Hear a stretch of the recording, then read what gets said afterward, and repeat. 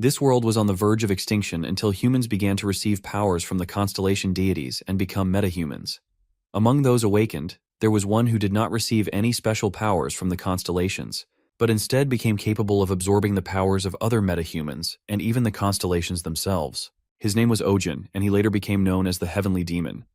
By absorbing the powers of others, he became so powerful that even thousands of awakened ones along with the gods could not stop him, until the hero Lee Shin-hyuk appeared at the very end, and with the help of the strongest constellation, he was able to kill the Heavenly Demon. Will he be able to regress back in time and deal with the power he got? Let's find out. We witness Lee stabbing the guy to death with a spear and questioning the Heavenly Demon why he killed everything. Stabbing the Heavenly Demon with such resentment, he can't seem to forgive this sucker for destroying the world. Just then, a Vega star, the goddess of harps, appears and appreciates the metahuman Lee Shin-hyuk for what he did, killing the Heavenly Demon and saving the world. With a deadly look in his eyes, Lee wonders if he really saved the world, and seems to have enough of that bullshit of hers as he screams in agony, asking how this is salvation anyway. Given that Lee saved the world by killing the Heavenly Demon, the goddess grants him a wish via the Stars of Oaths. While the goddess activates the Star Oath, it is revealed to us that only the constellations of the North Star can use it, an oath that grants any wish. That's when Lee lets out that he's going to reverse everything, wishing to be sent back to the past. Staring at him with dubious eyes, the goddess is left baffled, and asks him if his wish is to regress. Being considerate, Vega questions him if he wants to live through the same cruel history again, and tries to make him understand that the future of that world could be even more painful or full of despair. However, Lee stands his ground and tells her that he's aware of this fact, convincing her that it will be different this time around. Well, it looks like the guy Lee Shin-hyuk wants to be a regressor, the one who goes against the fate of the world, the only being that can rewrite history with an end that was set in stone. As Shin-hyuk seems determined, muttering that he will change fate this time, Vega agrees to grant his wish via the Star of Oath. However, our guy interrupts in between and clarifies to the goddess that it isn't a wish, but what he's proposing to her, asking to bestow the stigma of the Vega star upon him. Surprised to hear such a thing, the goddess reveals no human can withstand her stigma, and that is why even the Heavenly Demon couldn't obtain her stigma, adding that not even Lee, the savior, would be any different. Listening to this, Lee utters if he can't even do that, there's no point in going back in time to begin with, affirming that the goddess knows this already. Rethinking her decision, Vega decides to bestow her powers and informs Lee that the moment he goes back into the path due to the oath, she will bestow the stigma of the Vega star upon him, adding that she will personally look for him. As soon as Lee hears this, he is shocked as Vega will lose memories if she goes back into the past. However, she assures him that she might lose her memories of this timeline, but she has her stigma and her past self would be able to recognize that Lee is a regressor. She continues to explain that if Lee is able to withstand her stigma, her past self will take him as her disciple. Upon hearing this, Lee is left astounded to even think that he would be able to become the disciple of the Vega star, one of the North Stars. Left in disbelief that the thing many metahumans wanted is now happening to him, our guy reckons that now all the preparations are complete. He recalls the Heavenly Demon, remembering his face vividly, and plans to find out where he was first registered as a metahuman. Determined to find him, the guy remembers his revenge and plans to kill the Heavenly Demon, the one who has taken everything from him with his own hands. Nonetheless, the goddess Vega begins to exercise the oath, granting him the wish. She tells the unheavenly star, Lee, to be careful. While the goddess casts the magic, our guy contemplates the things he's lost, things he failed to protect, and the numerous regrets he ponders upon over again and again. But this time round, he gets adamant to change them. After that, metahuman Lee Shin-hyuk's physical body is bestowed with Vega star stigma, making his existing Pixis stigma disappear. While our guy loses his consciousness, suddenly, there's a warning about the power of stigma being too powerful, alerting that metahuman Lee's physical body is falling apart. Shortly, we are then traveled to Lee's flashback, where he narrates that his younger brother, Lee Woo-hyuk, who was strong enough to be chosen by one of the 12 zodiacs, was brutally killed by the Heavenly Demon. Traumatized, Lee Shin-hyuk witnesses his brother's body covered in blood and questions the monster why he killed his brother. That's when the Heavenly Demon responds to him, uttering that this wouldn't have happened if he had not abandoned him back then, referring to Lee Shin-hyuk. Watching the demon's face, Lee is hit by a sudden realization as he feels that he has seen that face before. Suddenly, his body enters the state of energy deviation and witnesses someone in front of him as the energy is entered into him. Shocked to the core, Lee is left baffled as he thinks about what is happening and wonders why he is acting like this all of a sudden. Well, it turns out that the Heavenly Demon in his thoughts has entered reality as he confronts him. To his surprise, the demon suddenly appears in front of him and abruptly, due to huge emotional fluctuations, his energy deviation worsens as our guy begins to bleed at the mouth. However, he is still lost in the thought of the heavenly demon appearing out of nowhere, and at that moment, his energy change caused by the stigma of the Vega star goes berserk as Lee's body completely falls apart. While the poor guy tries his best to withstand the stigma, his life seems to be in critical condition. On the other hand, the goddess Vega presumes that the chance of surviving is 1 in 1,000, even less than 1 in 10,000. Well, it looks like the goddess was right all along, as in the end, Lee did not become that one probability, and it turns out that the metahuman Lee Shinyuk dies. Witnessing the metahuman die, the heavenly demon who just appeared out of nowhere is left in disbelief and tells the poor dead guy that even if he was going to die, he should have died after killing all the wolves, ready to rip him apart. Scared to death, the demon who's not even a metahuman panics as the monsters approach him, blaming Lee for the situation to die at such a moment. Thinking if Lee would have something on him, he looks under his clothing and wonders if he wouldn't be stupid enough to come in with nothing but that useless stigma, because he's a metahuman after all. Suddenly, the heavenly demon notices a stigma on Lee's body, which leaves him quite surprised as he has never seen or heard of it before. Touching Lee's body, the guy gets notified about the beginning of the Black Heavens enlightenment, informing that the Black Heavens have absorbed the stigma of the Vega star. Unaware of what's happening, his body absorbs the stigma of a Vega star. As the power of absorbed stigma is too powerful, the poor guy screams in pain, uttering that it fucking hurts. Enduring such a horrendous thing, the fella trembles with pain, thinking it was hellish. Finally, Vega star's stigma gets completely absorbed into his body and adjusted to match the enlightenment star of the Black Heavens. Annoyed, the heavenly demon isn't much surprised to see a status window, making him think that it's for meta-humans. After he gets the stigma Lee had before, suddenly, a bright light appears and it emerges to be the goddess Vega. She comes after feeling the power of her stigma and lets out that heavenly demon has her stigma, something she never gave to anyone before. Calling out the unheavenly star, she thinks that the guy is Lee Shinyuk and refers to him as the one who goes against fate, the only savior of the world that is fated to end. Vega believes that he's the regressor. Meanwhile, the clueless heavenly demon is left utterly confused, thinking that he's the regressor. We are taken to Kwon Oh-jin, the heavenly demon's backstory, where he's in an orphanage and a bald man makes him understand that as an orphan he should take his place. He teaches Kwon the simple method of fooling people and letting them hear what they want to hear. Asking if he can do this, Oh-jin with a sneaky smirk on his face curses the orphanage director, saying fuck him. Well, it turns out that Kwon as an 8-year-old had a dark childhood. After that, he gets beaten by his teacher who asks him to start again and forces him to say that their orphanage is a good place. However, the troubled boy shows him the middle finger, making the teacher go mad as he rolls up his sleeves to beat the crap out of him. In the meantime, a girl enters the scene and instructs the teacher not to bully Oh-jin, calling him Baldy. The girl seems to be a badass as she hits the director, and while he blabbers something, she takes Oh-jin's hand and leaves, not caring what the hell that crazy bastard is saying. The girl who helps Oh-jin is Song Haeun, who is 10 years old. She's his only support who helps him endure this hell-like orphanage. Faking things, Oh-jin was forced to say good things about the director. However, deep down, he knew that the director abuses them just enough so they don't show any injuries. From that point on, he makes a decision that he won't die a shit death in a place like this. That's when the gate opened on Earth and monsters he'd never heard of poured out of it. Even when Earth became hell, the constellations that possessed the power of the star signs appeared. Metahumans, who awakened and received the constellation stigmata, started to appear here and there as well, and what Oh-jin did was to fool those metahumans and reap their benefits, since it was so much easier to survive among them. In the midst of fooling the metahumans and like a leech, he leeched others, taking his gains, and pretended to be a high-ranking metahuman. Having such a devious mind, Oh-jin created a party and then pretended to help the metahumans, taking a decent amount of rewards, and ran away. That day, like any other, he fooled a pushover and crossed paths with Lee Shinyuk, his next victim. Oh-jin fools him by revealing that he's Aquarius's disciple, one of the 12 astrological signs, leaving Lee more shocked than ever. Little did Lee know that he was making a fool out of him. Oh-jin tells him that there's no need to be surprised, and even though he's one of the 12 astrological signs, he's still A1 star. Smoothly lying about it, Kwon himself was a non-meta-human, but what he learned was becoming a perfect conman. Nonetheless, Lee introduces himself as the disciple of Pixis and feels kinda embarrassed as compared to the 12 signs. It's nothing. Upon hearing this, Oh-jin hypes him up and excitedly mutters that Pixis stigma controls orientation and direction, adding that no matter what weapon he uses, it's like they're using their own hands and feet. Well, it looks like this guy has caught his prey and decided to start with his plan, introducing himself as Quan Jin-O, using a fake name just in case.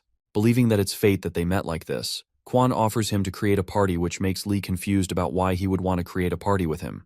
Continuing with his fake story, the scammer reveals that it's a little embarrassing to say, but he's not great at using stigma yet, so even though he's awakened for a year, he's still an A1 star. It is then revealed to us that A star is a class, a type of level, that starts at 1 star and continues all the way up to 12 stars. Metahumans raise their level based on the stigma of their transcendent constellation. However, the power of a metahuman stigma and constellation is important, and being able to use their stigma is also very crucial. Feeling embarrassed, Quan asks Lee to have a look at his stigma, making Lee impressed as he watches that it's the stigma of 12 signs. But in reality, this guy Quan made the stigma on his body with a blade when he decided to go through with scamming people. He reckons that it's a symbol he went through hell to make, so of course everyone should know what it is. Having a good feeling about this, Quan is halfway through fooling the poor guy Lee, informing him that it's a low-ranking gate yet very competitive, so they should enter the gate carefully. Cajoling him into doing this, the guy informs Lee that he will cast a debuff on him before they fight and get started. Meanwhile, Quan uses his star sign Aquarius power to activate mini-LED to brighten up the darkness for the lowly disciple Lee. It turns out that the guy is actually sprinkling glass powder mixed with fluorescent paint to create the illuminating light. However, he successfully fools Lee as the poor guy gets excited and gets to experience the power of stigma. Surprisingly, he feels like his body is getting warmer, and every single one of his cells is awakening, happily thanking Quan for the debuff. While the poor guy enthusiastically plans to show his skills, the evil Ojin laughs in the corner as Lee swallows the glass powder that's not good for him. Thanks to his fake debuff, Lee's body feels lighter, and he activates the unexpected enlightenment. Flattered by his skills, Ojin finds better than other metahumans that he've met before, and at this rate, he will earn a minimum of 300,000 won. While Lee does all the hard work, the guy plans to recover all the myrrh crystals. Holding the crystal, Ojin ponders that he can't let an item that can infuse stigma power fall into someone else's hands. Back then, Quan thought that he hit the jackpot, but little did he know the fact that their surroundings were eerily quiet. Something unexpected happens as Lee freaks out when he witnesses numerous anthorns blocking their way. As Lee calls out Quan to run this way, Ojin speculates that something is wrong with spending several years in these low-ranking gates, but he's never seen an abnormal amount of anthorns before.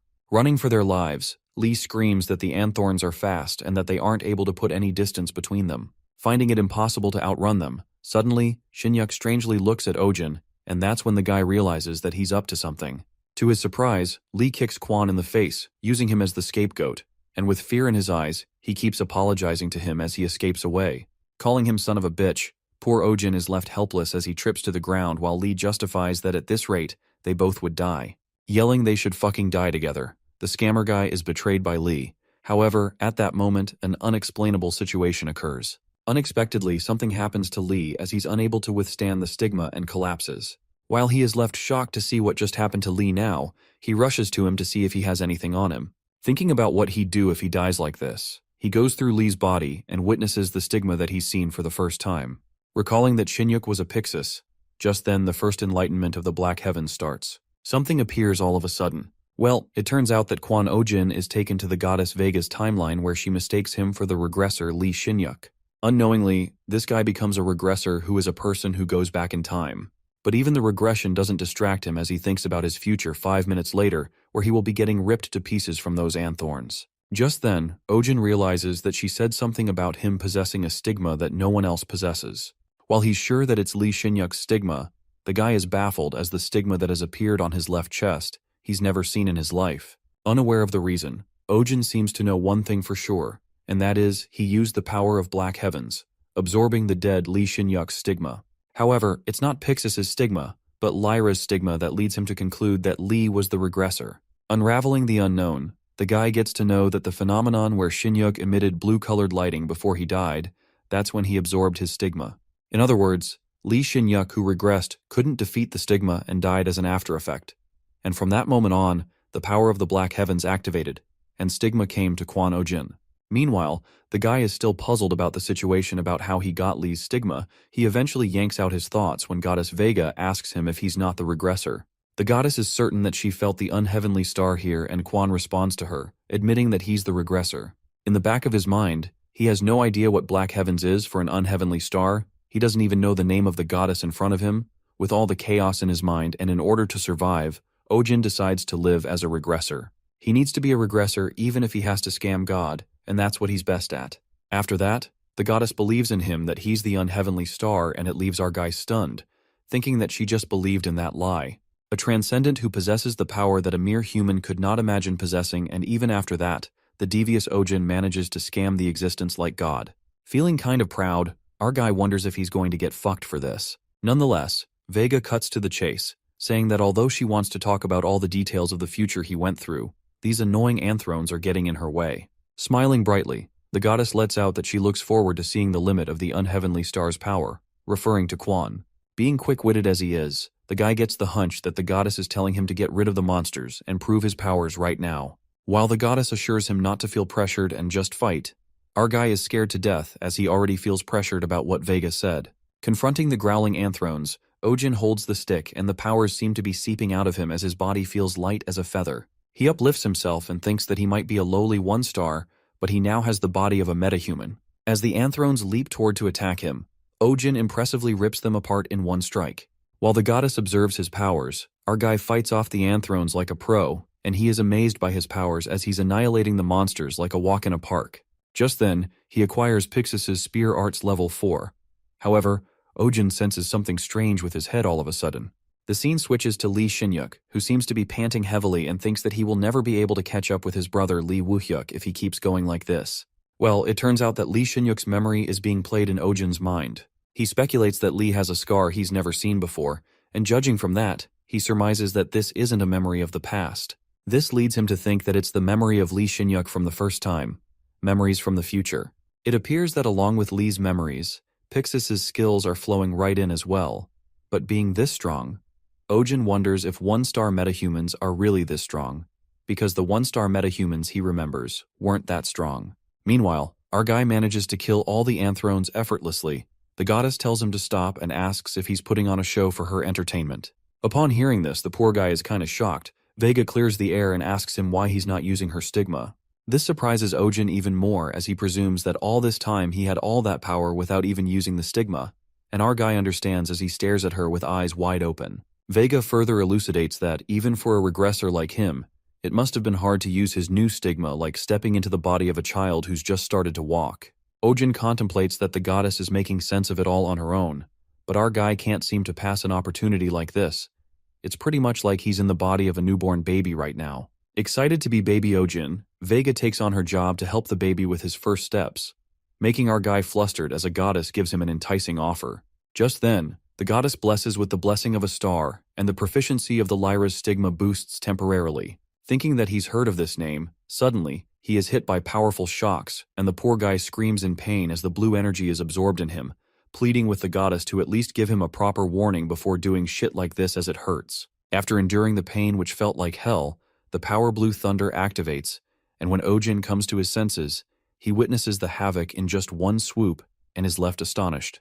Hit by a sudden realization, he surmises that a one-star metahuman isn't capable of something like this, which means the metahuman must have reached 2-star, or rather 3-star, for him to even imitate it. While he thinks about the notification he just received from Vega, the goddess acknowledges the regressor and remarkable learning speed. At that moment, Ojin addresses her weaving women's star and realizes that it's the real Vega. It is then revealed to us that there are hundreds of constellations, and although they are transcendents, even constellations are divided into those with greater and weaker authority, and the power of metahumans varies according to the rank of constellations. Among them are supreme beings that even the 12 zodiacs dare not look down on.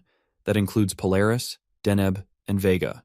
Vega is one of the highest-ranking constellations, and the other constellations dare not raise their head in front of her.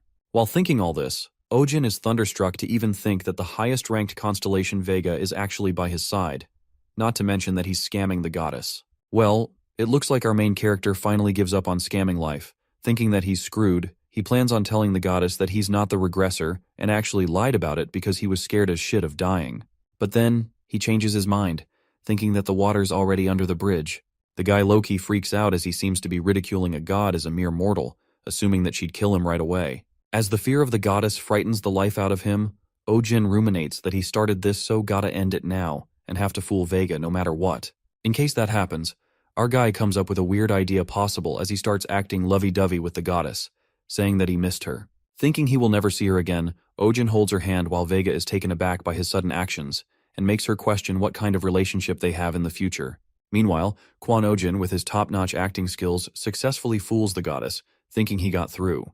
Being a dramatic ass, he's aware that she doesn't have any memories of him and gets back to acting again, assuring her that it's nothing at all and apologizes to her. Confused as hell, the goddess, taking it as a big deal, asks Kwon about their relationship in the future, to which the guy responds that he promises to tell her in the future while acting mushy. Putting on a look as if he's through a lot, Vega concludes that the reason he's acting this way is because eventually she will be annihilated. Hearing such a thing, Ojin doesn't get a thing through his head as he wonders what she means, while the goddess goes on to reveal that all the constellations, including her, will be devoured by the darkness of the black heavens, as it is destined to happen. While our guy doesn't give a shit about what she's saying and acts like he knows this shit, abruptly, the guy gets a little serious when he hears the name Black Heavens. Confirming if the goddess really took that name, Vega lets out that it's master of the Black Heavens, and if they let him be, the world will once again head towards destruction. Laughing it off, Ojin seems to be screaming inside as the power Vega is talking about is the same power he possesses. Our main character comes to a realization that he's eventually going to destroy the whole world, and now he's back for the same purpose. As Ojin blooms with joy as he discovers his fate, Vega, on the other hand, takes a pledge that Kwon will not be devoured by the Black Heavens as she shall protect him. Holding her hand, our guy takes the bet while the goddess, addressing him as Kwon Ojin, decides to light up the painskating path in front of him with her starlight as she, the weaving woman star, makes a big mistake of her lifetime, appoints him as an apostle. Left in disbelief, Ojin is overwhelmed as he's now the apostle of Vega and thinks that there's no going back now. Just then, the goddess witnesses a guy lying on the ground and asks him who's that child. Creating another story, our guy informs her that he's an extremely wicked guy who will loot innocent people in the future. After that, Ojin gets reminded that what Lee Shin-yuk did to him was the essence of maliciousness and wishes that he doesn't resent him much. Nonetheless, Vega tells him to keep one last thing in mind when suddenly she experiences a hint of pain. Wishing to talk more, the goddess halts as the constraints of commandments seem to have started after all. Well, it appears that when Vega blessed Kwon earlier indirectly, her actions violated the commandments. She confesses that she's being bound by commandments that cannot interfere in this world, and tells Ojin that she's leaving, instructing him to come to the sanctuary where she resides in a week. As soon as Vega disappears, our guy is befuddled with so much shit happening one after another, which makes him go mad. But he calms himself thinking that he has attained the stigma of one of the North Star constellations. He then peeks at Lee Shin-yuk's dead boy, uttering that thanks to him his life took a U-turn. The next scene takes us to the real world, where Ojin buys himself a burger on his way back home. Entering his home, a girl seems to be waiting for him, saying that he's a bit late today. The girl turns out to be Song Hae-yoon, the woman who became Kwon's sole support in his hellish orphanage life. She jokes around, saying that he should have hurried and given her a cigarette, while Ojin mutters that she's bullshitting as soon as he comes. Bickering, Song tells him to call her Nuna as she's 2 years older than him. After that, he hands her the burger, and that's when we get to know that Hae-yoon is a metahuman. But she's currently lost her right leg and is blind in both eyes. As a consequence, Kwon is taking after her, unlike when they were younger. But still, their persistent relationship that has continued since the time of their orphanage carried on even after they left that place, although it's precarious and messy. Meanwhile, Song is delighted by that delicious burger. Our guy tells her that it's from a restaurant and not some frozen patty. Hearing this, the girl freaks out as she can't believe it and asks Kwon if he's hurt somewhere or if the monster hit his head. While our guy clarifies that he got some money, he ponders that he wanted to earn the slightest more money, since there's something he needs to buy at all costs. With a suspicious look in Song's eyes, Ojin changes the topic and lets out that she has got sauce on her face. Telling her to eat, our guy jokes around, saying she's ugly all the same whether she has sauce on her mouth or not. Just then, he informs her that he will be buying a big Perset's burger from now on instead of frozen patties. Noticing the sudden shift in burgers, Song gets the gist that something happened and our guy can't seem to hide anything from her, revealing that he became a metahuman. After a while, Ojin finally gets time for himself as he sits on a swing, thinking that it already got this late just from explaining things to Song, and maybe it makes sense for her to be surprised. While it appears that Hae-yoon does not take it well and bombard him with questions, he wonders how he is supposed to explain that he's scamming a constellation and that he's a regressor. Getting his act together, Ojin decides to organize things once at a time. First, he sorts out the Black Heavens thing and lists all the abilities he's got. As he also currently possesses Lyra's stigma, He thinks about this mystery that ate Lee Shinyuk's stigma and concludes that Black Heavens is originally unrelated to Lee's regression, but he's sure he still had it. According to Vega, the being that possessed Black Heaven would bring the future world to ruin, which means future Ojin will bring destruction to this world. While our guy stresses about recalling what exactly happened to him in past life, he decides not to get caught because the moment he is caught he has Black Heavens. It will be unveiled that he's not the regressor, but a third party who absorbed the regressor's stigma. With all these things in mind, Ojin wonders why he is given the power, but the biggest issue is what he does with it now. Lying down, he thinks deeply about what he can do to appear more like a regressor. Firstly, if he manages to receive Vega's acknowledgement, he won't be suspected.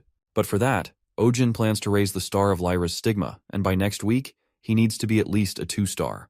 Touching his stigma, he realizes that he's already overflowing with mana, so he only needs to handle the stigma and decides to go to the gate soon. As soon as he heads back inside, Ojin receives a notification about an abnormality outbreak and the possibility of a mutant appearing. This emerges to be the gate Ojin went in, and our guy already seems to know that it was suspicious for anthrones to travel in groups, which made no sense, concluding that it was an abnormality after all. The guy then narrates that mutants refer to the monsters who mutate every so often. Depending on the situation, there are cases where they are weaker in their original forms, but typically, the mutated forms tend to be much stronger than their original forms.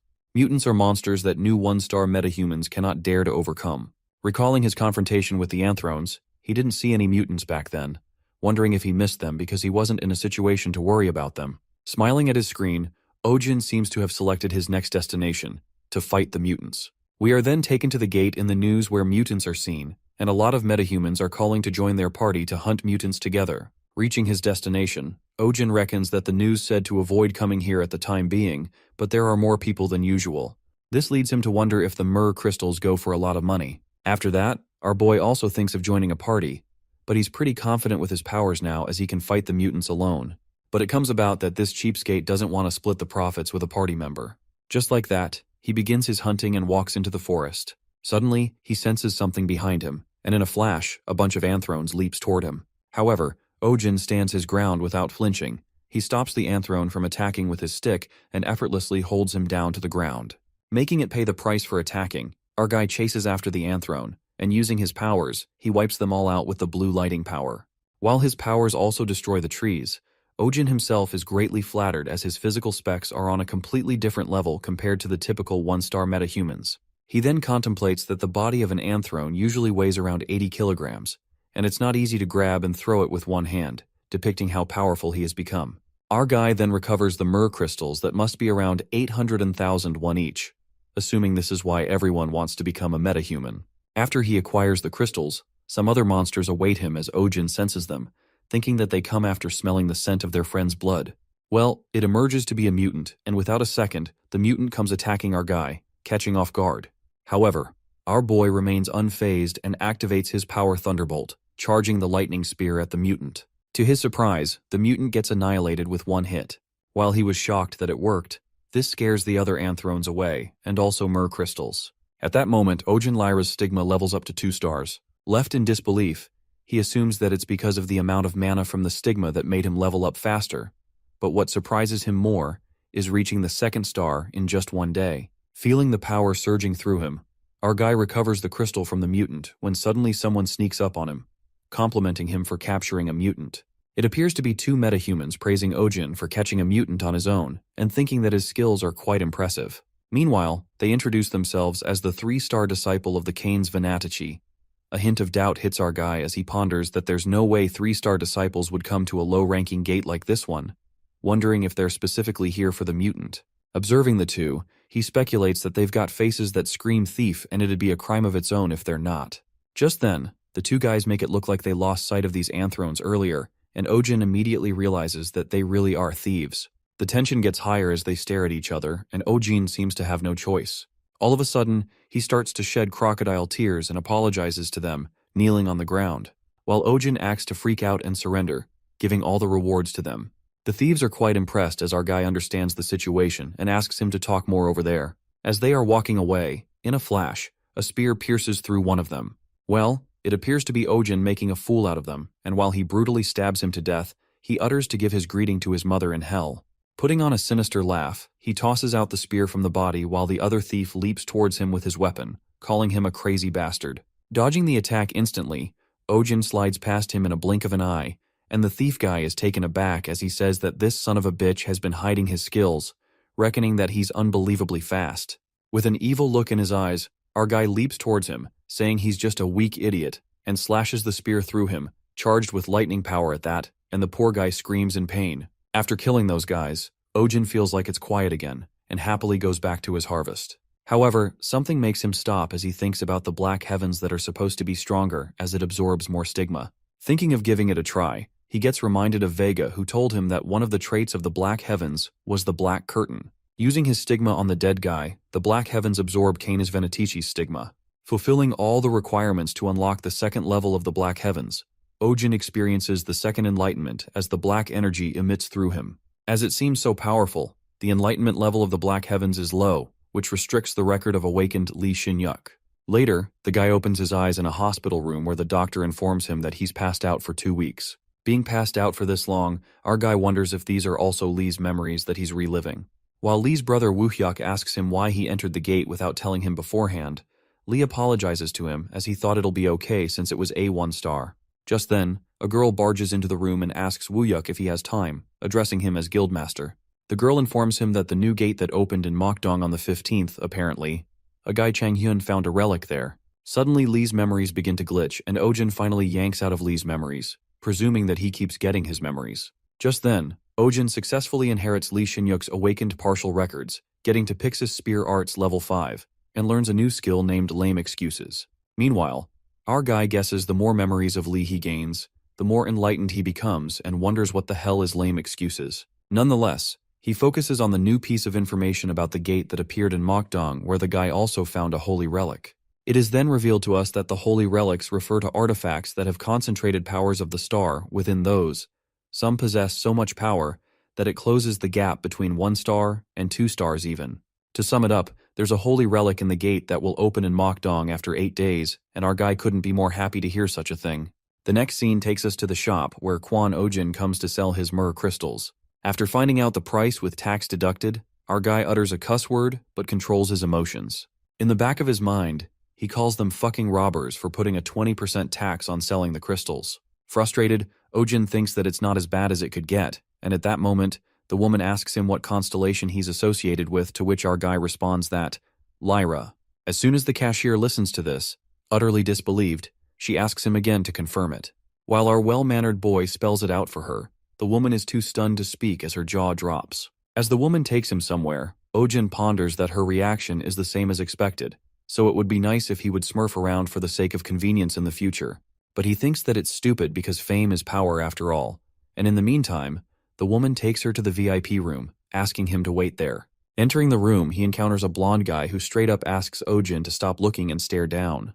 Giving him the side eye, our boy wonders who the hell is this. Looking at the blonde bastard, Ojin guesses that he's here to write a registration exam, but then his eyes land on the palatable dessert, desserts that are only prepared for the VIPs. Drooling over the fancy food, our guy couldn't resist but wonder if those are free, recalling he used to be jealous of bastards who luxuriously ate those things back when he was a scammer. He can't seem to hold back after seeing the free food and munching on the things placed right in front of him. While the blonde guy awkwardly stares at him stuffing food in his mouth, our guy couldn't care less as he finds the food very delicious. Happiness at its peak, he decides to pack what's left and take it, thinking that Haeun Nuna will be so happy about this. Just then, the blonde guy questions Kwon if he's a fucking beggar, which makes our guy stop for a second. The blondie makes some colorful remarks about him, saying why he keeps smacking his lips while eating as it's making him lose his appetite. But Ojin doesn't take it to heart and responds that he's quite the daring guy, adding that it's good to see youngsters like him full of energy, even recklessly acting without thinking of consequences. Burning the blondie with his words, the guy gets pissed and asks Ojin if he's gone crazy after eating food. Sitting proudly, our main character questions him if he knows who he is, calling him a child. Gushing with pride, Kwon utters that he hasn't been active lately and looks at what happened, but he makes the blonde guy curious by saying that if he's in the VIP, he'd know who he is. While the guy is confused as hell thinking who this bastard is, the blonde guy speculates that he's someone famous whose face is well known, judging by how confident he is. Observing that tone of speaking is like an old man, the guy thinks that he've heard of it before that once a metahuman passes being a 9-star, there are cases where their body gets younger, And if he thinks about it, this person Ojin was guided to the VIP room, leading him to believe that he's a damn old man. After that, our guy questions the blonde guy about which guild he belongs to, again addressing him as a child. Careless, the blonde guy talks to him casually when he notices Ojin staring at him with a straight face, with a scary look in his eyes. Our boy kinda warns him that he's been speaking informally to him since earlier, which scares the life out of the poor guy. That's when the blonde guy stands up and bows to him, revealing that Park Youngwoo of the Pandanus Guild. Appearing to be calm, Ojin presumes that he's fucked as the Pandanus Guild is one of the top 10 guilds in Korea and the Guild of Scorpio Metahumans. Nonetheless, he tells Jungwoo that it's the same guild as Chanyuk's, which surprises him as Ojin seems to know his guildmaster. Thinking that he doesn't know anything about him, our guy lies to Jungwoo, stating that he knows the guildmaster and makes up a story, muttering that back in the day they used to eat together, went to saunas together, and did everything together. Upon hearing this, Jungwoo goes into a state of shock while Ojin laughs it off, saying that the young bastard has even become a respectable guildmaster. Lying at his best, Ojin plans to have some drinks with him someday and requests Jungwoo to give his regards to that bastard Chanyuk later. Meanwhile, our guy smoothly makes a fool out of the blonde guy and tells his fake name Kwon Jin-ho for the regards. Park Youngwoo apologizes to him for not recognizing such a noble character and being rude. Well, it looks like our guy once again scams this poor guy, as for a guy who's been scamming for years, a guy like Jungwoo was easy to trick. Putting on a devious smirk, another plan comes to his mind when he asks Jungwoo to do him a favor if he's feeling that sorry. It turns out that he makes the blonde guy pack all the leftover food to take it with him, and the obedient Jungwoo gathers all the refreshments in the refrigerator. While Ojin is super happy to think about Hyeon seeing all the food, Jungwoo informs him that he's leaving. Assuming that he was here for the exam registration, the blonde guy doesn't feel so good and leaves. On the other hand, our guy was happy to see him leaving, thinking that he chased away the nuisance. Well, we get to know the real reason behind Jungwoo Long's face and early departure. Earlier, Ojin took all his money, flattering Jungwoo that he's the future of South Korea's metahumans, and our guy hit the jackpot as he carried a lot of cash with him in the wallet. Going through his wallet, suddenly, Ojin finds a mutant's myrrh crystal and wonders what this doing here. This leads him to ponder that not only mutants are rare, a mutant's myrrh crystals are not things that one can easily obtain, but what confuses him even more is the thought of what it is doing in Jungwoo's wallet. Deciding to look into this matter, at that moment, he is interrupted by the guy who apologizes to him for making him wait and introduces himself as Han Junman, the team leader of the association. Asking Ojin if he's the guy with Lyra's stigma, Han shakes hands while our guy is humbled when he looks at his amazing body, which is built in several different ways. Feeling his energy, Ojin surmises that he's a strong guy, in a way incomparable to someone like Park Jungwoo. Asking Junman's constellation, the guy reveals that he's a Taurus 6-star metahuman, which makes Ojin think that he's truly someone incredible. Enough of the blabber, Han comes straight to the point and questions Kwon if he really has Lyra's stigma. While our guy gets it that Han can't seem to believe him, after all, he's the first metahuman to receive Vega's stigma. He proves it by showing the stigma on his chest.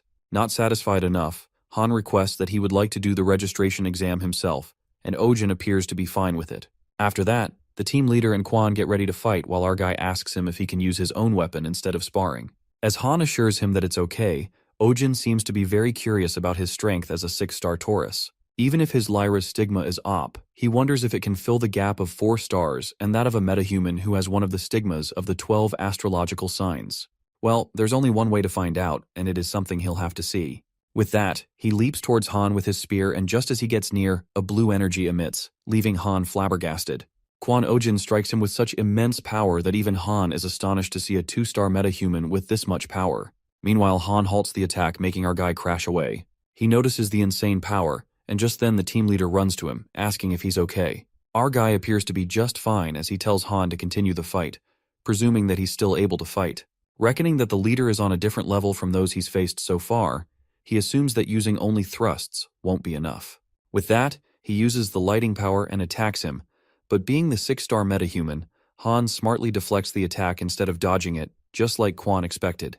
Planning to use Han's strength against him, Ojin's energy flows like crazy as he feels something surging within him that even his lightning skill increases to level 2. Becoming stronger as ever, he charges at Han with full strength, which also makes the leader scared for a second as our guy keeps getting stronger. But before Ojin can strike him, he realizes that he has used too much strength, which makes him collapse to the ground. Freaking out, the team leader runs to him and calls the medics, asking them to bring potions too. Later, our guy drinks the potion while Han takes a sigh of relief, seeing that he wasn't severely injured. Getting his energy back with the potion, Ojin looks at the potion bottle and notices that it's a very expensive one, costing at least 10 million won. Just then, the leader apologizes to him while our guy assures him that it's alright. Low-key, he feels satisfied since he was able to get a 6-star metahuman to use his stigma even though he couldn't defeat him. In the meantime, Ojin assumes that they're here. Han gives it a thought and surmises this guy, Vega Star's apostle, is way more incredible than he imagined. At that moment, the team leader reluctantly tries to say something even after making that huge mistake. Sweating, Han offers him to join the association over a cup of tea as it would be a great help to him. Believing that he's trying to recruit him, he thinks it over and surmises that just being an apostle of a North Star increases his value easily, so it would be better if he does not join any association or mercenary. In addition, he can't have any restrictions on his activities, since he doesn't know what he needs to do in order to become a regressor yet. Without a second thought, Ojin turns down the offer, clarifying that it'd be tough for him to join the association, and gets up to leave. However, Han, who can't seem to let him go, proposes that Quan can join the association, but he doesn't have to show up at work. To entice the offer, the team leader affirms that he will get paid a monthly salary despite not working, adding that it'd be less compared to large guilds. Intrigued by the smell of easy money, Ojin takes a step back and ruminates about getting money without doing anything. As our guy is already enticed by the offer, Han further assures him that he will only belong to the organization by name, but he can do all the mercenary work he wants, adding that they could also recommend him for work. Well, it looks like our main character has hit the jackpot and is totally hooked by this incredible offer. Thinking that it's totally insane, he will have the association on his side and wouldn't have to worry about cutting them a share when he takes on requests. However, our clever guy tries to act charismatic as if he agrees too easily. It wouldn't give a nice impression of him. Trying not to appear thrilled, Ojin tells Han that he needs some time to think. Our guy reminisced on the days he lived his life like a dog, but now things are turning around. He's becoming a master now. To add the cherry on top, Han utters that he will be excused from paying taxes. As soon as Quan hears this, he seems to be over the moon but gets kinda wild though. Well, it looks like things are going smoothly for Ojin, as he seems to be winning at life after being Vega's apostle. Without further ado, our guy agrees to be a dog of the association and looks forward to working with Han. The next scene switches to Ojin, who is walking around the city, getting reminded of the goddess Vega who asked him to come to her sanctuary after a week. The time has come and Ojin finally heads to meet the goddess after making thorough preparations, but still feels darn nervous. Walking to his destination, he witnesses a lot of begging the constellations to hear their prayers, pleading to bestow their powers upon lowly insects like that.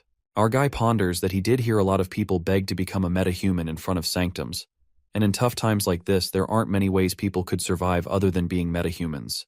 Peeking at the huge blue portal-like energy, Ojin enters the sanctum and is mesmerized when he heads inside, witnessing a beautiful sanctum detached from the outer world. Finding a tree inside as if it were made of the Milky Way, he goes further to find Vega and eventually meets with her. As the goddess greets the regressor, our guy, putting on a facade real quick, makes a gloomy face, telling Vega that he missed her. Making the goddess flustered, he justifies that he blurted that out without thinking, but deep down Ojin plans to keep this act up to melt the heart of Vega.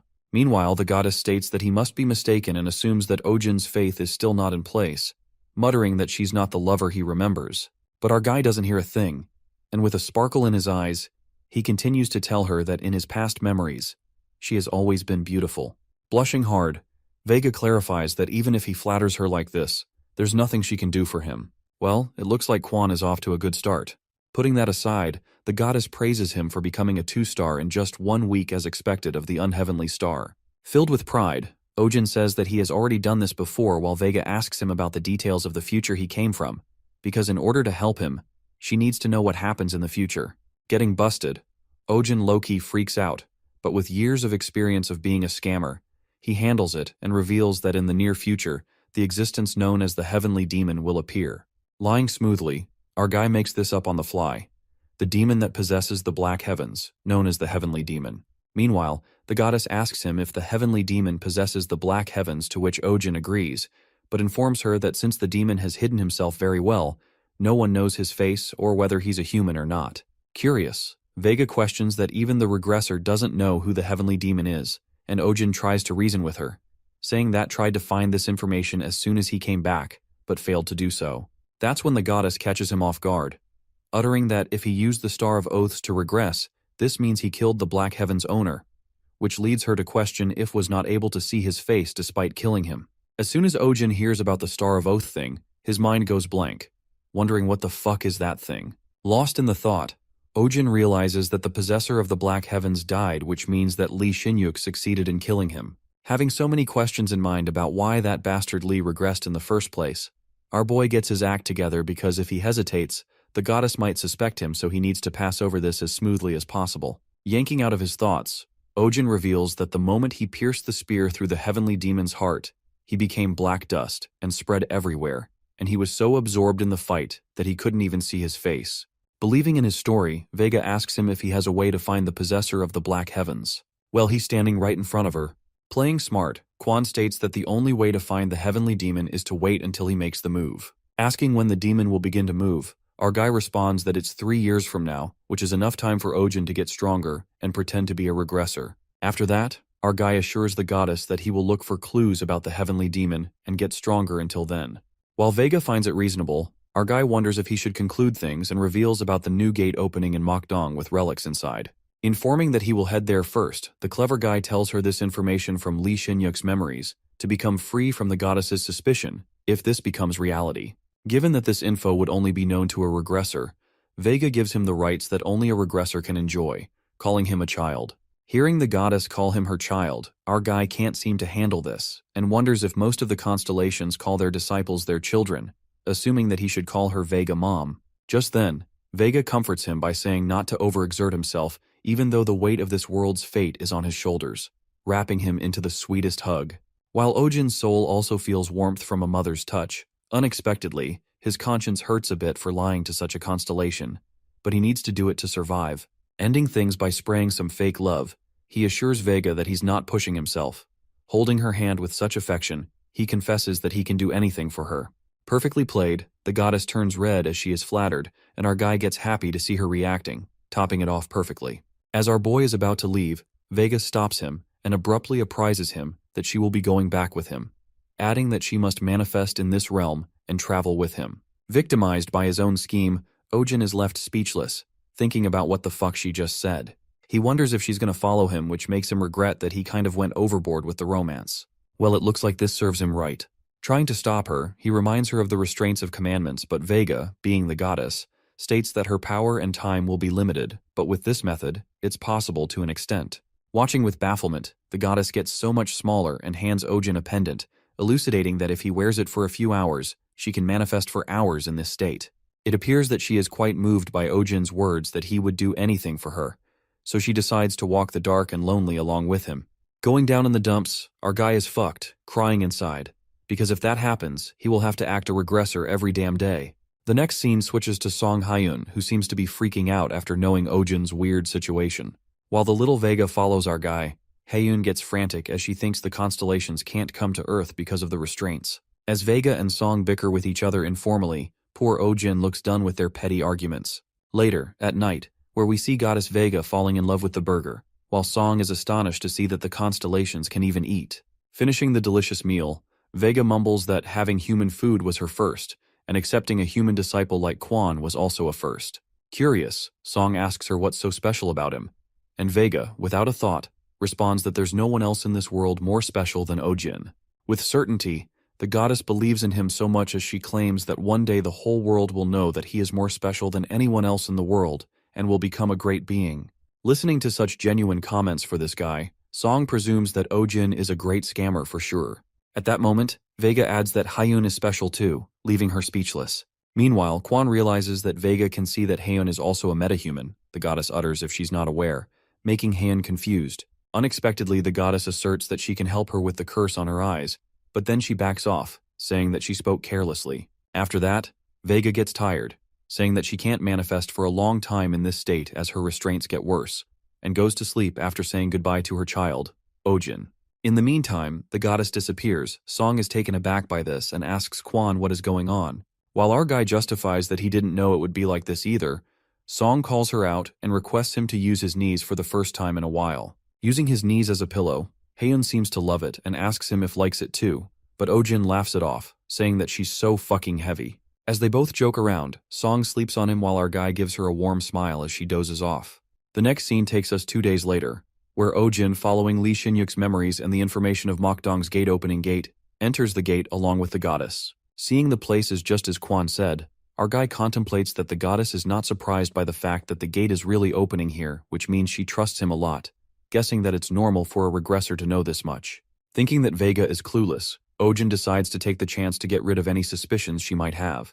Getting a little nervous, he wonders if he hunts alone since he doesn't know how many stars the monsters here have, even though he did bring expensive intermediate potions. Pondering that he must obtain Aquarius so that he can earn a lot of money and sell them by making potions, suddenly something gets past him. Sensing immediately, Ojin notices that it's a tentacle and gets alerted, wondering since when that thing was following them. While Vega looks at the octopus-like monster, which looks like an unpleasant creature to her, she asks Ojin if all gates have creatures like this. After that, our guy decides to get into action and try to kill the monster to impress Vega since she's watching. Throwing the spear charged with lighting, the monster explodes as soon as it gets hit, and Ojin feels disgusted, saying that it's even harder to deal with things when it's dead. However, after a moment, several creatures like the previous one begin to appear, gathering in one place. Witnessing those unpleasant creatures leap towards him, Ojin panics because these creatures explode on death, which limits his movement to a certain extent, making it harder to deal with them than expected. In that case, he decides to use a special power, the long-range skill he used back then. Well, it looks like Ojin activates the spear lighting while the goddess is left in disbelief. Just then, he slings the lightning spear towards the monsters, wiping them at once. Feeling proud, Ojin manages to use the technique that he could only previously use while being blessed. Astonished with his powers, Vega couldn't seem to believe her eyes as she didn't expect him to learn this quickly. She adds that spear lighting skill is an intermediate technique of the Vega star stigma, and the power he used is just good enough. After that, the goddess plans on teaching him other techniques later on, but gets reminded that he already knows all of them. However, Ojin refuses and tells her that there are few memories he can't remember after he regresses, adding that one of those memories contains the techniques of the Vega star's stigma. He further convinces the goddess that he can't remember certain parts of the memories. Well, it appears that Ojin saves himself from the future dilemma, lying to her just in case she asks him to use a skill that he doesn't know out of nowhere. Meanwhile, Vega finds it strange that the regression that occurred due to the Star of Oath should not have any memory loss. Our boy tries to reason with her, justifying that like Constellation's commandments have restrictions. Similarly, transcendental powers aren't able to influence all of his memories. Getting a bit doubtful about this, the goddess thinks that it might be possible, and to clear that hint of doubt, Ojin enters the scene, claiming that he hasn't forgotten what's truly important, and that are memories of the goddess. Rizzing her to lessen her suspicions, our guy tries his best to gain her trust while the goddess blushes too hard, flustered at how he is able to say such embarrassing things like it's nothing. Meanwhile, Ojin takes the lead with his scammer Riz skills as he knows that she is weak against words like that. After a while, Vega feels an ominous energy that she can't seem to describe and informs Quan about this. To his surprise, Ojin finds a crystal, and it turns out to be a mutated Mer crystal. Holding the crystal, he reckons that they aren't supposed to be this common, and what's worse is that he found multiple of them, making him conclude that something is off. As Vega is also shocked to see black Mer crystals, Ojin speculates that even the goddess hasn't seen this before. Just then, he informs Vega that he's going to go in further as our guy is curious to find out more about this. Heading in, Ojin feels something is definitely off as the situation that even the constellations don't know about keeps occurring, wondering what on earth is the black Mer crystal. In the meantime, Vega mumbles that she's been feeling that they have been going in circles, making Ojin think that he got caught.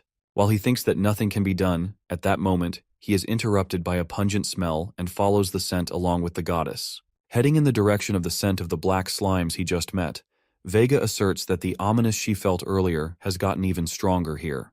Strangely, they find a huge stone statue placed in the middle, and Ojin immediately anticipates that it's a relic. Wonderstruck by the sight of the relic, our guy is left in awe just by the thought of how much it will fetch him.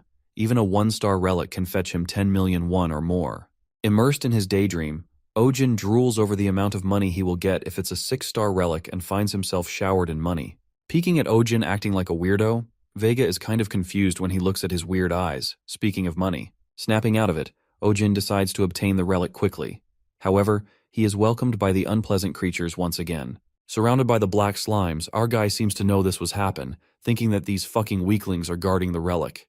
But Ojin doesn't mind fighting as many of them and keeps his eyes on the prize. Feeling pretty confident, our boy is deflated when he notices the black slime getting bigger, turning into a fucking strong monster. While Ojin nearly loses his shit as he confronts the big monster, Vega puts trust in him, saying that it looks like he already knew it'd turn out like this. Scared to death, our guy doesn't seem to know about this, and while his weak ass stands in front of the monster, the goddess seems to rest assured, and decides to observe without a worry, just as Ojin had told her. Acting strong, Ojin assures the goddess that he'll handle, but low-key he has been fucked big time, figuring out how to fight this creature.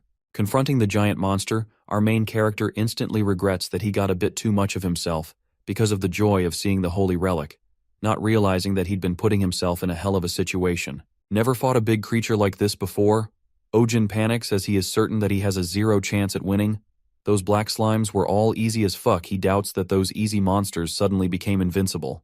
At that moment, he pulls out a gun he used to carry for self-defense. Glad that he bought this as a light flare, he shoots at the monster, calling him son of bitch.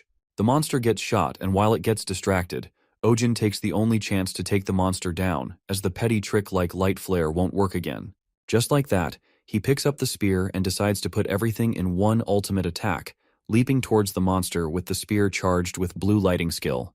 While Ojin manages to stab the monster, it doesn't seem to work, so he goes for another attack.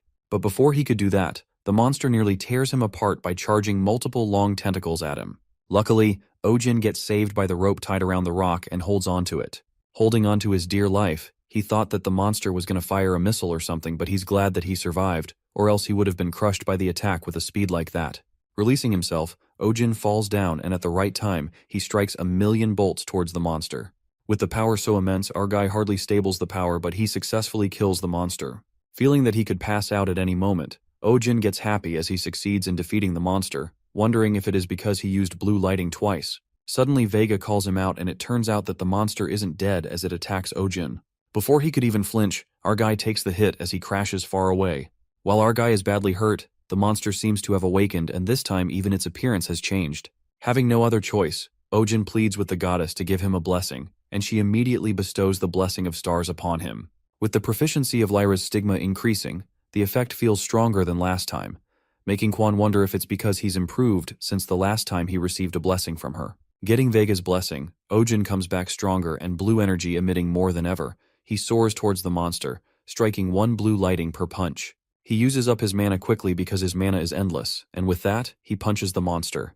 Going berserk, Ojin keeps striking the lightning punches like a maniac until the goddess shouts and stops him, telling him that it's already over. Snapping out of it, our main character is shaken by what just happened as he was feeling so pumped. Just then, he experiences pain in his chest, and Vega realizes something that makes her jaw drop. Feeling like this stigma is burning, it emerges that Lyra's stigma levels up to 3 stars, and the lighting powers also increase. Witnessing that he has reached 3 stars within a month, Vega is not quite happy about it, as she reckons that a North Star stigma is incomparably hard to raise, but Ojin's speed is pretty fast. At that moment, the goddess peeks at Ojin, who seems to have collapsed, and tries to wake him up. Later, Ojin can barely open his eyes when he witnesses Vega. Thinking that it's a dream, he calls Vega by her name. Finally coming to his senses, our guy realizes that the goddess is back to its original size, and freaks out when he finds himself on Vega's lap. Flustered, he tries to get up, but the goddess smacks his face, telling him to stay down for a bit longer. She then states that Ojin overworked himself because he passed out as soon as the battle was over, adding that he's more aggressive than he looks. Being diligent, she scolds him to take care of himself, as he may be a regressor, but he's a human. Keeping that in mind, our guy presumes that she always calls him child, but now she's really acting like a mom. Nonetheless, Ojin stares at her and speculates that Vega is doubting him because he barely won even with the help of her blessing, but he had no choice. Just then, the goddess calls him out and asks him if he just called her by her name earlier, while Ojin is left in a daze, wondering what's this about. Blushing, Vega clarifies that she's not trying to scold him, so he can just keep calling her by her name if he wants. Clearing her throat, she reminds him that they have an intimate relationship as she blushes hard, putting Ojin in a tough spot as he gets awkward. To make things clear, he immediately clarifies that he was out of his mind earlier, and this makes Vega mad at him as she grabs his cheeks, asking if he doesn't want to talk to her casually anymore.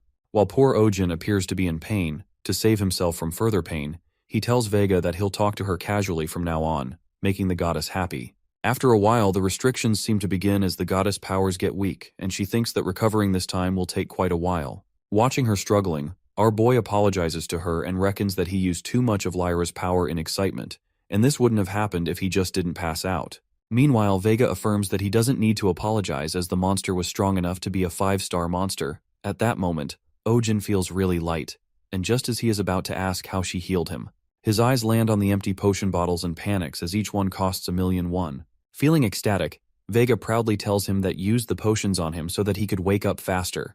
Left in disbelief, our guy sobs his heart out thinking how much money he has lost. Seeing him cry, the goddess assumes that he's touched that he's crying, but Ojin seems to be traumatized. As our guy cries the tears of inner pain, he curiously asks Vega how she feeds the potions to him.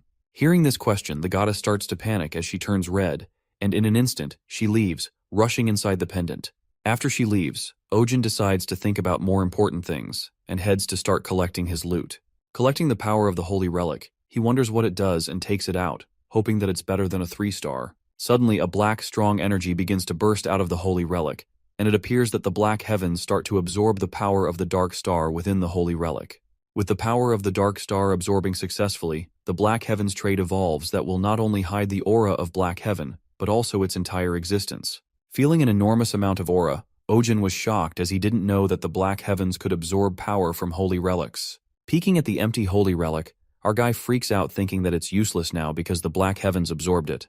The sticky aura he felt when he first touched seems to be gone, which makes Ojin go mad, as the poor guy rolls on the floor and cries like a baby to get that holy relic back he worked so hard for. Sad that now his money is gone as the relic is absorbed, our guy's sad moments are interrupted by a group of people who were expecting someone here before them. Peeking at the boys in hooded cloaks, Ojin wonders who these bastards are, and just then one of the guys demands the thing he has in his hands, the holy relic. At that moment, his scam instincts kick in, and our guy asks them to buy it off of him, pondering that he might be able to bait them. Knowing that business is about attitude, Ojin continues to fool them, and reveals that this relic doesn't really fit his skill type, clarifying that life is more valuable than a holy relic. Hearing this, one of the guys in the cloak laughs hysterically, and assures Ojin that they weren't going to harm him. The guy justifies that they happen to have ominous clothing as that's what their guildmaster likes, while Ojin laughs it off saying he was just being dramatic. But deep down, our guy knows that it wasn't a misunderstanding as he noticed the murderous intent coming from him the moment he saw the holy relic. In addition, these bastards have the same power as the dark star that the holy relic had. Taking the bait, the guy deals with Ojin and gives him myrrh crystals as a payment. Dribbling at the sight of shiny crystal, our guy seems to hit the jackpot as the large crystal is worth 300,000,000 won, and he can catch 400,000,000 for it. Trying to act much elated, Quan leaves them to it while the guy in the cloak thanks them for the deal. Going back, our ultimate scammer manages to sell that glorified empty holy relic tin to that pushover who took the bait at impeccable timing. However, he decides to hide behind a rock as he finds those guys fishy as hell. Hiding, Ojin inspects that there are too many questionable things after he found the relic. Firstly, according to Li Xinyuk's memories, the relic should have been found 6 days after today. However, he found it before that. Baffled, he continues to speculate that it's almost as if the guys in cloaks knew when that relic would occur and that they were targeting it.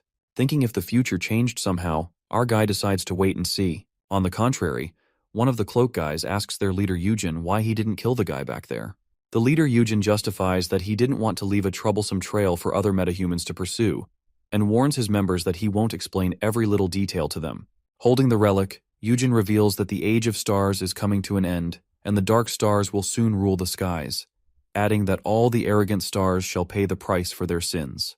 While his henchmen bow down and praise the glory of the Dark Star Society, Yujin smiles and mutters that the dark stars must be smiling brightly upon the sight of loyalty. After that, the guys seem to be discussing something about the relic that has to be swiped, and Yujin replaces the fake relic on the stone. Completing their mission, as they head back outside of the gate, Yujin asks one of his members if he remembers the face of the guy he just made a deal with, commanding his man to go after Ojin and kill him. Putting on a sinister smile, the leader plans to head back and report to the bailiff, and in the meantime his members kill the guy. Witnessing the whole evil conspiracy, Ojin realizes this is how it turned out as he discovers that the future didn't change. The relic that Li Wuhyuk's guild found was actually swapped by these Dark Star guys. That's why in Li's memory they said something was weird. Now that our guy knows the maneuver, he thinks that Dark Star Society is an illegal guild operating in shadows, and comes to the conclusion that they are fucking shady. Walking towards the statue, he picks up the fake relic that they left behind, and wonders if the Black Heavens will absorb this too. To his surprise, the Black Heavens don't seem to react, which makes him think that it's not the relic, but the Dark Star's power within that reaction. Getting as happy as ever, Ojin thinks that it is so sweet of them to give him a fist-sized myrrh crystal and a relic. This brings him one more step closer to his goal, and that is to catch the henchman who's busting his ass off doing nothing. On the other side, Eugen's henchman struggles to find Ojin, wondering where the hell did he go. With no traces of him leaving this place, the guy looks over the whole damn place but didn't even find a fucking single ant. Getting reminded of his boss, the guy has no choice but to locate Ojin, or else he'll be doomed. Frustrated, the henchman shouts and asks where the hell he is when suddenly he gets stabbed from behind, and our boy tells him that he's right here. Panicked, the guy is frightened to death and starts questioning Ojin. However, our guy informs him that he's mistaken about something, clarifying that he will be the one asking questions. Beating the crap out of the poor guy, the henchman begs for life, and our guy only plans on letting him go once he spills everything he knows. The next scene flips to the Dark Star Society's bailiff, who's 6th in rank, Owl King, Cheon Do-yoon. The Owl King asks Eugen if he has brought the goods, to which the guy says yes. Just then, Cheon Do-yoon calls out the owls, and all the members start gathering in one place. Saying that it's time, Eugen places the holy relic inside the symbolic circle and announces that the brilliant night sky will now be covered with dark stars. Eugen enthusiastically stretches his arms, waiting for some kind of magic to happen, and believing that the dark stars will shower them with their blessings. However, things take an unexpected turn when the holy relic stumbles, and a strike of terror runs through Eugen as he tries to explain things to the Owl King. On the other hand, the henchman spills the truth, revealing that the Dark Society is an organization formed by the Dark Stars constellations. As Ojin curiously asks him about the Dark Stars constellations, the guy unveils that for a long time, when all the stars were swallowed up by darkness, the constellations that were born during the era were the Dark Stars constellations. Not getting a thing through his head, Ojin smacks his head, saying how the fuck he is supposed to understand if he explains like this, while the poor guy tries to tell him that's how it was explained to him as well. After that, our boy asks him how many of them there are and the location of their base, to which the henchman lets out that their base is at the peak of Bagan Mountain, where the abandoned observatory is, and the underground floor of the observatory is their branch base, adding that there are 50 members in the society. Asking about the main base, the guy seems to be clueless about it, but Ojin tries to threaten him with the spear and, scared for his life, the guy immediately spills that only the heads are aware of the main branches. A minion like him doesn't even know where the other branches are. Annoyed, our guy gets convinced that higher-ups won't reveal the information to a loser like him, and goes on to question the guy about why he is obeying such a suspicious figure in the first place. While Ojin is certain that society didn't do anything great for them, the henchman sincerely answers that Eugen bestowed stigmas upon them, leaving our guy in utter shock. Giving it a thought, Ojin ruminates how Eugen bestowed stigmas when he's not even a constellation. Clueless of how this works, our guy becomes sure that the guy is using stigmas to fool the people because that's how these people are following this suspicious organization. But it doesn't surprise him much as he's aware this world is full of people who would even kill their family members to be awakened. Nonetheless, Ojin finishes up the interrogation and decides to end things here. The henchman shouts frantically and pleads with Quan not to kill him. With tears streaming down his face, the guy reveals that he has a daughter and he entered the society for her daughter's sake. Thinking that he's a daughter, Ojin stops for a moment and knows the fact that an orphan cannot survive in this insane world. Well, it looks like our main character is a softie as he plans to spare the guy. He asks every single thing about his daughter, including her name, age, favorite food, height, and weight. Meanwhile, the guy answers all his questions. Unexpectedly, Ojin points the spear at him and tells him to answer his questions backward now. With an evil grin on his face, our guy seems to be testing him and aims the spear at his head. While the henchman goes quiet and is unable to answer, Ojin realizes in an instant that it's hard to repeat a lie in a different order. Being very well versed in fraud as a scammer, our guy asks him the location of the main branch and without a flinch, stabs the henchman.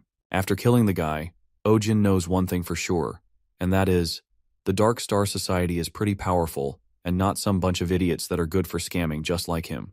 He then thinks of taking care of the dead body and notices the Dark Star stigma on the guy's chest. As soon as Ojin touches it, the black heavens absorb the owl stigma. Absorbing the power, he gets curious about what kind of power the Dark Star's stigma will have.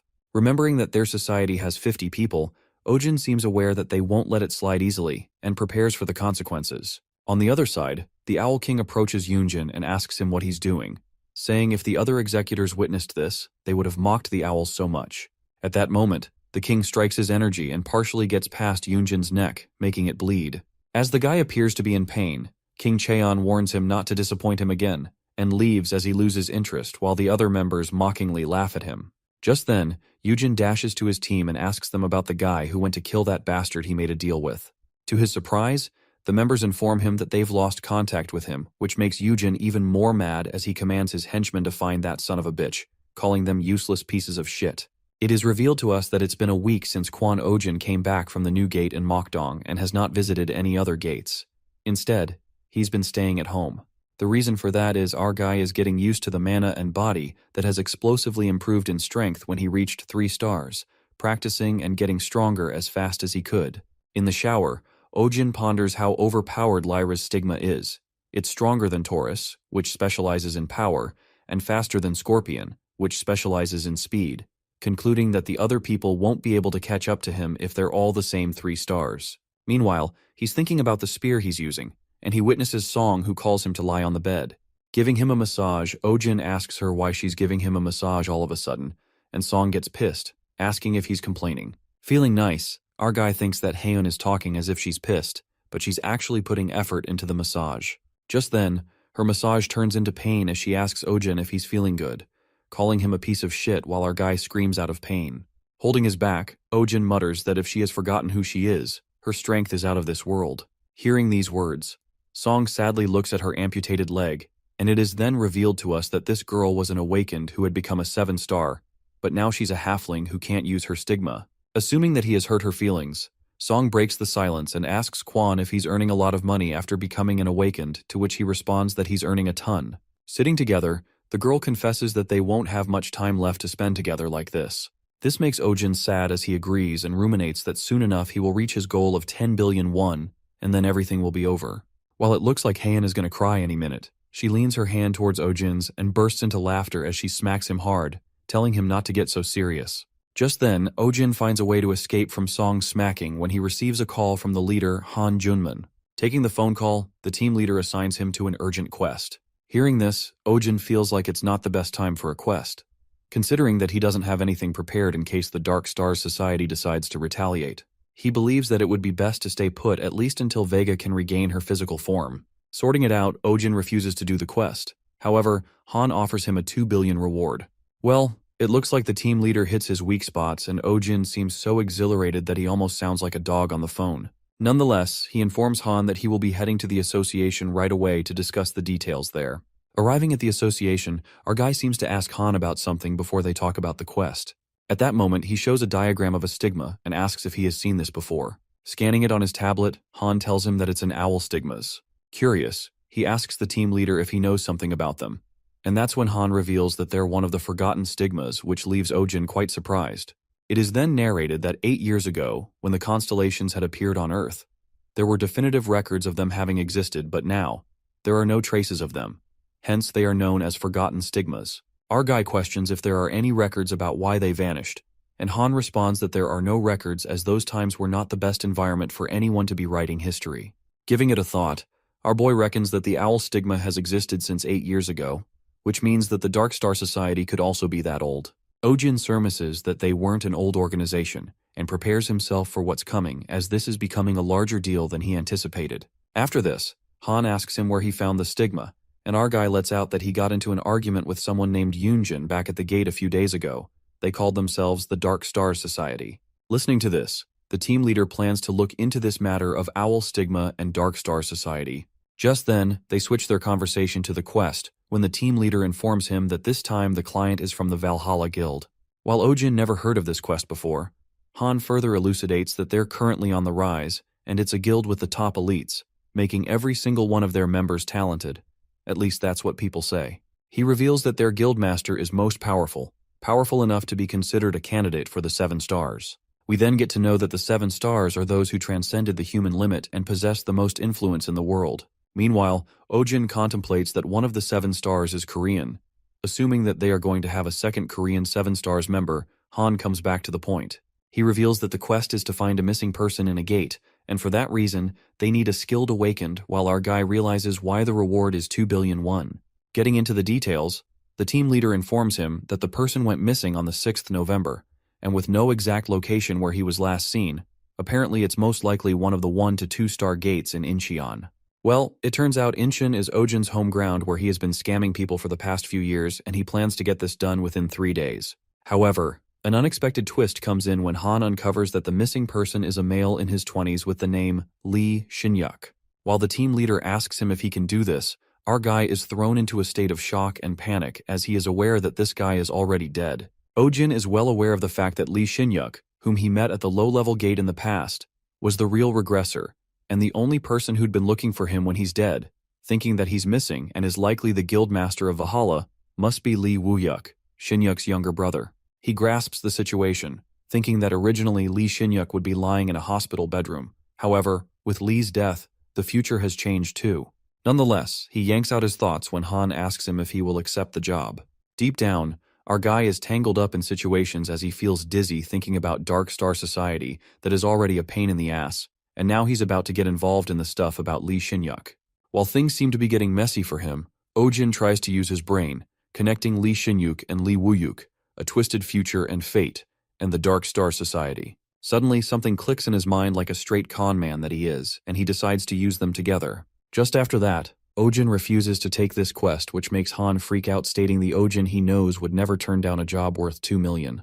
As our guy justifies that finding people is not his talent, the team leader tells him that the Valhalla Guild has a good relationship with their association, and he thought it'd be nice if Ojin formed a friendly relationship with them as well. Laughing it off, our guy hopes there will be other chances, and instead, he asks for Valhalla's guild number. With that, he begins his hunt. The next scene takes us to Mokdong's newly formed gate, where the crowd seems to be filling up, and we witness our boy Ojin waiting for someone to come out. Getting tired of waiting, he decides to leave the place and thinks of finishing this before Vega wakes up. Immersed in the crowd, Ojin spots a guy who seems to be observing him, and without wasting a second, our guy dashes away while that guy follows him. Following Ojin's direction, the guy seems to have lost him. However, he hears a voice saying that he was worried that they quit looking for him, but he's quite the persistent folk. It turns out that our guy lures in the man following him. Taking off his hat, the guy instantly strikes his stigma at Ojin. While our boy dodges the sudden attack, he notices that it's the power of the Strix's stigma. Now that he gets an idea of the stigma's power, Ojin says that it's time for the farewell, and with that, he uses the spear lighting power that incredibly moves in waves, and our guy eventually wins as he catches the guy. Well, it looks like our guy is roughly prepared for what is coming for him ahead. But he does not let his guard down, as this mere henchman of the Dark Art Society wasn't an easy opponent, leading him to think that the bailiffs must be even stronger. Thinking that it doesn't matter, Ojin takes out his phone and captures the picture of his spear. With an evil grin on his face, he calls someone who'd handle them for him. The scene then switches to Valhalla Guild, where Kim Seon-young receives a phone call, and the person on the call asks to speak with the guildmaster. However, as the girl is about to hang up the call, she is taken aback as the person on the phone claims to have found the guy Lee Shinyuk. That's when Seon-young rushes to the guildmaster's office and informs him of the situation. The guildmaster Lee Woo-hyuk takes the phone and confirms that his brother has been found. Well, here comes a plot twist as the person on the phone call claiming to find Lee Shinyuk turns out to be none other than our perfect scammer Ojin. He informs Lee Woo-hyuk that they're holding his brother while Lee gets mad, thinking what kind of nonsense is that? But to his surprise, Ojin sends him evidence which appears to be the picture of Shinyuk's spear. While Woo-hyuk seems to believe that the guy really has found his brother, he asks who the hell he is. Thinking like an ultimate bamboozler, Ojin decides to unleash the Hound, a feral one, who'll rip his enemies' throats on his behalf. Killing 2 birds with 1 stone, our guy introduces himself as Yujin, awakening the Hound that goes by the name Lee Woo-hyuk. We are then taken to Lee Woo-hyuk's past, where he narrates that when he was younger, his brother Shinyuk was better than him at everything. Woo-hyuk for the most part was obsessed with his older brother and things that were difficult for him, Shinyuk could do easily. At the time, he looked like a superhuman to him, but then things changed when the real superhumans appeared. It turns out that Woo-hyuk had become a disciple of Leo, and unlike him, who became a metahuman of Leo, one of the 12 constellations, Shinyuk wasn't chosen by any constellation.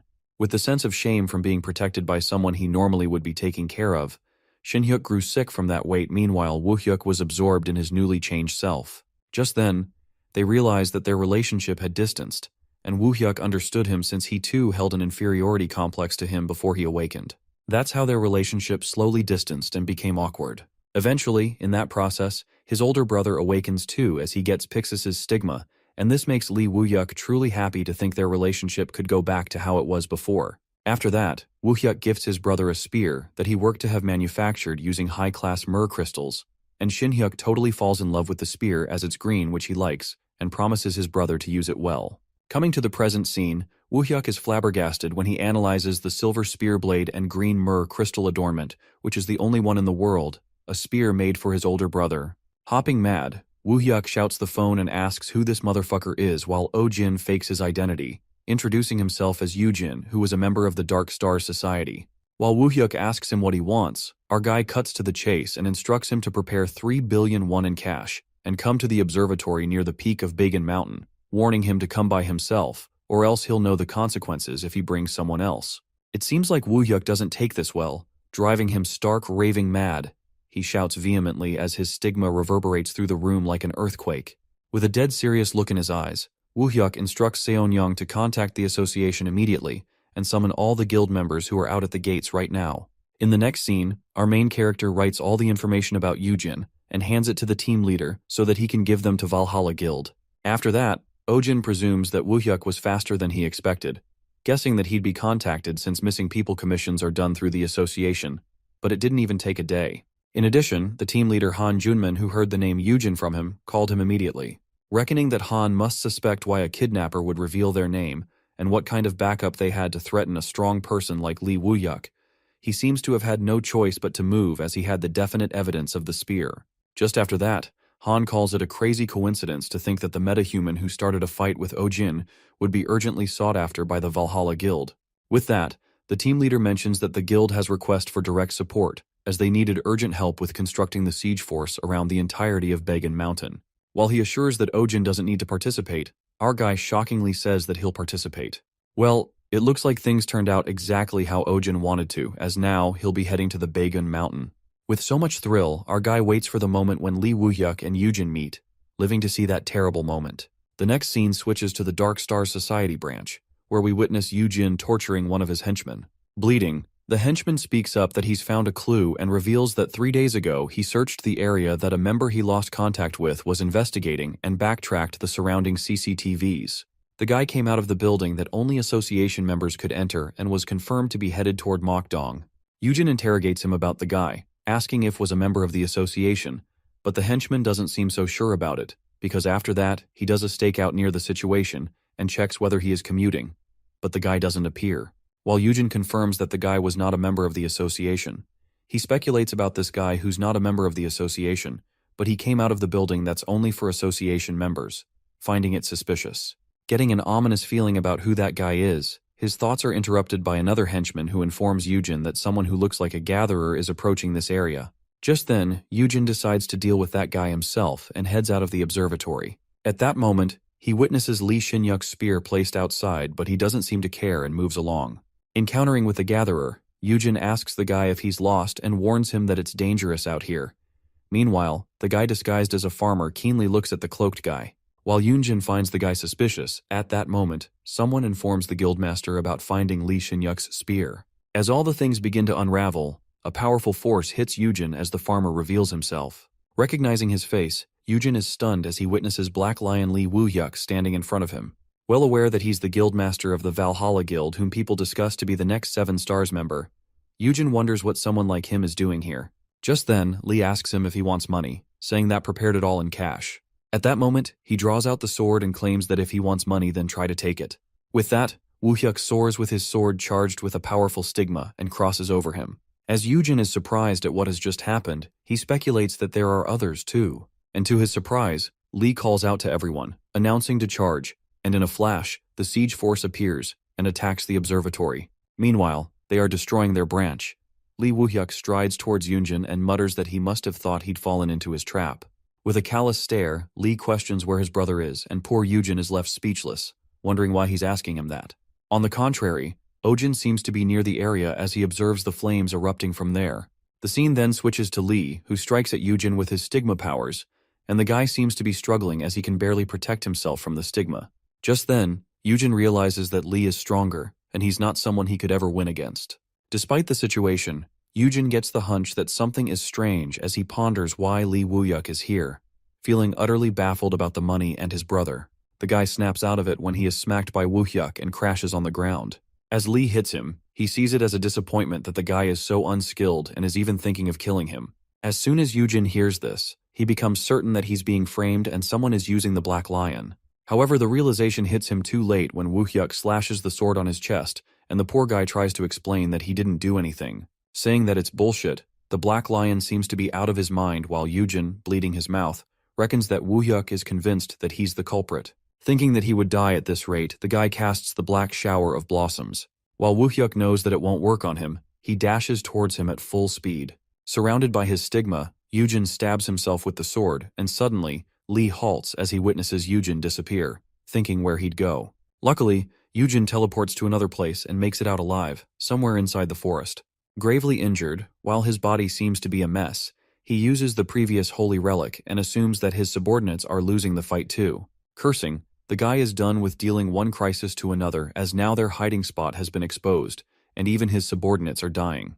He thinks hard about the person who's behind this all and knows that he'll be killed by the Owl King if he goes back. With no way to escape, Yujin plans on contacting Ashad Khan to request him for help. However, he is overwhelmed with another surprise as he is found by none other than the real culprit, Quan Ojin.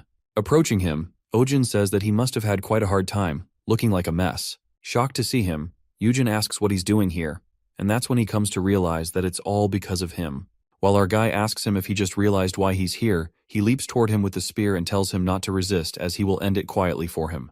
Commanding that bastard settle down, Ojin strikes his powers at him, but Yujin, with the strength he's left with, uses his stigma to stop the attack. Seeing that he's still full of energy, our guy uses more of his stigma, given that it would be difficult for Yujin to move this fiercely.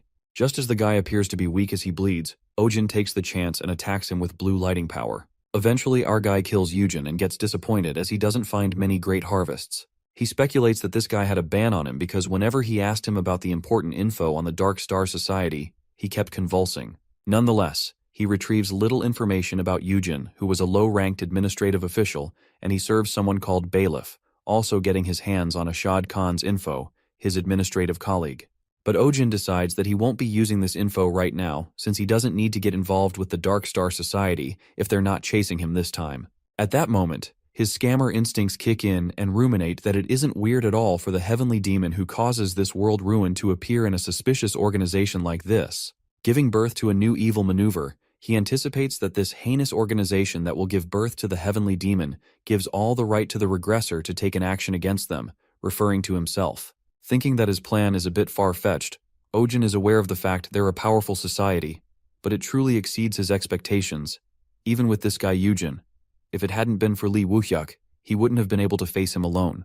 He concludes, presuming that if a low-ranked administrative official is at that level, the bailiff might be as strong as the Great Dipper. Later, while trying to find something, Ojin invades the dead guy's privacy and finds 2 fist-sized myrrh crystals, hitting the jackpot. Feeling over the moon, our guy gets a little bit too excited to find more of them that he even makes the dead guy naked. Disappointed, he doesn't find anything valuable but a stigma on his chest. Touching his stigma, the black heavens absorb Strix's stigma. On the other side, we are taken to a soul station that seems to be going down in flames. We witness Lee Shinyuk asking his brother to go where Seoyong is while he will buy them some time. Clueless about what he's talking about, Shinyuk seems to know that Woohyuk likes her and tells him to hurry. Just like that, Lee Shinyuk dashes along with his spear and slashes the monster apart. However, confronts another giant monster and ponders upon the situation, assuming that if he knew ahead of time that such a disgusting thing was sealed under Soul Station, he would definitely have been able to prevent this. The scene then switches up to Ojin, screaming out of pain, and it comes about that he was inside Lee Shinyuk's memories that always leave him feeling like shit. Meanwhile, our guy successfully inherits part of metahuman Lee Shinyuk's records, his abilities also level up, and acquires a new ability known as Eternal Convergence. Wondering what his new skill is about, Ojin gets to know that if he raises the proficiency of Lyra's stigma, his other stigmas will also improve. Well, he then decides to check out his new ability, and uses his new Strix's stigma for the first time, which already feels strong. Impressed, he finds the ability quite incredible, as even though he's not familiar with Strix's stigma as much as he is with Lyra's stigma, the proficiency of the stigma can be partially raised without any conditions. Just like that, he thinks of focusing on Lyra's stigma without needing to train others, and now that he's done with everything, he decides to end it. Feeling scared, Ojin does something that causes him pain and he blacks out. Moments later, Han finds him collapsed on the ground and cures him with the help of the potion. When our guy finally gains consciousness, the area is occupied by the people who search for more casualties, finding 10 injured people. Asking where he is, the team leader informs him that at the place where he fought with the culprit, adding that the ambulance is on the way. However, Ojin refuses to get treated and assures the team leader that he's fine. It turns out that our guy gives himself the injury, so it would seem like he suffered, pulling the ultimate scammer move. After that, Ojin approaches Lee Woo-hyuk and decides to end the act of this play. Lee Woo-hyuk interrogates Ojin and questions him if this bastard Yujin said something before he died. With all the plot figured out, our guy says that he said nothing in particular. However, he managed to confirm the direction he was escaping in, adding that it was as if he was hiding. He informs Lee that he will be able to find his brother if he moves in that direction. Taking him to the stage, Woo-hyuk witnesses the corpse of his brother Lee Shin-hyuk and bursts into tears. Meanwhile, Ojin watches him mourning his brother's death. He contemplates that the corpse isn't Lee Shin-hyuk, but one of the Dark Star Society bastards who was following him. Believing that he is totally unrelated to Lee's death, our guy convinces himself that Shin-hyuk actually pushed him into the horde of Anthorns and tried to escape alone, and the fact that he both died and regressed on his own. Even though he thinks of himself as the victim, our guy finds himself guilty. The next scene takes us to 1 week later, at the Valhalla Guild, where Ojin meets with the guildmaster at his request. While Woo-hyuk apologizes for being unable to properly greet him before, our guy witnesses his trembling hands from the trauma he'd been through, and thinks that there's no way he'd be able to resolve his emotions in 1 week. After that, the guildmaster lets out the reason for calling him here and expresses his gratitude, muttering if it wasn't for Ojin, he would have lost the enemy who killed his brother. Just then, Seon-young comes in with a briefcase which is loaded with cash, and that's when Woo-hyuk reveals that it's 3 billion won that the kidnappers requested, so he's giving it all to Ojin as a reward for catching Yujin. Trying to act calm, our guy expresses that it's a bit excessive for a reward, and Lee doesn't deny that, which leads Ojin to conclude that he has a different reason for rewarding this much. The guildmaster then confirms if Ojin is the disciple of Polaris, to which our boy agrees. Getting to the point, Woo-hyuk lets out that he heard that Ojin was attacked by the Dark Star Society a while ago, and confesses that the Valhalla Guild plans on finding the roots of the society and eradicating it. For that reason, he wants him, the disciple of Polaris, to help them with this. Upon hearing this, Ojin seems to hit the bullseye and thinks how lucky he is, as he was planning on dealing with the Dark Star Society eventually. And receiving the 3 billion won and the reliable help of Woo-hyuk, there's no reason for him to refuse and agree to assist in Lee's plan. Just then, Lee asks him if he knows something about the Dark Star Society, and while the timing is perfect, Ojin hands him the contact information of Ashad Khan, one of the society's managers. At the association, Han gets to know that Ojin will be investigating the Dark Star Society alongside the Valhalla Guild from now on. On that note, our guy seems to have something he wanted to ask Han, and shows him the details of the spear made of strengthened silver mixed with myrrh crystals and a wired fire function. Catching on, Han guesses that he's talking about spear gun and looks at the diagram of the spear. He mutters that the little kid will like this a lot. While our guy wonders who's the little kid, the team leader assures him that he will put this through to the equipment manufacturing team. As Han speaks about the price, our guy loses his shit as he knows that it will be fucking expensive, and there's no way it'd be cheap since it's made with whole silver strengthened by myrrh crystals and is an extraordinary piece of equipment that combines a spear and a wire shooter. However, Ojin is left speechless when Han assures him that the association will care of the price, saying that he contributed greatly to the cooperative operation with the Valhalla Guild. Listening to this, our guy is completely awestruck as he looks at Han with sparkly eyes and opens his arm for a big hug. But his affectionate hug is stopped by the team leader as he grabs his face and tells him to calm down for now. After that, Han asks him about another thing at the end, saying that it isn't something he'd use. But our guy informs him that he needs one and instructs him to find the best quality. As the team leader affirms that the association will cover the expenses of that as well, Ojin immediately refuses and clarifies that he will buy it with his own money. Later, Ojin gets back home and scares the life out of Song as he sneaks up on her, questioning if she is listening to songs. Freaked out, Song immediately hides her phone while our guy catches her off guard, knowing that it wasn't music. Meanwhile, Haeun is sure that he's thinking of something annoying. Our guy heads to wash up and teases her, saying that she's at the age and he's heard that there are a lot of things people enjoy through audio these days. As Ojin goes to wash up, the girl takes out her phone, and it turns out that she's listening to the Yongsun Auction's house list of relics to exhibit in December, and plans to participate to purchase Dragon Demon Eyes, without Ojin knowing about this. The next scene takes us to Ojin, who is working out while he contemplates the conversation with team leader Han, who informs him about the appraisal result of the relic he found back in the Mokdong Gate, revealing that it's a 3-star relic and has the effect of helping with mana recovery. Just then, Han asks him if he will be using this relic, but our guy refuses and tells him to sell it along with the myrrh crystals. Ojin presumes that he's lucky for the Dark Star Society, as he thought the relic would only be ranked around 1 or 2 stars. Calculating the amount after selling all the amount, Han lets out that Ojin will receive around 1.8 billion won. Being in 7th heaven, our guy is happy as ever as he ponders that. Along with the money he got from Lee Woo-hyuk and combines the money he's earned over the last few years, he might be able to buy that thing.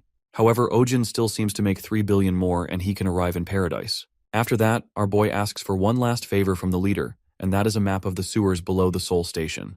Nonetheless, his moment of contemplation is interrupted when he hears a strange voice asking him where he decided to make the remaining money from, and it turns out that Vega is back. Ojin tells her that he's awaiting her and dramatizes what happened in the last 3 weeks, explaining it to Vega. After listening to the whole story, the goddess asks him if the owner of the Black Heavens is within the Dark Stars Society, to which Ojin asserts that it's just a guess. As he continues to make assumptions, our guy presumes if he talks like he knows too much, it might come back to him, so he decides to just be moderate. Worried, Vega thinks that he needs more time to get stronger, given that he's now linked with such ominous people, but he assures her, saying that he has a strategy to face them all. At that moment, Ojin curiously questions about who are the bastard constellations of the Dark Star, wondering what was the specific age when all the stars were swallowed by darkness. Hoping that the goddess would answer, to his disappointment, Vega informs him that she doesn't know about it either, as she doesn't know everything about the birth of stars just because she's a goddess. While Ojin is kind of shocked to know that Vega doesn't know about this, he realizes that he can only learn more about this from Dark Stars Society bastards. Anyways, the goddess requests him to see how much he's changed in the past 3 weeks, and our guy incredibly flaunts his power, using the spear lighting skill. After the classic demo, Ojin waits for Vega's remarks, who is bewildered as to how he already has gotten the basics of exceeding, even if he's a regressor. This puts Ojin in a tough spot as he thinks something is wrong while the goddess wonders how he is able to focus lighting in 3 different places. Meanwhile, our guy tries to justify that he practiced and it worked, saying that he suffered in the start. Thinking hard, Vega still finds it impossible as she recalls that Ojin's memories of the techniques of Lyra's stigma were blurry. But then, she comes to a conclusion, affirming that although his memories are blurry, it seems he's subconsciously remembering the techniques. While Vega sorts it out herself, our guy takes a sigh of relief, thinking that he did nothing wrong but low-key thanks the goddess for deluding herself like that. He then asks Vega if it's surprising as he doesn't really know himself, and the goddess gets mad at him for questioning her, clarifying that she hasn't created any disciples until now, just because her Lyra's stigma is one that humans cannot handle. As the goddess is scolding him, he gets a call from team leader Han. Arriving at the association, Han hands him the items he had requested. It occurs to be his new weapon, the silver spear, which is made way better than he expected. Meanwhile, Ojin gets reminded of Han telling about some kid who made these weapons. He plans to meet him later and compliment him. Looking at the spear gun in his hand, Vega assumes that if he uses the rope to tie up his enemies and electrocute them, it will be very threatening. But Ojin tells her that there's more to it and throws the wire which clings on the wall. Warning Vega to hold on tight, he glides in the air while the goddess screams her heart out. Taken aback, Vega thinks that he just came up with a new flying method as he can't fly yet. Roaming like a spider throughout the city, our guy seems to be enjoying himself and asks the goddess if he can fly using the Lyra's stigma. To his surprise, Vega reveals that he can fly using the Thunder Steps technique that he can't use yet, and Ojin is left speechless, thinking if would have done this bullshit only if he knew about this. Frightened to death, the goddess asks him if they are heading back home, but our guy refuses, and reckons that now that he has new equipment and Vega with him, there's no need to dawdle anymore, telling the goddess they're going to Seoul Station. The next scene takes us to the shop, where Ojin buys many items along with the potions which leaves him to pay 7 million for these items. Speaking under his breath, our guy calls them fucking thieves, but he changes his choice of words, saying that his items are great. With that, his skill-lame excuses level up and our guy starts haggling with the vendor, saying that he only has 6 million won. Pissed off, the vendor makes it 6.5, clarifying that she can't go lower than this. Eventually, they settle on 6.7 million won, and Ojin looks disappointed as he could have negotiated better than that, while Vega can't resist that he sure is determined when it comes to money. Justifying that he needs to save whenever he can, Vega feels bad as she can't be of any help when it comes to me. While Ojin assures her that she's plenty helpful enough, he low-key feels happy as he got a shocking amount of money after becoming Polaris's priest. Being done with the preparations, they decide to head down the sewers of Seoul Station. Moving inside the sewer, Vega asks him if he doesn't know the exact location, to which Ojin informs her that this entire place broke down last time because the seal was undone. Either way, he seems to be certain that it's somewhere here. Curious, the goddess questions if he can really defeat the monster, and our guy affirms that the monster is sealed right now, which leads Vega to conclude that he's planning to eliminate the monster before it wakes up, just expected of a regressor. Well, it looks like Ojin plans to kill the unsealed monster because he knows that he will definitely end up dead if he fights that monster right now. But if it's sealed, it's nothing more than an oversized sandbag. While his feet are soaked in sewer water, our guy regrets not bringing boots if he'd known he would get lost and doesn't even have the courage to use Cain's Venatices stigma amid all this stench. Suddenly Vega feels something ominous on the other side of the sewer, and Ojin tells her that it's supposed to be a dead end according to the map. He then asks the goddess if it's the same energy as before in the cave, and Vega describes that it's definitely similar, saying that it's more like a nail stabbing her. Hearing this, Ojin ponders that might be related to the Dark Star's power again, and maybe that has something to do with the fact that mutant myrrh crystals are being found so often lately. Just then, they decide to check it out, and as soon as our guy flashes the torch in that direction, he witnesses something horrendous. He confronts two reptile-like monsters, and wonders if they are mutants as their skin color is different. Without wasting time, he gets into action and thinks that it's a great time to warm up, using the spear lightning with his new silver spear. Meanwhile, the mutant forms a resistant layer to avoid damage. However, our guy realizes that it won't work because this spear can be completely electrified unlike Lee Shinyuk's spear, and with that, he electrocutes the mutants. After dealing with the two mutants, several of them begin to appear from that dead end, and Ojin braces himself to fight them. Using the spear gun, he soars over them and thinks that even if these mutants have some intelligence, they're no match for him. Just like that, he jaw-droppingly wipes them out using spear lightning. Suddenly, Ojin gets attacked as something throws two mutant monsters at him. However, he manages to dodge with his spear gun. The giant monster appears to be a reptilian champion. At that moment, all the mutants leap towards him while our guy recovers the wire as it won't help him much. While he deals with the mutant and electrocutes them using the spear, he charges the spear with immense power and stabs it directly at the reptilian champion, effortlessly killing it. After annihilating all the mutants, Ojin gets to his favorite work, picking up the loot.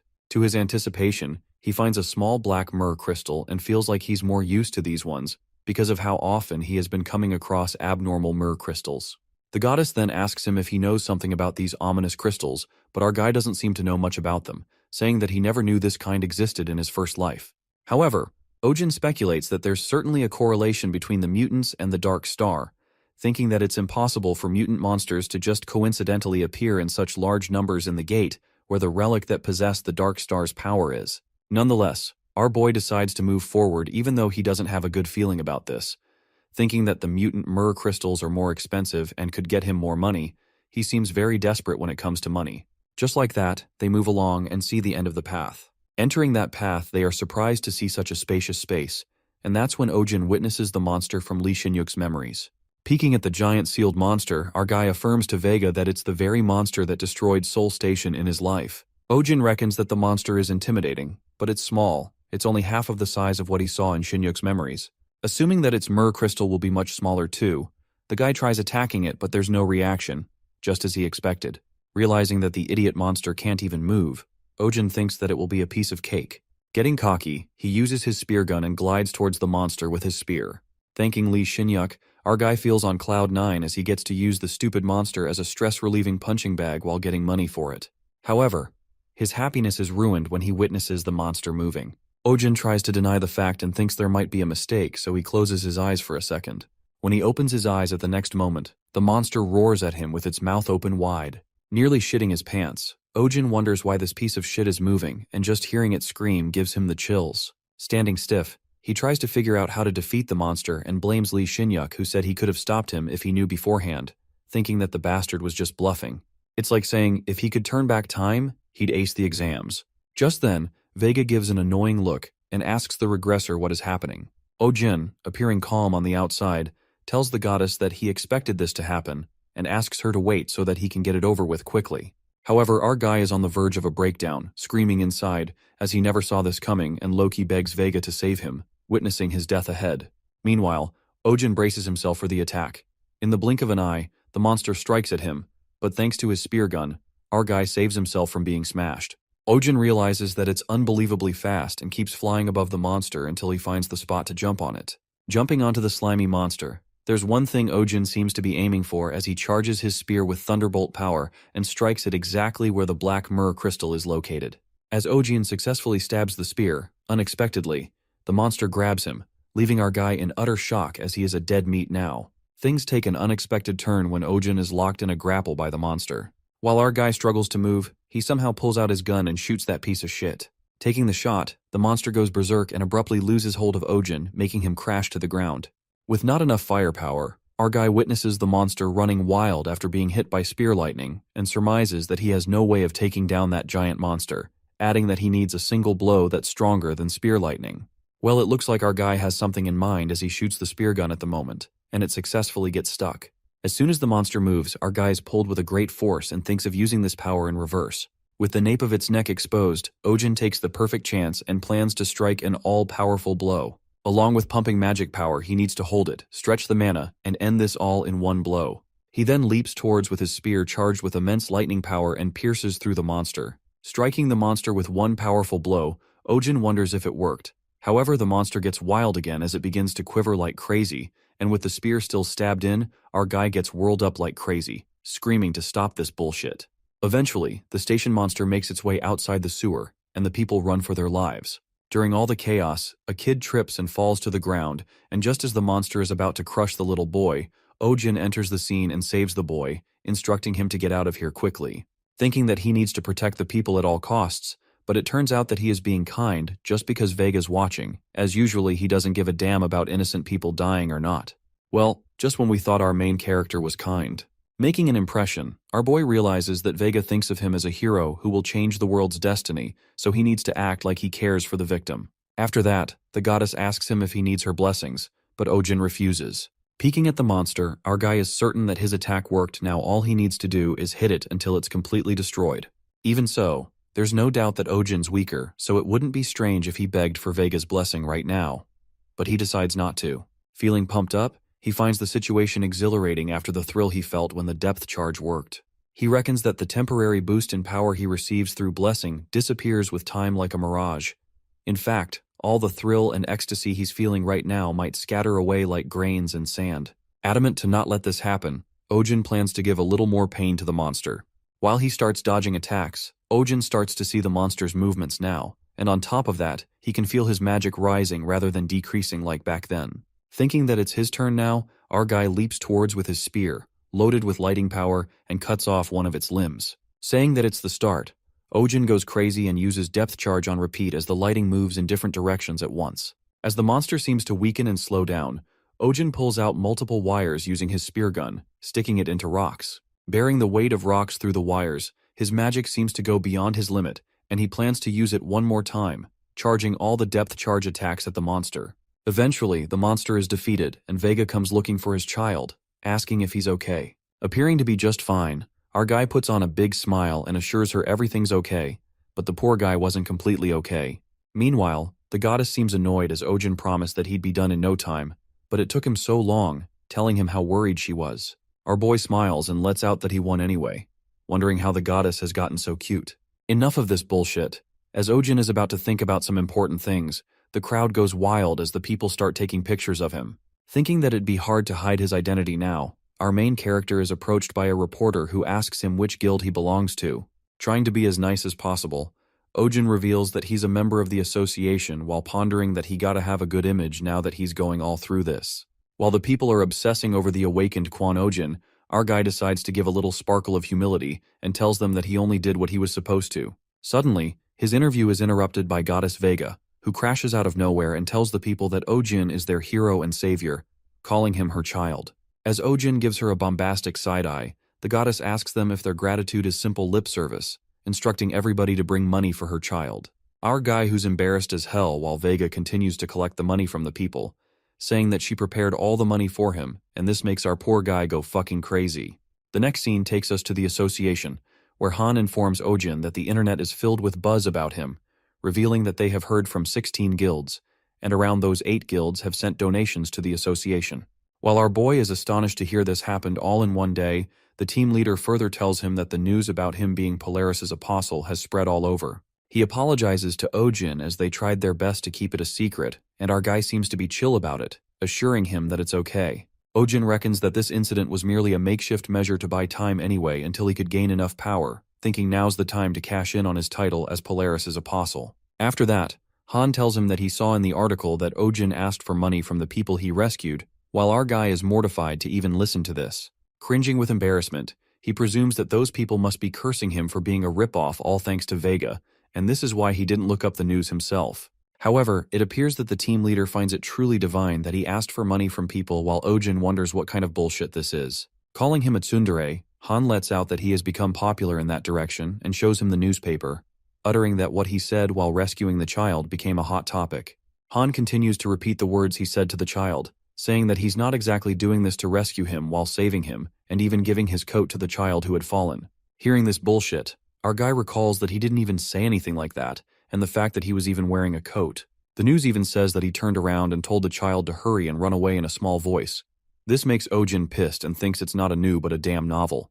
It looks like Han seems to be enjoying this, saying that these lines he said are proving that he meant to say that he's only saving for the sake of money. Well, finally the time has come that Ojin got scammed, and being the victim himself is kind of flustering, given that he was always the one scamming others. Just then, the team leader finally says something worthwhile and confesses that this incident recently caused a stir in paradise as well. As Han reveals this, Ojin hears the word paradise, and it occurs that it's his real reason to come here. Taking care of something first, he shows Han the myrrh crystals he got from killing the giant and the reptilians, asking him how much they will be worth. Analyzing the crystals, the team leader reveals that the value of myrrh crystals from mutated species has fallen recently. He continues to elucidate that there has been an increase in mutants, making the amount of myrrh crystals increase, adding that apparently the number of mutants has increased by tenfold.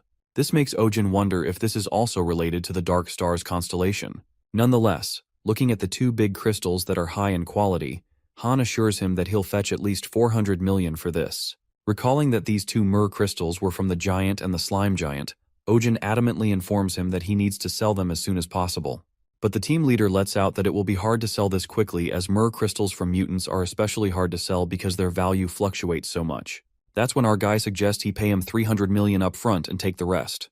Listening to this, Han is left shocked as our fella had agreed to give 100 million. It's kinda hard to believe, as Ojin isn't generous, rather, he's a guy who's obsessed with money. Just then, the team leader agrees and lets out that he'll send 300 million.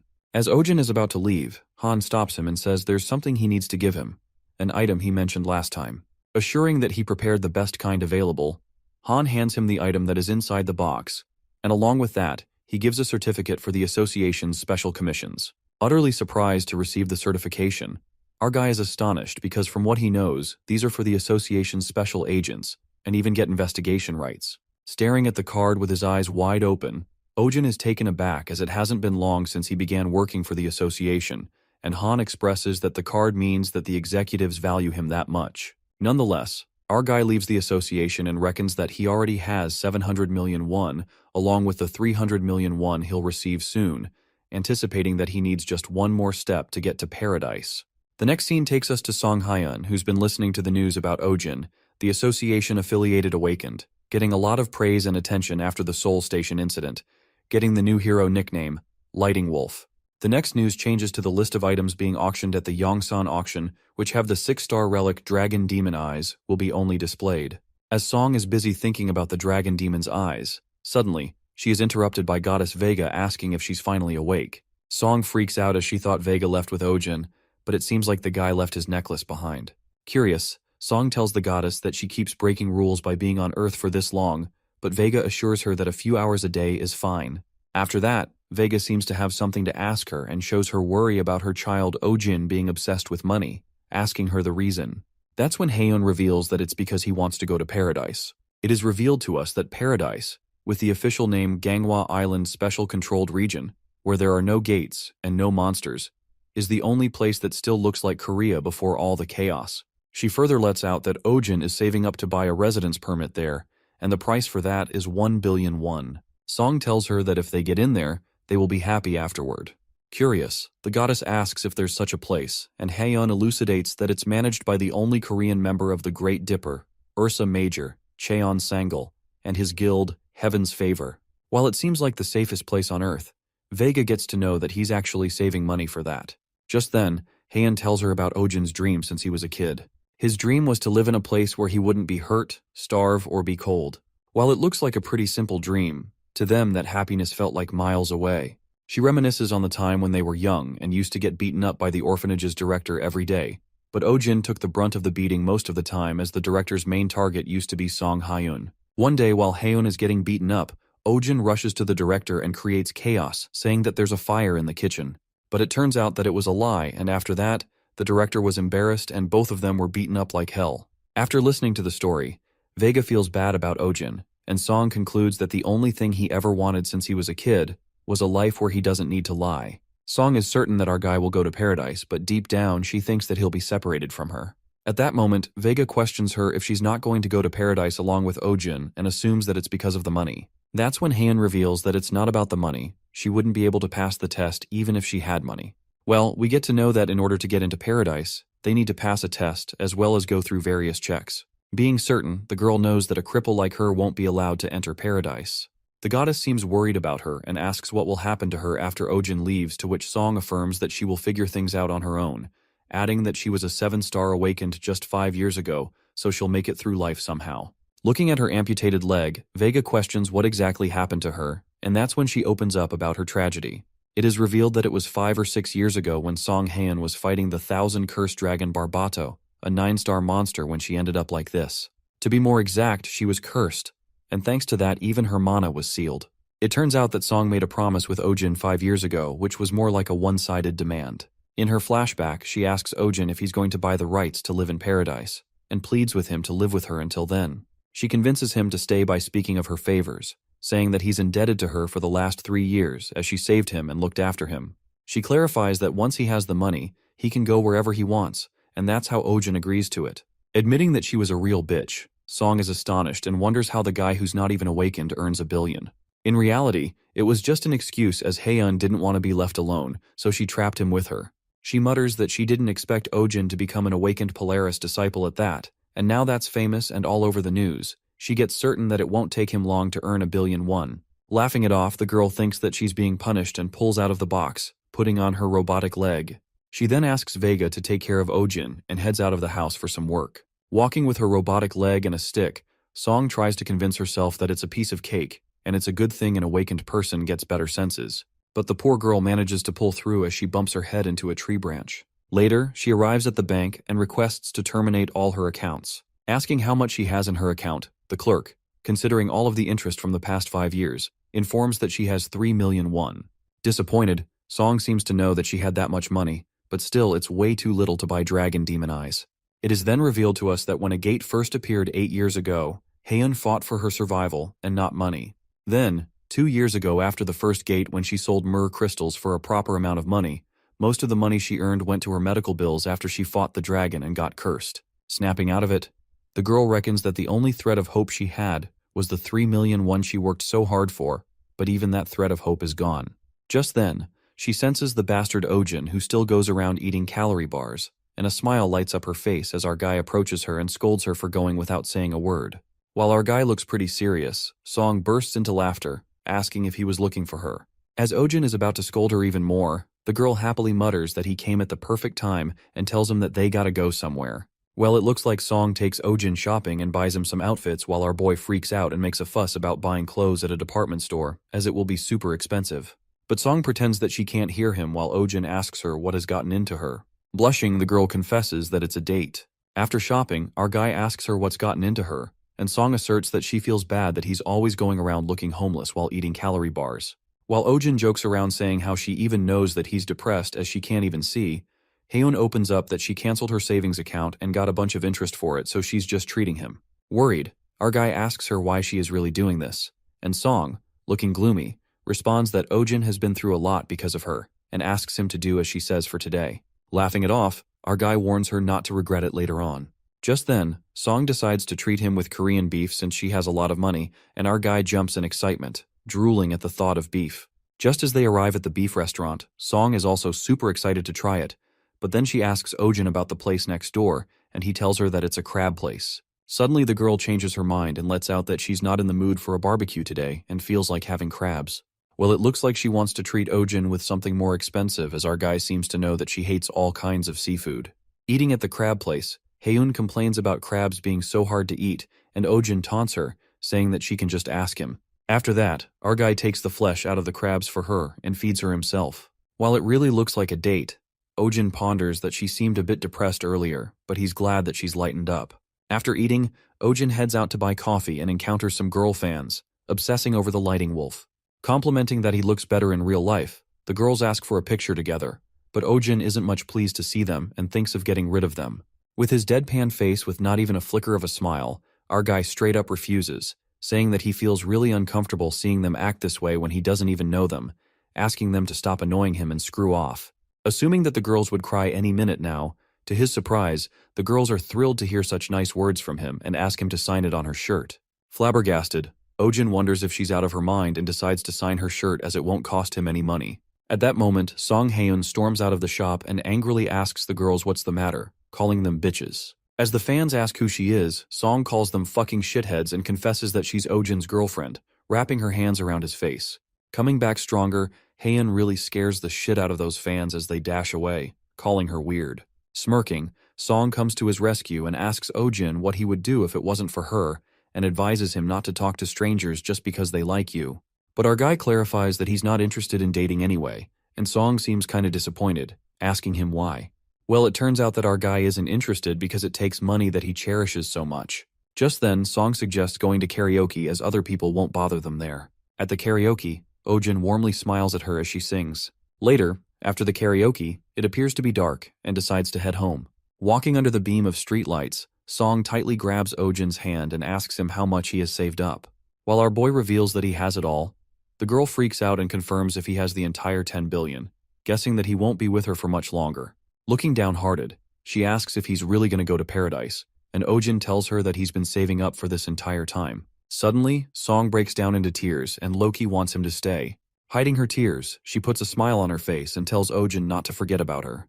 That's when our guy stops and asks why he would forget about her. The next day, Song heads out of the house, saying that she needs to stop by the bank. On the contrary, the Yongsang auction has more attention than usual. It is revealed to us that the Dragon Demon Eyes is an extremely rare holy relic that is a type of monster above 6 star drops, and it possesses the power to undo curses. While it turns out that Hae-eun is going for the auction, she is certain that the Dragon Demon's Eyes can undo her dragon curse. She loses hope, thinking that she can't buy that with only 3 million won. However, she takes the leap of faith and anticipates that there aren't many competitors. There have been times when 6-star relics have been sold cheaper than normal, which leads Song to think that curses aren't so common these days, and maybe there isn't anyone who needs those items. Convincing herself, she decides to take the chance as she has nothing to lose, and ponders that if she undo the curse, she might be able to go to paradise with Ojin. Determined, the girl thinks of surviving this and leaves the rest on her luck, believing that miracles do happen. The next scene takes us to the Yongsang auction, where the guy helps Song fill out the form to participate in the auction. Just then, the admitting entrance begins. Meanwhile, Hae-eun struggles to find a seat and asks a guy for help. Looking at the blind girl, the people start gossiping about Song, wondering if doesn't have anyone with her, blabbering who would want to support a cripple these days. Hearing such bullshit, Song nearly loses her cool, but she calms down for the sake of getting the Dragon Demon's Eyes. After that, the December Yongsang auction begins, and the first item is the ash-tinted incense burner, called the best of the 4-star holy relics, with an auction price of 10 million, and to buy immediately, it will cost 1 billion. Shortly, the people start auctioning, and eventually the relic is sold at the price of 670 million. Witnessing this, Song begins to panic as she presumes that the price of the 4-star relic is double the amount she has. Shaking it off, she believes that the burner was a popular item but a Dragon Demon Eye isn't as versatile, certain that fewer people will want it. In the meantime, many other items are auctioned, and moments later, the most awaited items are presented. A holy relic that has the ability to undo any curse. A 6-star holy relic, the Dragon Demon Eyes. While the guy explains that the Dragon Eye will seep into the one who uses it and will permanently have the ability to undo curses, Hae-eun freaks out as she looks at the item and assures herself that no one's cheering for the item, assuming the competition won't be so bad. Nervous, she thinks that she might be able to buy it if no one needs to undo their curse. With that, the auction for the eyes begins with a price starting from 100 million and 100 billion for immediate purchase. That's when Song raises her hand and auctions it for 100 million. However, this doesn't seem to go well as the people start making fun of her, thinking that she just called the starting price. Calling her a newbie, the people mock her, saying that she might be broke and thought it was her chance to go rich. As the guy asks if someone wants to go higher, Song pleads no one else raises the price higher. But her hope is shattered when people raise the price to billions, and Hae-eun realizes that she never stood a chance. At that moment, she breaks down as tears stream down her face, pondering why life is so unfair. first abandoned by parents she didn't even know and lived a shitty life. Remembering her traumatizing moments, she wishes for a miracle to happen just for once as she just wants to be with Ojin, questioning if it is too much to ask. Just then, a guy sitting beside her asks Haeun if she's here for the dragon demon's eyes. The guy introduces himself as Choi Jongchul from Starlight Guild and offers her to lend at least 6 billion for the dragon eye. Putting his hand on her lap, he wants to stay friends with her for more than 5 years. As Song could certainly smell his ill intentions and knew exactly what he meant, she felt utterly disgusted. While she is shocked to her core, the guy waits for her answer.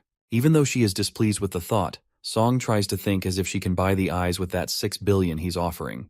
Desperate and helpless with the situation, she is about to agree. In the meantime, someone enters the auction. The guy turns out to be our Ojin, who is stopped by the guards, but then he pulls out his association card, showing that he's a special commissioner. That's when the people divert their attention towards Ojin and recognize that he's the same guy from the Seoul Station incident. Unexpectedly, Haeun hears the sounds of his footsteps, knowing who he is. On the other hand, Ojin walks towards the stage with 2 big briefcases and auctions of 10 billion for the item. Making an iconic entry, he kicks the briefcases and the money floats in the air, offering all the 10 billion in cash. After tossing the 10 billion won, Ojin wins the auction at the immediate purchasing price and immediately takes the demon's eye. Flabbergasted, Song is left in disbelief as she wonders what he's doing here. And at that moment, our guy approaches her and witnesses that bastard Choi Jongchul's hand on Song's lap. While the guy makes a fuss about Ojin barging into the auction, our guy, giving him a death glare, commands him to remove his hand. Fighting mad, Choi comes at him and asks who's he to order him around, and Ojin tells him that he's a special commission. Taking him as an association dog who dares to challenge the Starlight Guild, Choi halts for a second and ruminates if there is someone like him, a special commissioner. He gets reminded that he saw Ojin in an article, and at that moment, he knew he fucked up. Panicked, Choi gets humbled real quick and politely asks him if he's the Lightning Wolf, the disciple of Polaris. Our guy lets out that people seem to call him by that title and confirms with the guy if he was from the Starlight Guild. That's when fear gushes through Choi as he calls it a misunderstanding, and Ojin places his hand on his shoulder, threatening him to clear it out with the guildmaster. Frightened to death, Choi kneels to the ground and begs him not to say anything to his guildmaster, justifying that he didn't know that Ojin was with the girl. Our guy decides to spare him, and while the bastard thanks him, saying that he'll do whatever he wants, Ojin tells him to fuck off and never let himself be seen by him again. After the guy escapes his death, our guy holds Song's hand and leaves while the crowd bombards him with questions. Later, they arrive at an open place and Song immediately questions about his paradise residence eyes and why would he buy the dragon eyes. Without saying a word, Ojin holds her face and takes out the dragon demon's eyes. Affirming that it'll be over soon, he seeps the dragon's eye into Haeun's eye, and while she's in pain, our boy comforts her with a hug. After a while, Song's vision gets a bit clearer, and the first thing she looks at is the view of her paradise, Ojin. She then gazes at the sky full of stars and starts sobbing. Just then, Ojin gives her another thing and changes something in her robotic foot. While he asks her if it's better than what she was using before, Song breaks down into tears of joy and asks why he bought something so pointless, saying that it was precious money he worked hard for. The girl reminds Ojin of his dream about how he was going to buy the rights to live in paradise and wanted a comfortable life, saying that he only promised to live with her until he had enough money. As their eyes meet, Haeun gets a flashback of their childhood in the orphanage where Ojin shouts that there's a fire, and she tells him to get away from the fire. But our guy smiles at her and says that it was a lie. It seems like she was getting a déjà vu as Ojin again smiles brightly and tells her that it was a lie. Thrilled to use her stigma now, Song seems as happy as ever as she starts a fire in a pan while our guy freaks out and is done with her, immediately telling her to turn off the heat. It turns out that Song burns all the food as she uses her stigma since the stove fire is a bit weak and Ojin is fed up. Presuming that she has just started her physical therapy, there's no way she can properly control her stigma already. Worried, he asks if she's okay, and Haeun lets out that it's a bit bright since her right eye can see a lot better. Hearing this, Ojin gets a bit concerned and hopes that it's not a side effect of the dragon eye. Just then, Vega comes in and assures them that it's nothing to worry about, saying that it's more of a blessing rather than a side effect. Asking what it means, the goddess explains that in the process of purifying the curse, her stigma and the dragon's power interacted, resulting in that. Haeun is not used to controlling the dragon eye yet since the curse was purified only recently, but once her stigma is back to its original state, she'll use the dragon eye power properly. Getting to know all this, Haeun ponders Draco's stigma isn't one of the 12 astrological signs, but it's still powerful enough to not fall behind them, and even she wouldn't have known how strong Draco's stigma was if it weren't for Vega. Yanking out of her thoughts, Song is determined to focus on her physical therapy for now, as she needs to recover as fast as possible so she can support Oh-jin, saying that she hates being indebted to people. But our guy doesn't seem happy about this, and Song will be cooking food from now on. Nonetheless, Oh-jin is glad that he bought the dragon eye for her and that it didn't have any side effects. Shortly, he gets lost in thought and tries to remember why he wasn't able to save her before his regression. He wonders if this was the reason he ended the world, but he doesn't seem to remember anything, as the real regressor was Lee Shin-yuk. He can hardly believe that he's the one who ended the world, questioning how he would know the reason. Just then, his moment of contemplation is interrupted by Vega, who asks him about his goals after Howin's curse has been undone. With few ideas in mind, he asks for the goddess's help, and she agrees to help him with whatever he needs as long as it's within her capabilities. Moments later, he calls the team leader Han, and informs that he won't be contactable for a while, revealing that he intends to focus on training himself for about 3 months. But Han isn't quite pleased to hear this, and lets out that there are hundreds of clients wanting to see Oh-jin. Hearing this, an internal monologue plays in his head, asserting that he's disappearing to exactly avoid that, and it's obvious that everyone's just thinking of ways to work him like a dog. He becomes adamant about becoming stronger so that he can defend himself from people who are going to try and use him. After that, Han tells him that it will be wise to take care of himself for now, and questions where he plans on training, as it'll be hard to avoid attention wherever he goes. Well, it turns out that our genius fella finds himself the perfect hidden spot for training, the sanctum, where Goddess Vega resides. Vega begins the training and asks which skill he would like to learn first. Meanwhile, Oh-jin thinks that teaching verbally won't help him, so he requests Vega to spar with him. But the goddess instantly refuses, saying that it's not possible, and clarifying that he might end up dead because of their difference in power. Oh-jin asks her if she can't control her strength, to which Vega affirms that even at her weakest, it'll be risky. Getting a reality check, Oh-jin ponders that he got cocky and forgot how strong she is because his relationship with her has been so casual. Thinking about it, the goddess finds a way to spar with Oh-jin, revealing that she can't spar with him herself but her spirit can, which is kind of a summoned being that possesses a part of her soul. At that moment, she summons her servant Liurk and a wolf appears, bowing to Lady Vega. Clearing his throat, Oh-jin seems to be in love with Liurk, saying that it's been so long. Meanwhile, the wolf is confused with this weirdo. The goddess assures Liurk that he's a regressor from the future. While Liurk is surprised to see that he's the unheavenly star, Vega tells him that he will see once enough time passes. She informs the wolf that she has summoned him to spar with Oh-jin, and while Liurk low-key thinks that how unqualified this is, he agrees to do it as it's Lady Vega's order. As the wolf Liurk prepares himself for the fight, our boy seems to know that he can't win against him but at least endure an attack or two. That's when Liurk, at a light speed, strikes a punch at Oh-jin, crashing him hard on the ground. While our poor guy can't process what just happened, Liurk approaches him for another attack, asking if that is all he can muster up. The next scene takes us to 2 months later, where Oh-jin continues with his training with Liurk, and we witness our guy running away from the wolf with a spear gun as he chases him. As Liurk catches up to Oh-jin in no time, the boy says that it's time out, but the wolf clarifies that there's no such thing in a battle and smacks Oh-jin, smashing him on the ground. Lying down, while his entire body hurts, he presumes that he doesn't even last a minute every time, wondering if he's even getting better. Even though his powers, Spear Lighting and Thunderbolt, do level up 1 by 1 each, but that didn't seem not enough. In the meantime, Liurk tells him to fight once again, but Oh-jin stops him, asking if they can fight like in a real battle, as sparring and real fights are different, so he wants to make it as close to a real fight as possible. Listening to this, Liurk states that it's possible if Lady Vega uses her divine sanctuary where she can manipulate the laws of physics to her will, even if Oh-jin were to die, she can revive him right away. Taking this matter to the goddess, she strongly refuses to use her divine sanctuary, justifying that she can revive Oh-jin from death using her power, but she cannot eliminate the pain and shock that come with death, and concludes that he might not be able to handle it. A strike of fear and doubt runs through Oh-jin as he couldn't imagine what death would feel like, but he decides to take the risk and pleads with the goddess to use it. Concerned, Vega confirms that he won't regret his decision, saying that she wouldn't even have brought this up if she was going to. Just then, she warns Oh-jin to be careful and uses the divine sanctuary. Meanwhile, the goddess opens the divine sanctuary. Liurk seems to have concerns about Oh-jin as he determines that he has watched this human for 2 months, but he's way too weak to be the unheavenly star. Clenching his fist, the wolf wonders if this guy will protect Lady Vega from fate, finding it impossible, and wishes to see him fall pathetically in the face of death. Just like that, Liurk kinda warns our guy to experience the real battle that he's been waiting for. Panic stiffens. Oh-jin gets anxious as he's never felt this fear or bloodlust before and can't even breathe properly. He witnesses Lyric's true power and realizes that he actually intends to kill him as the aura feels dangerous as hell. Strange enough, Ojin rather feels excited by that fact and waits for Lyric to attack. But our boy decides to go first and leaps towards him with the spear. As the wolf dodges his attack because it was too obvious, it appears that Ojin banging his spear on the ground was actually a fake move. Just like that, our main character makes a backflip and attacks Lyric, using spear lighting. But Lyric doesn't seem to be affected by the attack and kicks Ojin, leaving him off guard.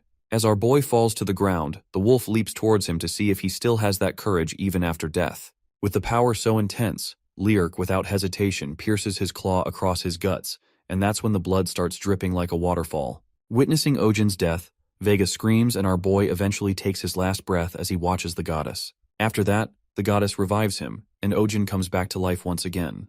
Meanwhile, Lyric asks him if he realizes what a rash decision it was, and Ojin trembles with pain. The wolf asks him for how long he will be able to endure the pain of death, and our boy manages to get up, aiming his spear at Lyric.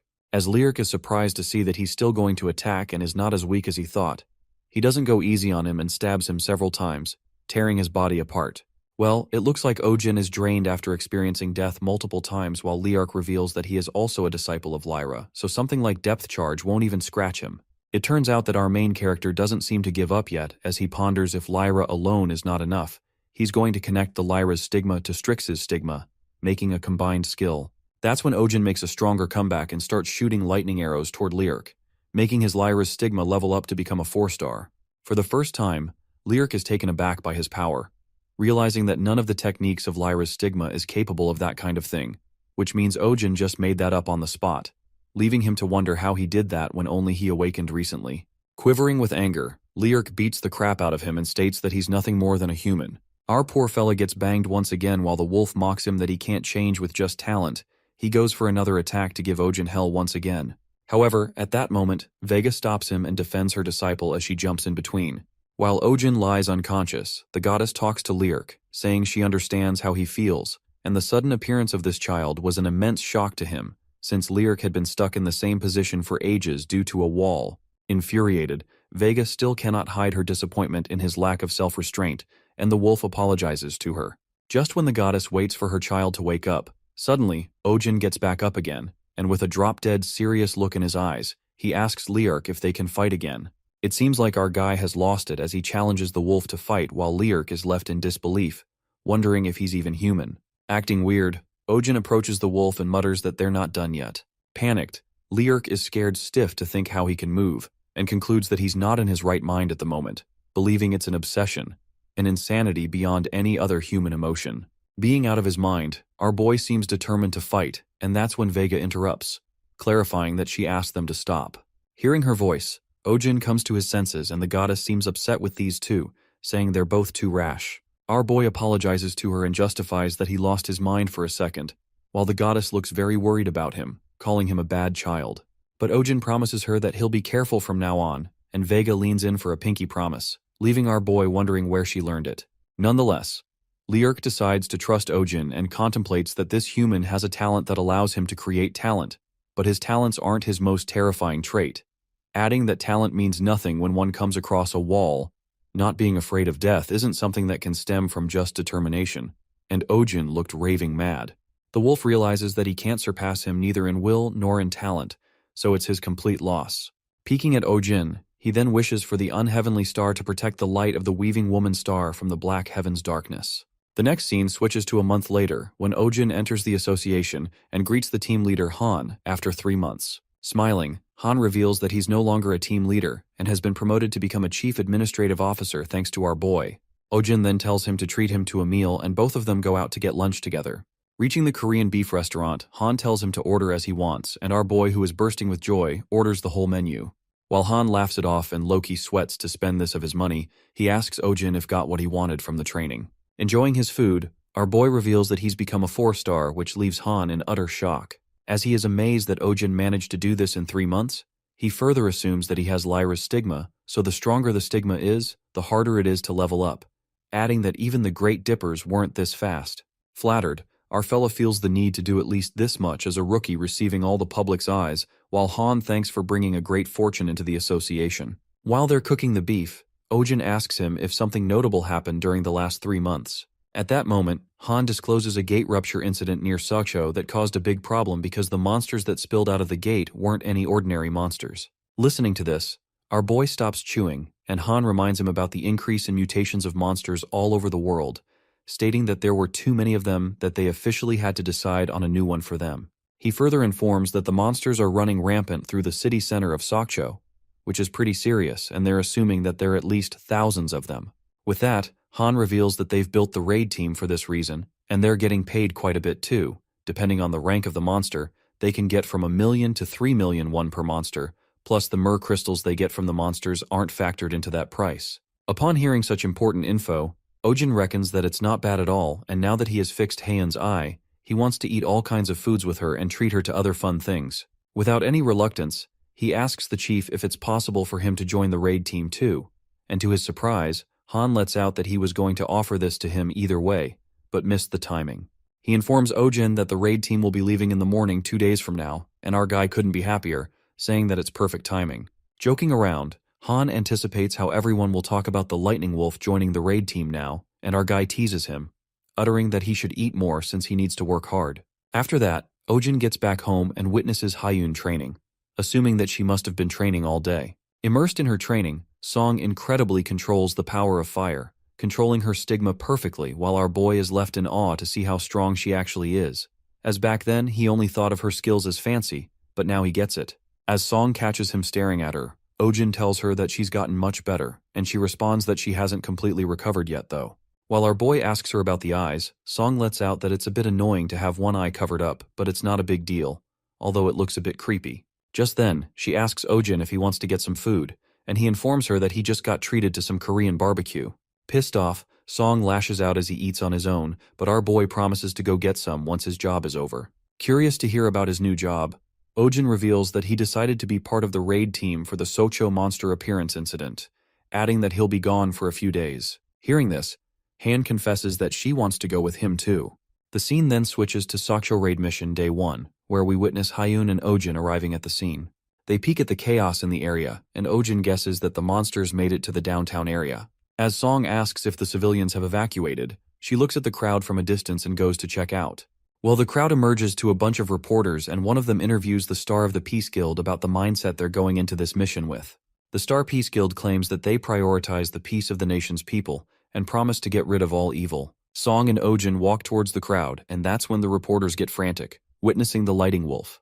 But our guy doesn't take this well and lashes out at them, muttering that there might be people who have yet to evacuate and questions if this is the place or time to be doing interviews. He tells the reporters to get out of the way as he's busy, and they are obsessed with the Lightning Wolf being so straightforward and compassionate. As the reporters find a good topic for their articles, Song lets out that he sure is good with the press, and Ojin, taking the compliment, responds that he lived off of verbal manipulation after all. Later, a guy announces that they're forming groups of 3 for the raid, while Song and Ojin decide to find one more person for their team. Shortly, someone calls out Ojin, addressing him as the Lightning Wolf, and offers to be at a party with him. The guy turns out to be Park Chang-hyun, a disciple of Taurus, with armor and hammer in possession. Looking at Park, our guy recalls that he was one of the awakened present there when he invaded the Dark Star Society, concluding that his skill level is guaranteed. Meanwhile, Chang-hyun energetically introduces himself, revealing that he's with the Valhalla Guild, and tells Ojin that he has known him ever since the Seoul Station incident. Our guy then asks him about how Lee Woo-yuk is doing these days, and Park lets him know that the Guildmaster is really busy trying to investigate the Dark Star Society. This makes Ojin ponder that Lee has yet to find conclusive evidence, and believes that he needs more than just a piece of contact information to expose a whole organization that is focused on being underground. After that, Song looks at their team's new member, introducing herself as Draco's disciple, and assures Park that he can talk to her casually. In the meantime, a guy approaches them and asks Ojin if he remembers him, calling him son of a bitch. While our guy is confused as hell and tries his best to remember who he is, the guy reminds the bastard that he's Park Jungwoo from Pandina's Guild. Just then, Ojin gets reminded that he's the egotistical testicle from the association and asks Jungwoo if he greeted his guildmaster for him. As Park freaks out, knowing how big of a liar he is, at that moment, a guy tries to calm him down. To Ojin's surprise, the guy turns out to be Choi Jong-chol, the same guy who harassed Song at the auction. Encountering him, our boy wonders what he's doing here and catches a glimpse of his team member with a scorpion tattoo that is a symbol of the Pandina's Guild. Witnessing the same symbol on Choi's neck, Ojin burns him to a crisp as he asks Choi about his previous guild. It appears that Ojin did snitch on him to Hanjuman and guesses that his guild found out about it. After that, Choi reveals that he was kicked out for breaking the guild's rules thanks to Ojin, but he was able to find a better guild, adding that there's more demand for Aquarius stigmas. Meanwhile, he informs Ojin that he will be able to witness something real fun soon, and that he should look forward to their next reunion. Pissed off Youngwoo shows him a middle finger. As they leave, Ojin smirks as he recalls what Choi said and thinks that he should be careful of what he says. Well, it looks like our boy has something in mind as he presumes that he memorized Choi Jongcheol's smell with the Canes Venatici's stigma and feels great that they met as he wanted to get Aquarius's stigma eventually. He plans on taking care of the tattooed bastards, thinking that it's best to get rid of all evil. With an evil plot in mind, our guy smirks and reckons that it's given that there will be deaths during a raid mission.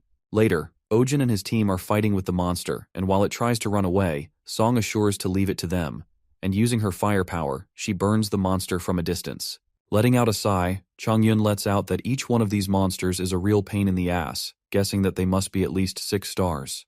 Meanwhile, Song thinks that monsters are all weak despite being really hard to capture.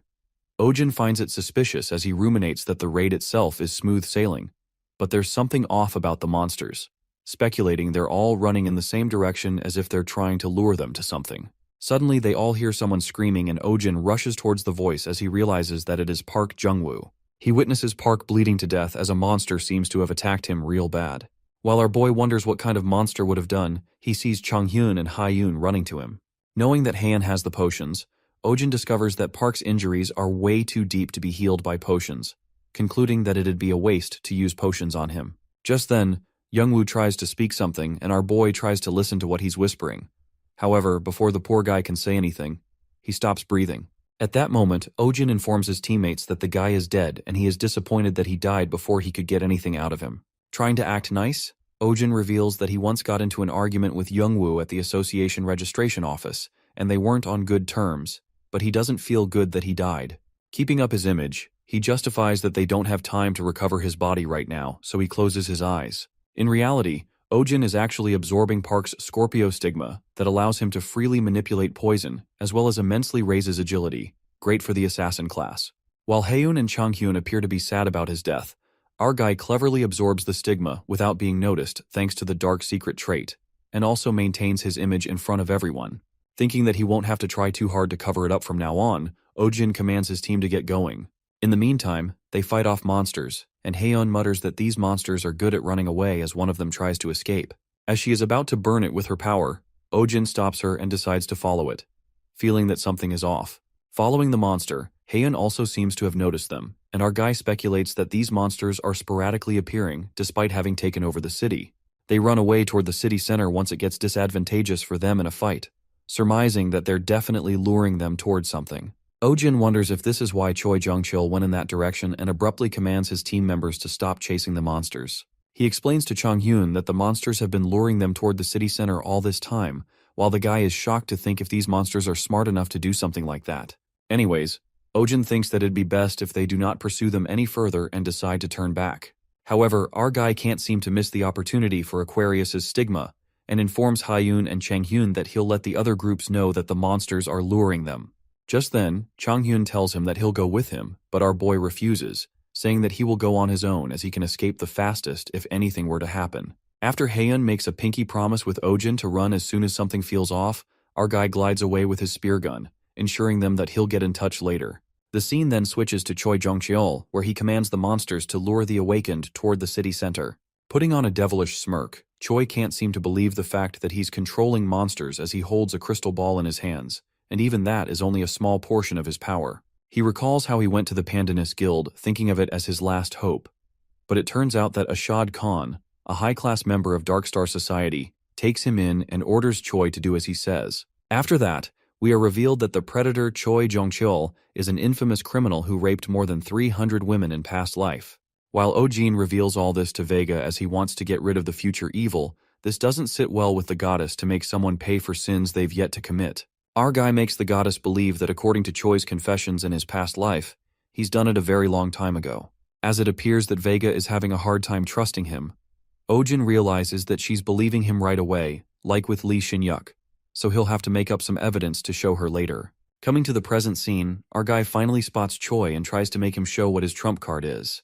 Meanwhile, Choi panics as he asks him what he's doing here. Our main character makes an entry along with the goddess and catches him off guard, uttering that he knows what he's hiding.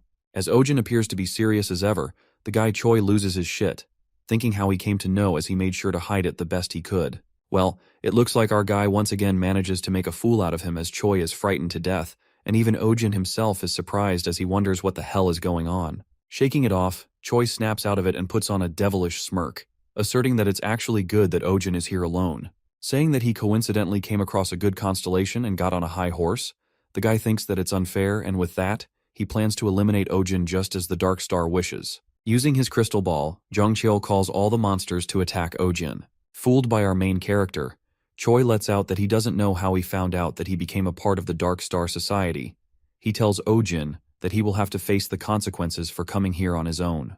On the other hand, Ojin is utterly clueless as wonders what the hell this situation is and is left in disbelief to know that Choi is part of Dark Star Society. At that moment, our guy asks Vega to bless him given that the situation is unexpected. But the goddess apologizes to him and expresses that she was a bit pressured by the idea of eliminating a future evil. Thinking that she should be the one to trust and support him, Vega doubted him until she saw for herself how evil this man was, and gave her blessing to Ojin, telling him to rewrite the pages of fate with his powers once again. Getting the goddess's blessing, our boy feels completely different from the time he was blessed at the Mokdong Gate, believing that it's because he's much stronger now. Assuring that he will get it over with, Ojin jumps in, charged with more power now. He strikes the monsters in midair. He impressively annihilates the monsters, and is amazed to see that now he can create lighting in midair, finding it cool. Suddenly the ground where he's standing starts shaking and a giant monster appears from within the ground. Escaping the monster, Ojin thinks that these monsters are trying too hard. And with that, he tosses out multiple wires from the spear gun and iconically annihilates the mantis monsters from lightning through the wires, wiping out several monsters at once. Witnessing the electrocuted monsters, Choi freaks out as he thinks how a 3-star awakened can pull this off.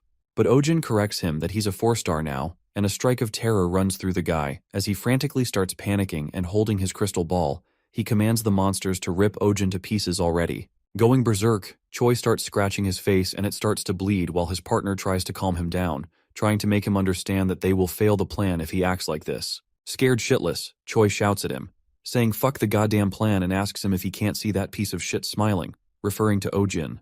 At that moment, Jungcheol, who's not in his right mind, chokes the bald guy and orders him to quickly kill that bastard. Watching this, even Ojin is shocked to see what's wrong with him, assuming it's because of the thing in his hand. Abruptly, a bunch of monsters begin to pop out and surround Ojin. While he thinks of getting rid of them, Vega appears to be in pain and asks him if he's doing all right. He informs the goddess that it's going to take a while and realizes that Vega is reaching her limit too.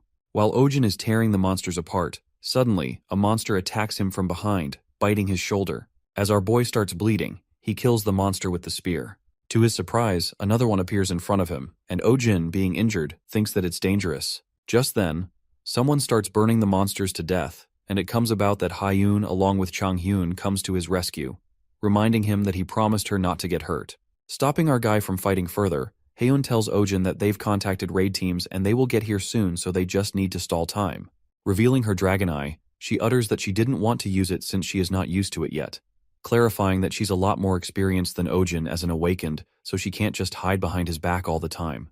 Getting a lot more powerful, Hyun creates the fire with the power of Dragon Eye and makes the monsters pay for putting their hands on what's hers. Hyun directs the dragon fire and it incredibly burns the mantis monsters. Looking at how the girl is controlling fire effortlessly, Ojin is amazed to see the power of the dragon's eye as the fire's moving as if it's alive. Coming beside Hyun, our guy teases her for calling him mine, saying that others would think it was her own shoulder that was hurt.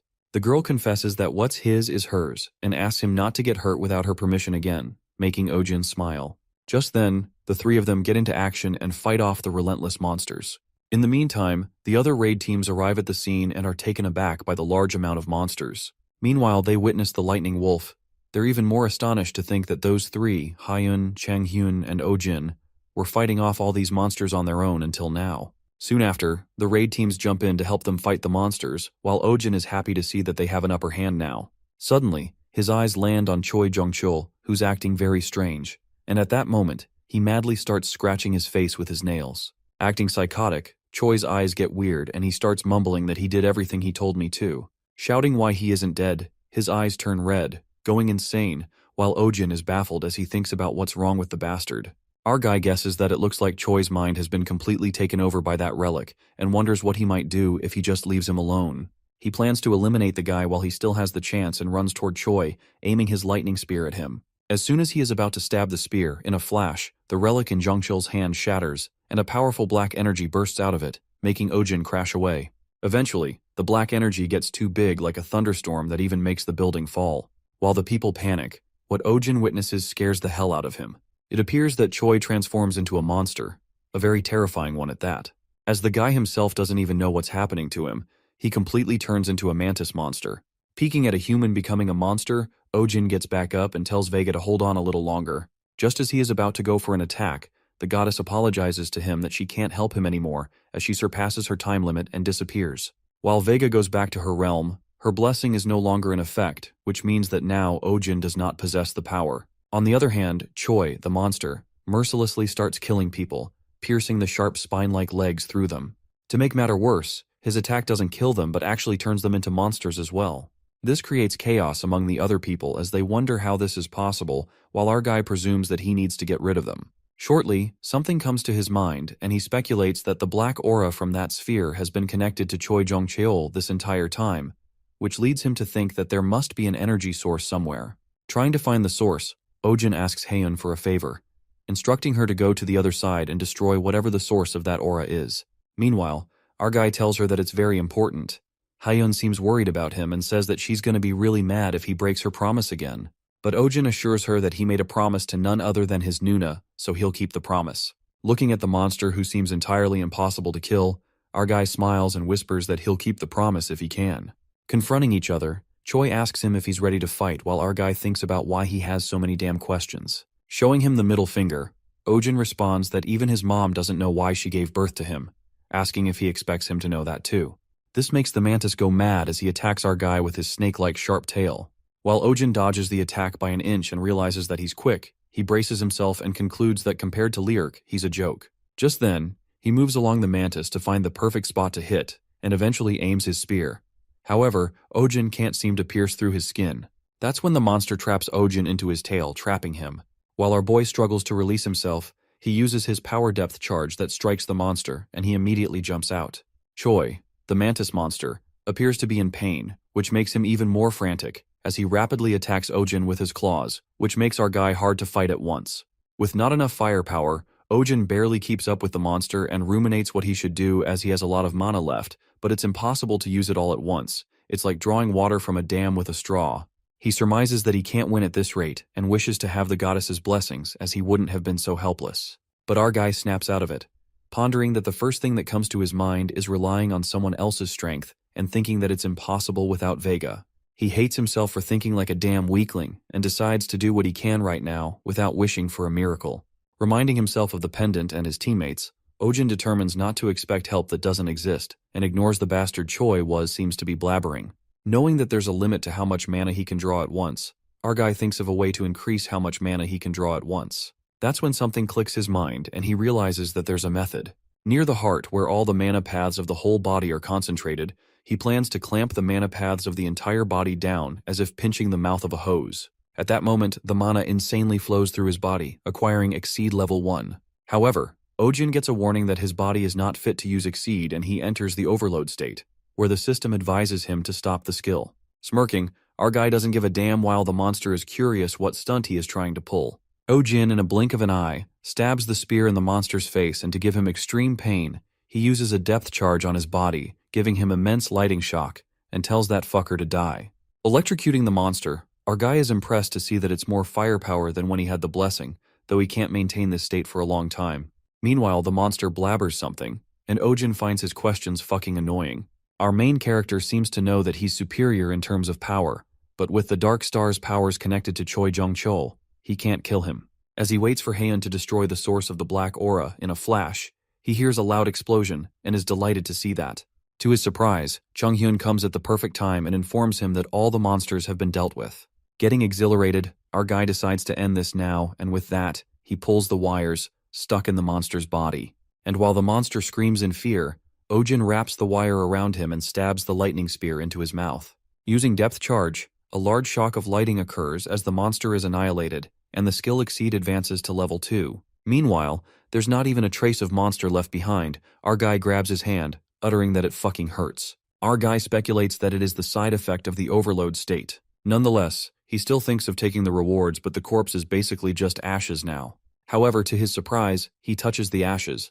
The black heavens absorb the power of the dark star within the relic, and the ability of transformation is also added to the black heavens abilities. While he is happy to get the transformation ability that freely changes the body's shape, he still hopes to get Aquarius's stigma.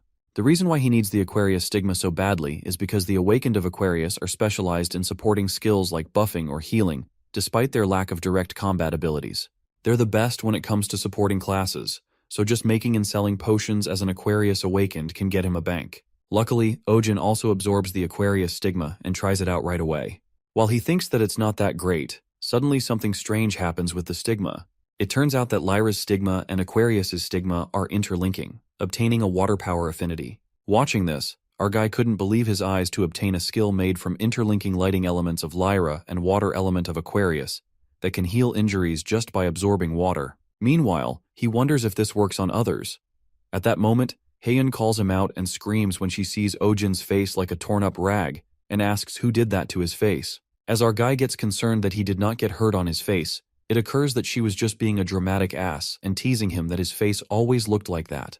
Joking around, Heian feels glad that he's alright and expresses that she's always worried about him as he's always fighting on his own. Just then, Ojin tells her that he needs to touch her prosthetic leg for a second, and reckons that a high-level Awakened of Aquarius can regenerate injured organs and body parts too. After that, our boy sleeps in the middle of the city and asks Heian to carry him to the car as he's fucking tired. Freaking out, the girl calls him a piece of shit and asks him what he touched her leg for, while our guy smiles as if it was a secret. 3 days later, in the sanctum, the goddess alarmingly asks Ojin if he's hurt anywhere or feels ill, but he assures Vega that he's fine. Looking at the goddess, our guy ponders that she's still the tiny size even in the sanctum, which means the restrictions' after effects must have been pretty intense. He then informs Vega that he was unconscious for a while because of the side effects of using Exceed, and the goddess is left incredulous, wondering how he used the skill. She reveals that a person needs to be at least 8 stars in order to use that skill and compliments Ojin for being talented. But our guy comes to realize that it's not a skill a 4-star like should use. Soon after that, Ojin gets back to his scamming skills and lies to the goddess that he has used the Exceed skill before. But this justification isn't enough to explain it, as Vega anticipates that it's as if Ojin were born to dominate all stigmas. Nonetheless, the goddess warns him not to use Exceed until he is 6 stars, or his body won't be able to handle it otherwise. Getting pissed, Vega wishes to keep him in the sanctum and keep him under constant watch, but it's not possible, which scares Ojin. Being under the restraints, she needs 3 more weeks to manifest again, and doesn't think the situation will allow him to get up here anyway. Knowing that the Scorpio disciples are working with Dark Star Society, Vega asks him to explain what has been going on, and Ojin came here for the exact same reason. He reports that the whole world is in uproar about people turning into monsters, and the other nations are looking into that too. Thanks to the media, our boy is being treated like a hero, and he can't even go outside without it being a pain to the public. He is still unconscious. He tells Vega after he passed out, Heian took him back home and he is hiding in his house. While the goddess is happy that everyone found that Choi Jung-cheol was behind this, and it must have been hard for the Pandinus Guild to avoid being bashed, Ojin interrupts and reveals that it wasn't the case. To his surprise, Choi's name wasn't even on the list of members that Pandinus Guild revealed, which means that they never intended to take him in. They basically avoided getting into any trouble. Given that there's no evidence that the Pandinus Guild was involved, our guy deduces that since the Pandinus Guild lost a lot of their members, it looks even less likely that they were involved, adding that they were actually insulting the Starlight Lake Guild. Ojin continues to inform her that the Pandinus Guild is claiming that the Starlight Guild is trying to frame them, so the media is focusing on the Starlight Guild. Calling them evil bastards, Vega gets angry as Pandinus Guild is the one that committed all the sins, yet they're trying to frame others and think that it's upsetting that there is nothing she can do to put a stop to their evil. But Ojin assures her that he'll take care of things, making Vega concerned that he doesn't have any proof. Our guy, the ultimate scammer, presumes that he doesn't have evidence to show that the Pandinus Guild is at fault, and not the Starlight Guild. However, that means he just needs to create evidence, concluding that the only thing they should not have done in front of him was commit fraud. The next scene switches to Ojin's house, where he calls Han Junman, and after knowing that he's doing better, Han immediately calls him to the association, as they have a lot to discuss. However, our boy asks him for a favor first, and says that he would like some bodyguards since he hasn't recovered fully yet. The reason he needs bodyguards is to find that one guy who's one of the 3 famous Awakens of the association. Meanwhile, Han gets curious about why he needs bodyguards. Ojin reveals that a lot of things have happened in the past week, and he has conclusive evidence to prove that the Pandanus Guild and Choi Jong-cheol are related. Smirking through the phone, our guy requests Han to prepare a press conference. Later, Ojin starts collecting his thoughts for the conference. He first recalls the black haze that was connected to Choi Jong-cheol. He's a little confused to think if it has anything to do with the hidden monster underneath Seoul Station, being certain that they have something to do with the Dark Star's power. He remembers how Vega said that the aura she felt from the monster in Seoul Station was different from what she felt at Mokdong Gate, leading him to believe that maybe it's 2 different constellations of dark stars. Going into the bathroom next, he decides to try the transformation since he can't test out his new skill. Suddenly, he transforms into Han, Choi Jong-cheol, and then Park Jung-woo, any face he could think of. Ojin feels that getting this ability might have been a bigger feat than getting the Aquarius stigma. And lastly, he tests out his water affinity power he got and dips his finger into the water. To his surprise, he creates great ripples in the small bathtub water. Exhausted, our boy concludes that needs too much for this power, and it'll be hard to use this skill unless he's fighting by a river or ocean, but it'll be useful for him when he's taking a hot bath. Just then, Ojin is done with all the testing and decides to head out to take care of things he've been procrastinating on. Heading outside, he encounters Haeun and asks her where she has been, stating that she's been out a lot. Haeun asks him the same question, and our boy responds that he's going to the association. Asking where she was, Haeun tells him that's a secret, and Ojin clarifies that they're not supposed to keep secrets from each other. Heading down the stairs, Ojin teases her, saying not to worry about him too much if something happens, and Haeun, smoking a cigarette, asks him what he's going to do. But our guy tells her it's a secret and leaves. The next scene takes us to the association, where our boy meets Choi Woo-jin, a special commissioner of the association. It is revealed that Choi Woo-jin, Lighting Dog, is an 8-star awakened of Canes Venatici, who's said to investigate the truth of any case he takes on no matter what.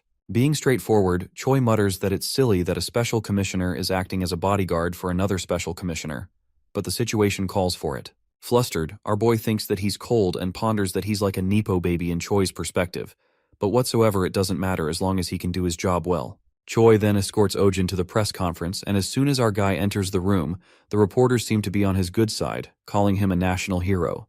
Getting on the stage, Ojin gets straight to the point, clarifying that he won't be answering any personal questions today because he has very important news to tell them. While the reporters get inquisitive, without further ado, our boy reveals that Choi Jong-cheol was not a member of the Starlight Lake Guild, but of the Pandanus Guild. Just as the chaos spread among the press, they asked for evidence to back up his statement. Agreeing that he has the evidence, suddenly blood starts dripping from Ojin's mouth and he blacks out on the stage.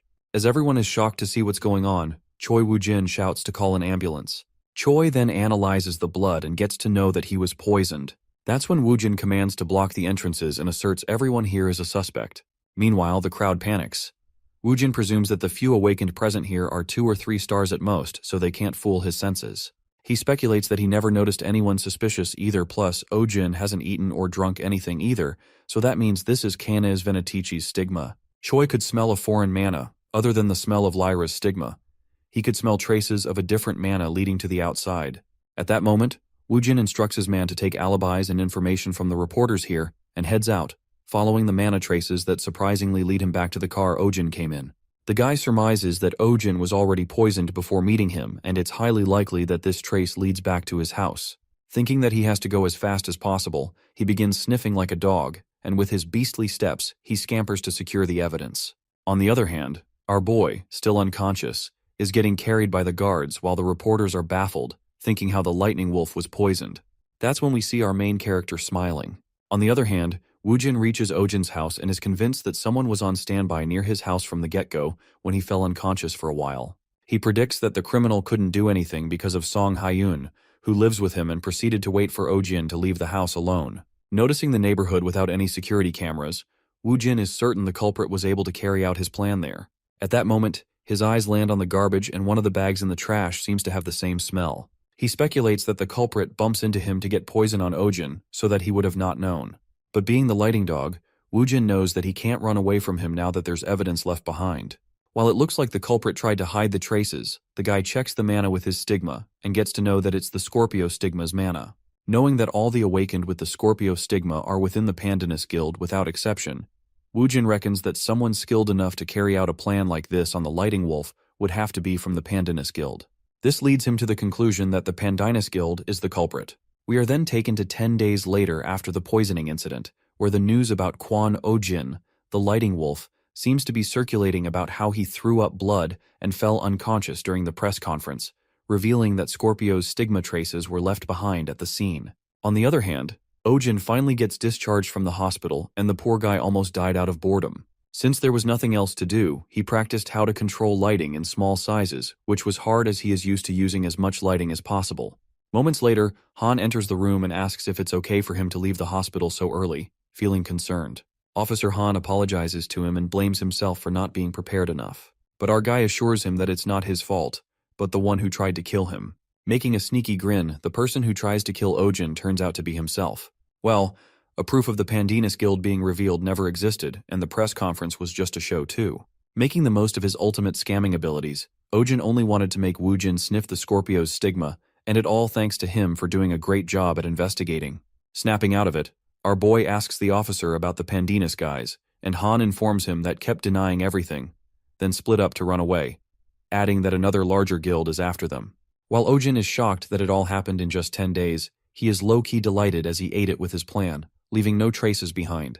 Han further reveals that the Valhalla Guild took over their empty position in the top 10 guilds, which makes sense. Our guy then asks if the Dark Star Society was mentioned, but Han refuses and reveals that he did hear about them separate from this incident.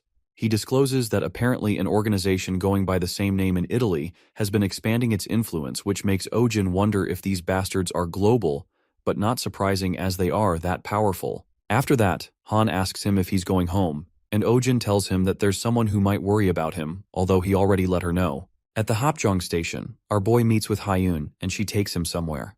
Entering a fancy place, they arrive in a breathtaking apartment, and Hyun reveals that this is their new house now. While Oh-jin is freaked out, Hyun was busy buying this apartment when he asked her earlier where she had been. She confesses that got paid a handsome amount this time, and even got a loan too, adding that the people at the bank were really happy to give her all this money once she told them she was back to her old self, before they never even spared her a second glance. Giving the tour of the apartment, Hyun tells him there are 2 rooms and shows him their bedroom, which is bigger than their old place. As Oh-jin explains why there are 2 beds in the room, the girl informs him that the other room is storage, so this is their room. Hearing this, our guy is kinda confused and asks if she's the type of person to drink water at the buffet, saying why is she wasting space. Meanwhile, our guy seems to be complaining about the space. Hyun clarifies that he can leave if he wants, reminding all the bad things about their bad place. Showing the killer view from the apartment, she lets out that they're close to the association, and there's also an awakened-only training facility nearby. As Oh-jin is already smitten by the place, to add the cherry on top, Hyun reveals that this place has hot water, and our guy couldn't be happier as it was a luxury that they couldn't even dream of at the old place. Getting overly thrilled, Oh-jin gives a tight hug to Hyun, expressing that she's the best and the prettiest woman in the world. Being close to each other, as their lips are about to meet each other, their romantic moment is interrupted by Oh-jin's call, and poor Hyun is pissed off, wondering which son of a bitch interrupted them.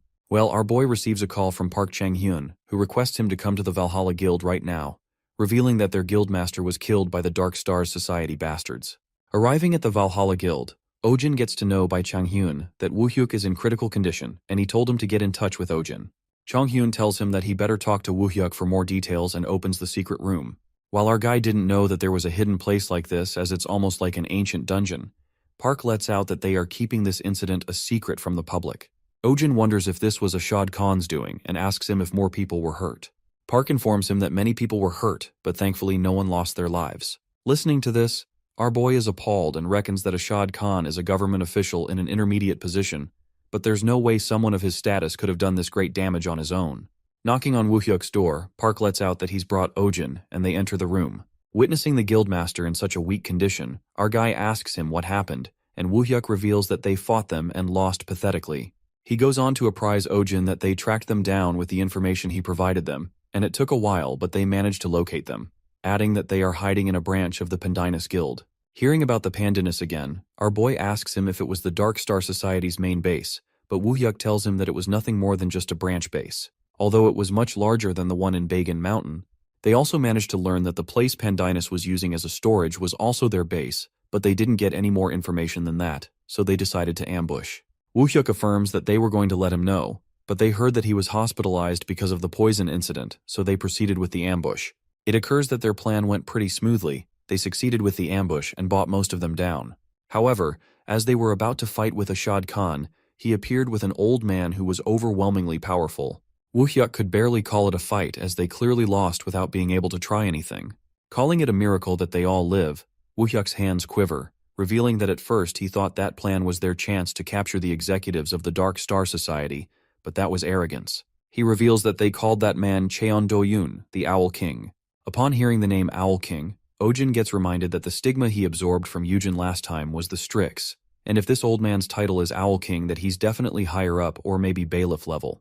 He further ruminates that he knew the old man would be strong, but didn't think that he would be strong enough to take down the entire Valhalla Guild on his own. At this point, Ojin thinks that it makes more sense to think that they'd be the ones to bring the world to an end rather than him. Yanking out of his thoughts, our guy feels glad they all made it out alive, and guesses that the Dark Star Society will make sure to erase any traces and hide everything that might trace back to them, making it hard to track them down.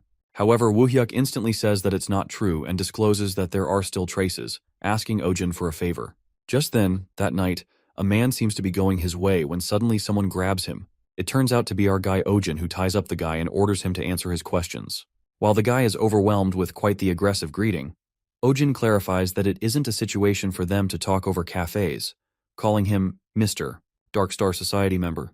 We are then taken to Ojin's flashback where Lee Woohyuk hands him a note with a contact number after telling him about the traces. It was the contact info of a Dark Star Society member that he got before the appearance of Cheon Do-yoon. For some reason, the guy had a deep resentment toward the Dark Star Society and expressed his desire to cooperate with the Valhalla Guild, so basically, the guy was the whistleblower. Coming to the present scene, the guy who Ojin just kidnapped introduces himself as Jang Seoko, the charge of the development of holy relics within the Dark Star Society. Meanwhile, our guy introduces himself, assuming that he would already know about him. The guy Jang didn't seem to know that the Lightning Wolf had connections with the Valhalla Guild.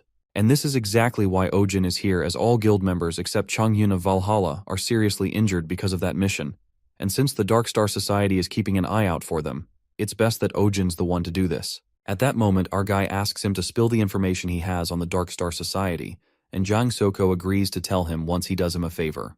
Thinking that he wants to negotiate, Ojin doesn't plan on doing that, while Jang confesses that only death awaits. As our boy tells him that he's not that easy to kill, Yang seems to be talking about himself as he uncovers the divine artifact on his chest that will explode if he just imbues it with enough mana, adding that if it explodes, it will kill him easily.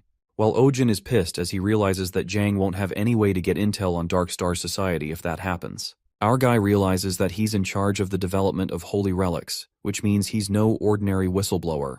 Having no other choice, Ojin asks him what he wants, and abruptly, Jang kneels to the ground, begging him to save his son who's held by the Dark Star Society. The guy exposes that the atmosphere within the society has been tense after Valhalla's ambush, informing Ojin that this is his chance since security is loose at the moment. Jang further expresses that he's quite skilled when it comes to his job. People who can work on the holy relics are important to them, so they have been keeping his son hostage, revealing that it's already been 3 years since his son is gone. Just then, Jang gets frantic as he starts bumping his head onto the ground to the extent that his head bleeds, begging Ojin to save his son, and promises to tell him everything he knows. At that moment, our guy wonders if all the parents feel this desperate when it comes to their children. Nonetheless, Ojin asks him his son's name and age, to which the guy tells him that it's Jang Hyun-woo, and he's 10 years old now. Pulling off the old tactic, he asks everything about his child while Jang is confused about why he's asking all of this. That's when Ojin asks him to repeat everything backward, and Jang without reluctance answers everything correctly, passing the liar detective test. After that, our guy tells him to get going then, as he is convinced that this person is not lying right now. On the other side, we see 3 Dark Star Society members in the streets. Later, Ojin decides to help rescue Jang Seoko's son as they drive their way to the Dark Star Society. In the meantime, Yang briefly explains the structure of the Dark Star Society. That's when it is revealed to us that the demonic realm where the monsters reside is located beyond the large gate in the North Pole, and most members of the Dark Star Society live in hiding within the demonic realm. Furthermore, they were divided into 7 factions based on nationality. They had been growing their forces in secret, and the South Korean faction was led by Cheon Do-yoon, the Owl King, who was 6th in ranking. Hearing this, our guy doesn't look much surprised knowing that the man who defeated the Valhalla Guild on his own is a 6th ranking, guessing that they're as strong as the entirety of the Great Dipper. As Jang can't stop thanking Ojin, he abruptly gives a 5-star holy relic, the 3 Sages' Protection's Charm, distracting our guy while he's driving. While Ojin is astonished that it's a 5-star relic, Jang reveals that it's a masterpiece and originally made it for his son Hyun-woo, but he bought it, hoping that it would help Ojin to save his son, and our guy clarifies not to ask him to give it back later. Just then, they arrive at one of the society's storage where Jang's son is, and he notifies Ojin that there are 5 members in this branch. Meanwhile, our boy asks him if he hasn't seen his son all this time. Soko responds that he receives pictures once in a while. After knowing this, Ojin surmises that he's not the only one with his loved ones held hostage and feels a bad vibe about this. At that moment, the Dark Star Society members in cloaks approach them and didn't expect Jang to be here, admiring his love for his son. Recognizing the Lightning Wolf, these guys didn't expect Jang to bring him here and utter that Mr. Khan sure would be happy. Freaked out, Soko wonders what the Owls of Khan are doing here while our boy is confused, thinking if they are the executives. But Jang informs him that they are all the 6 stars, and to Ojin's anticipation, he discovers that his relationship with the Valhalla Guild was leaked.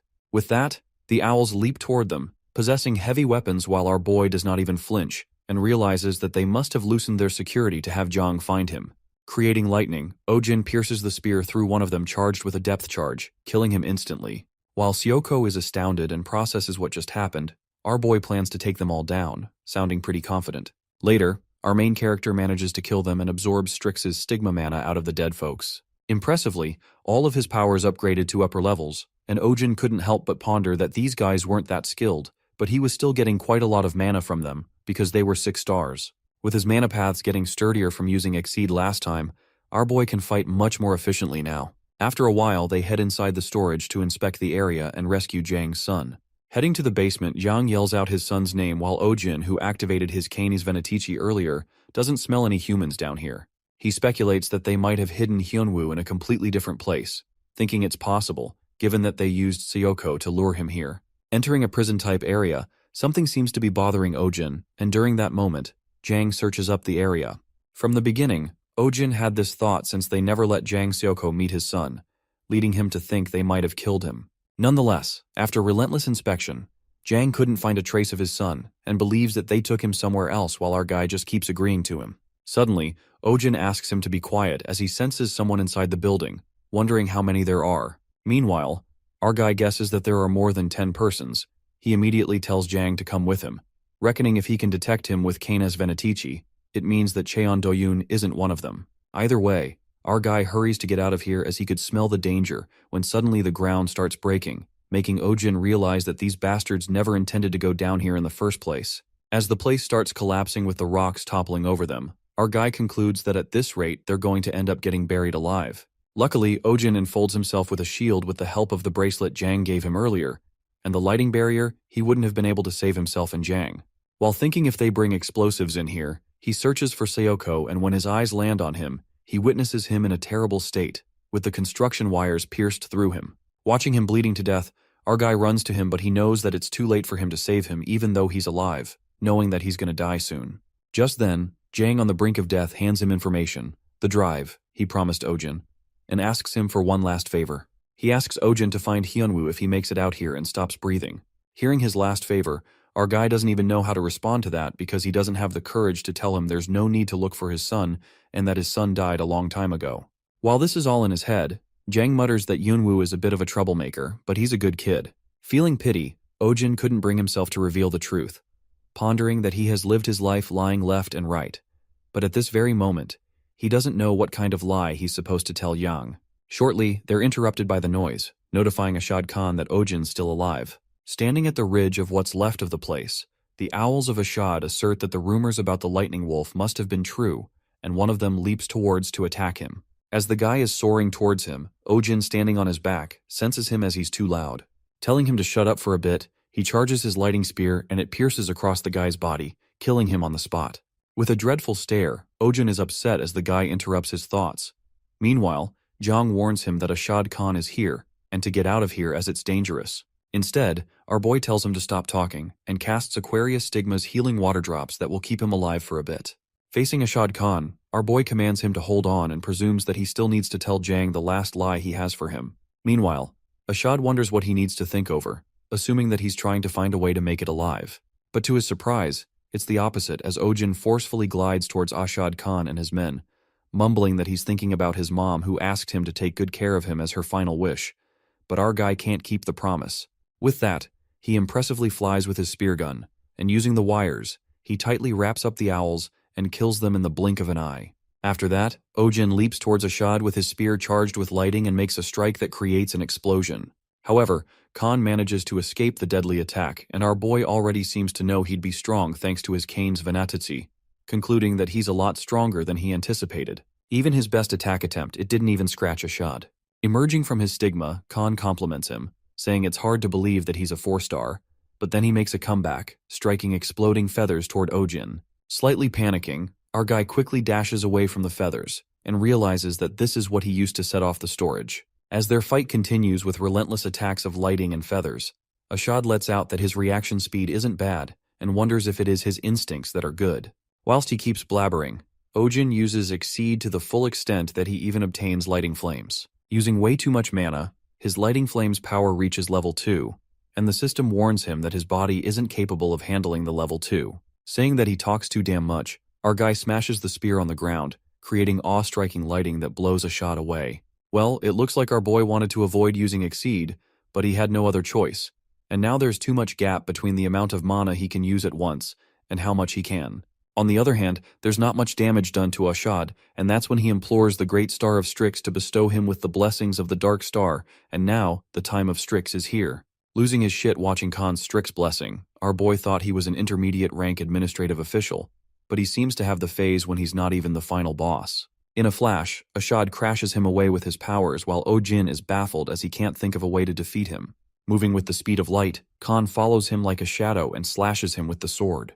Disappointed that he aimed for the throat, Ashad still manages to cut off his right arm, making him lose his weapon. With his one arm slashed, Ojin still smacks his face and falls down, bleeding from everywhere. However, our guy makes it clear that the fight isn't over yet until he says it. Thinking he's not in his right mind, Khan, who seems to be hopping mad, wields his sword and slashes it through his throat.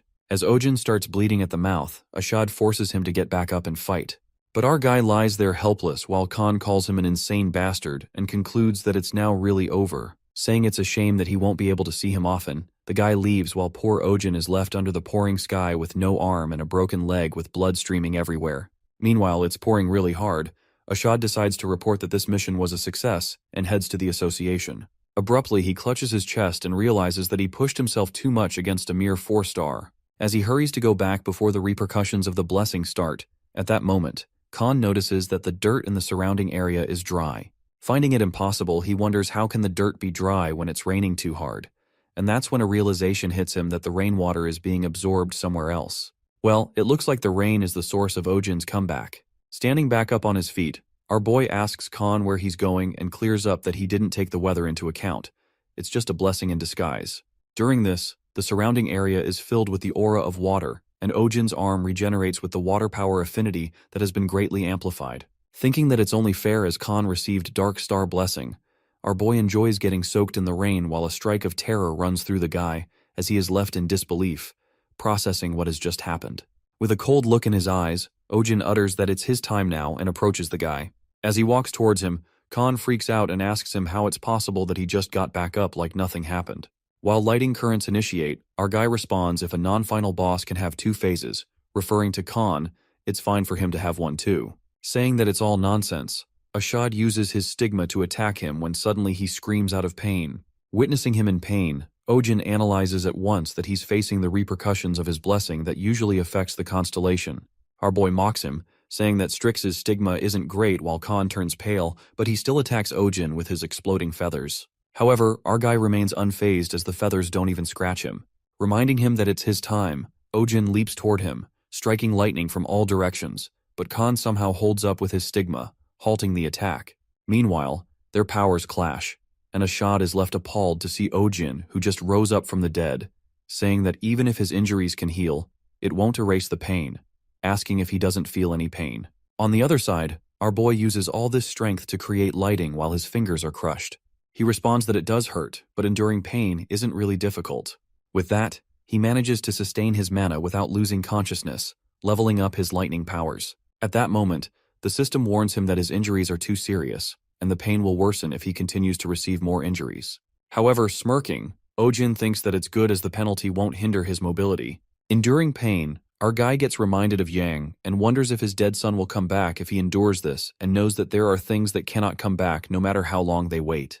Ojin decides to ignore the pain but just endure it, and with that, he goes berserk as the lightning power gets too powerful. Frightened to death, Ashad trips and begs him not to come near him, calling him a demon.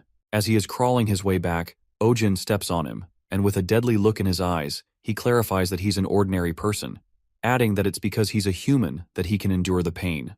With one last lighting attack, he finally ends it. The scene then switches to Jang Seoko, who's still hanging by a thread, and appreciates Ojin for killing Ashad Khan. Without wasting any time, our guy reveals that he has found his son. As Jang is taken aback, suddenly he hears his son calling him dad. It turns out to be his son Hyan Wu, who's worried about seeing his dad in pain. Smiling at his son, Jang apologizes to him, saying that dad's hurting and needs to sleep.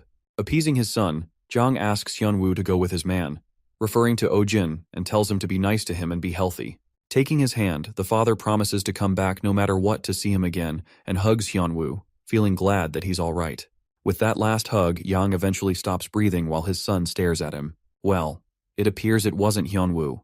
It was Ojin's one last lie as he transformed himself into Jang's son and made him die peacefully. Looking at him sadly, our guy ponders that he can still feel the pain even though the injuries have healed, but he's glad that he was at least able to heal this much before this man died.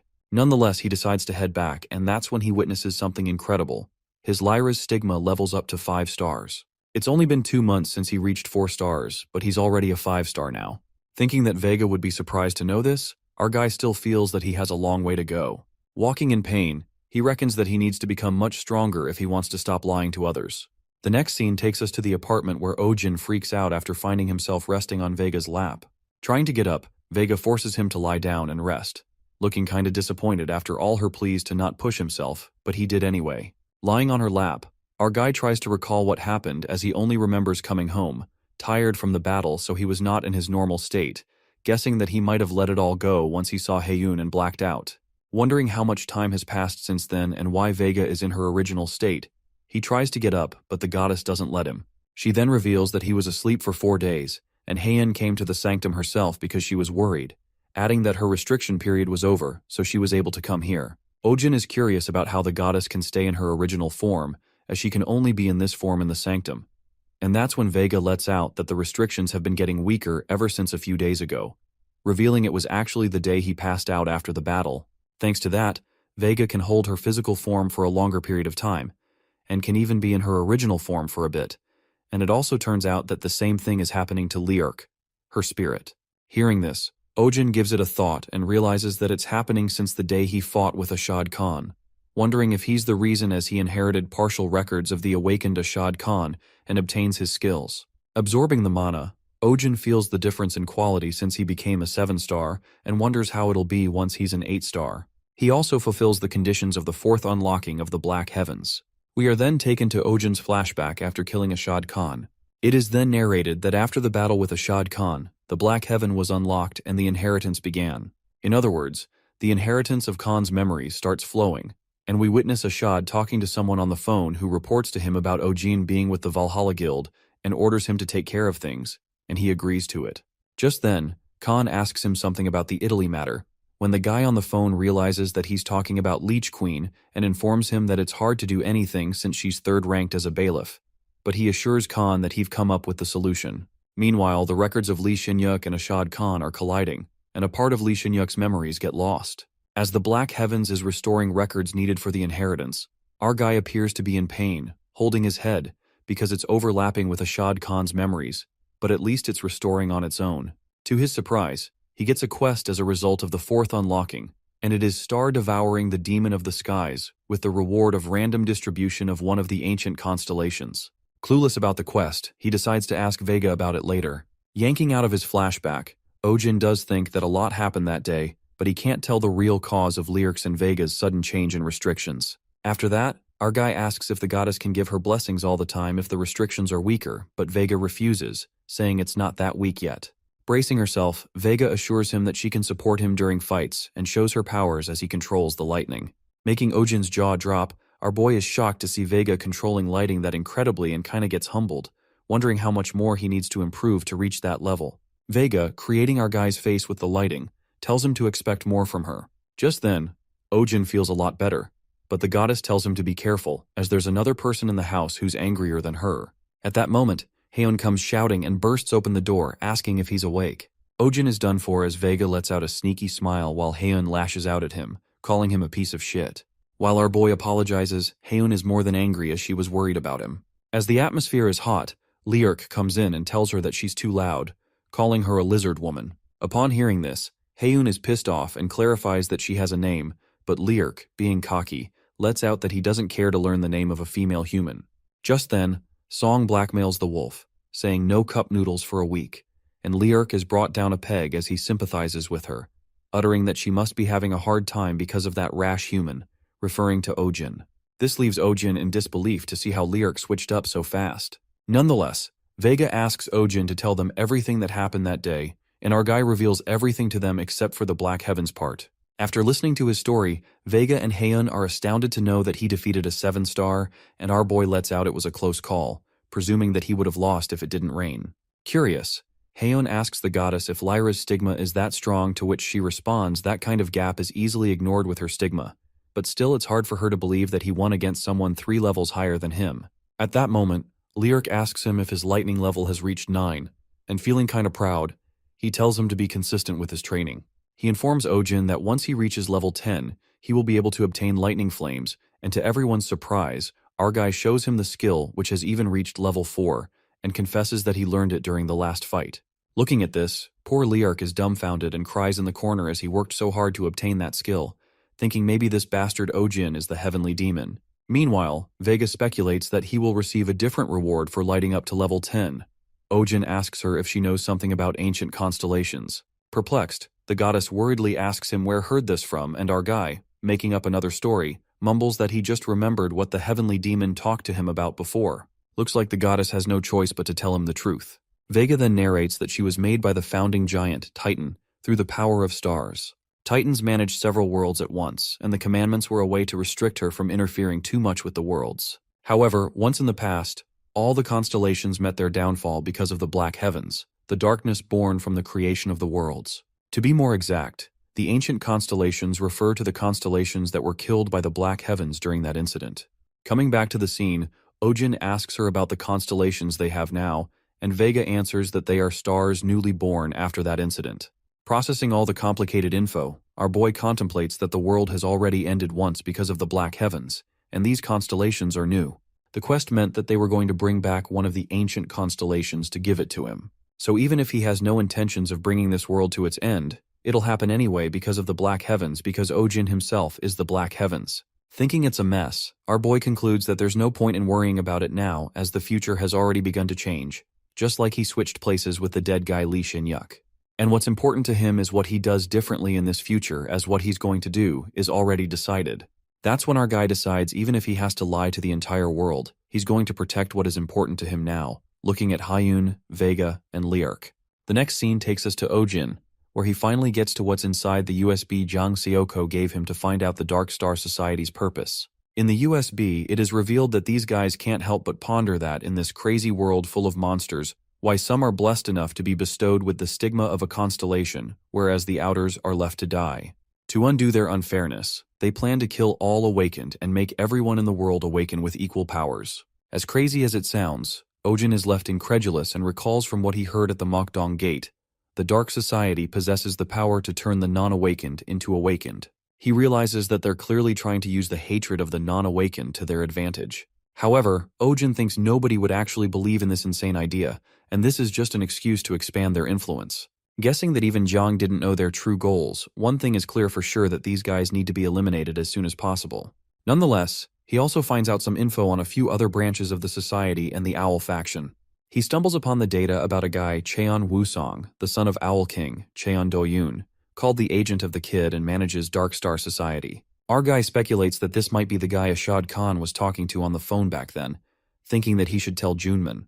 The next day, at the association, Ojin tells everything to Han, and the guy is stunned by the news when he gets to know that Cheon Wusong is part of Dark Star Society. Our guy then asks him what kind of person Wusong is, and that's when Han discloses that the association is split into two factions right now. One side is the one Han himself is on. They support the association president, whereas the others support the executive team, and the head of the executive team is Cheon Wusong. Hearing this, Ojin gets to know the reason why he was scouted. Junman continues to tell him that they offered him the position to revive the association's image, but it was also to bring someone who's a disciple of Polaris onto their side.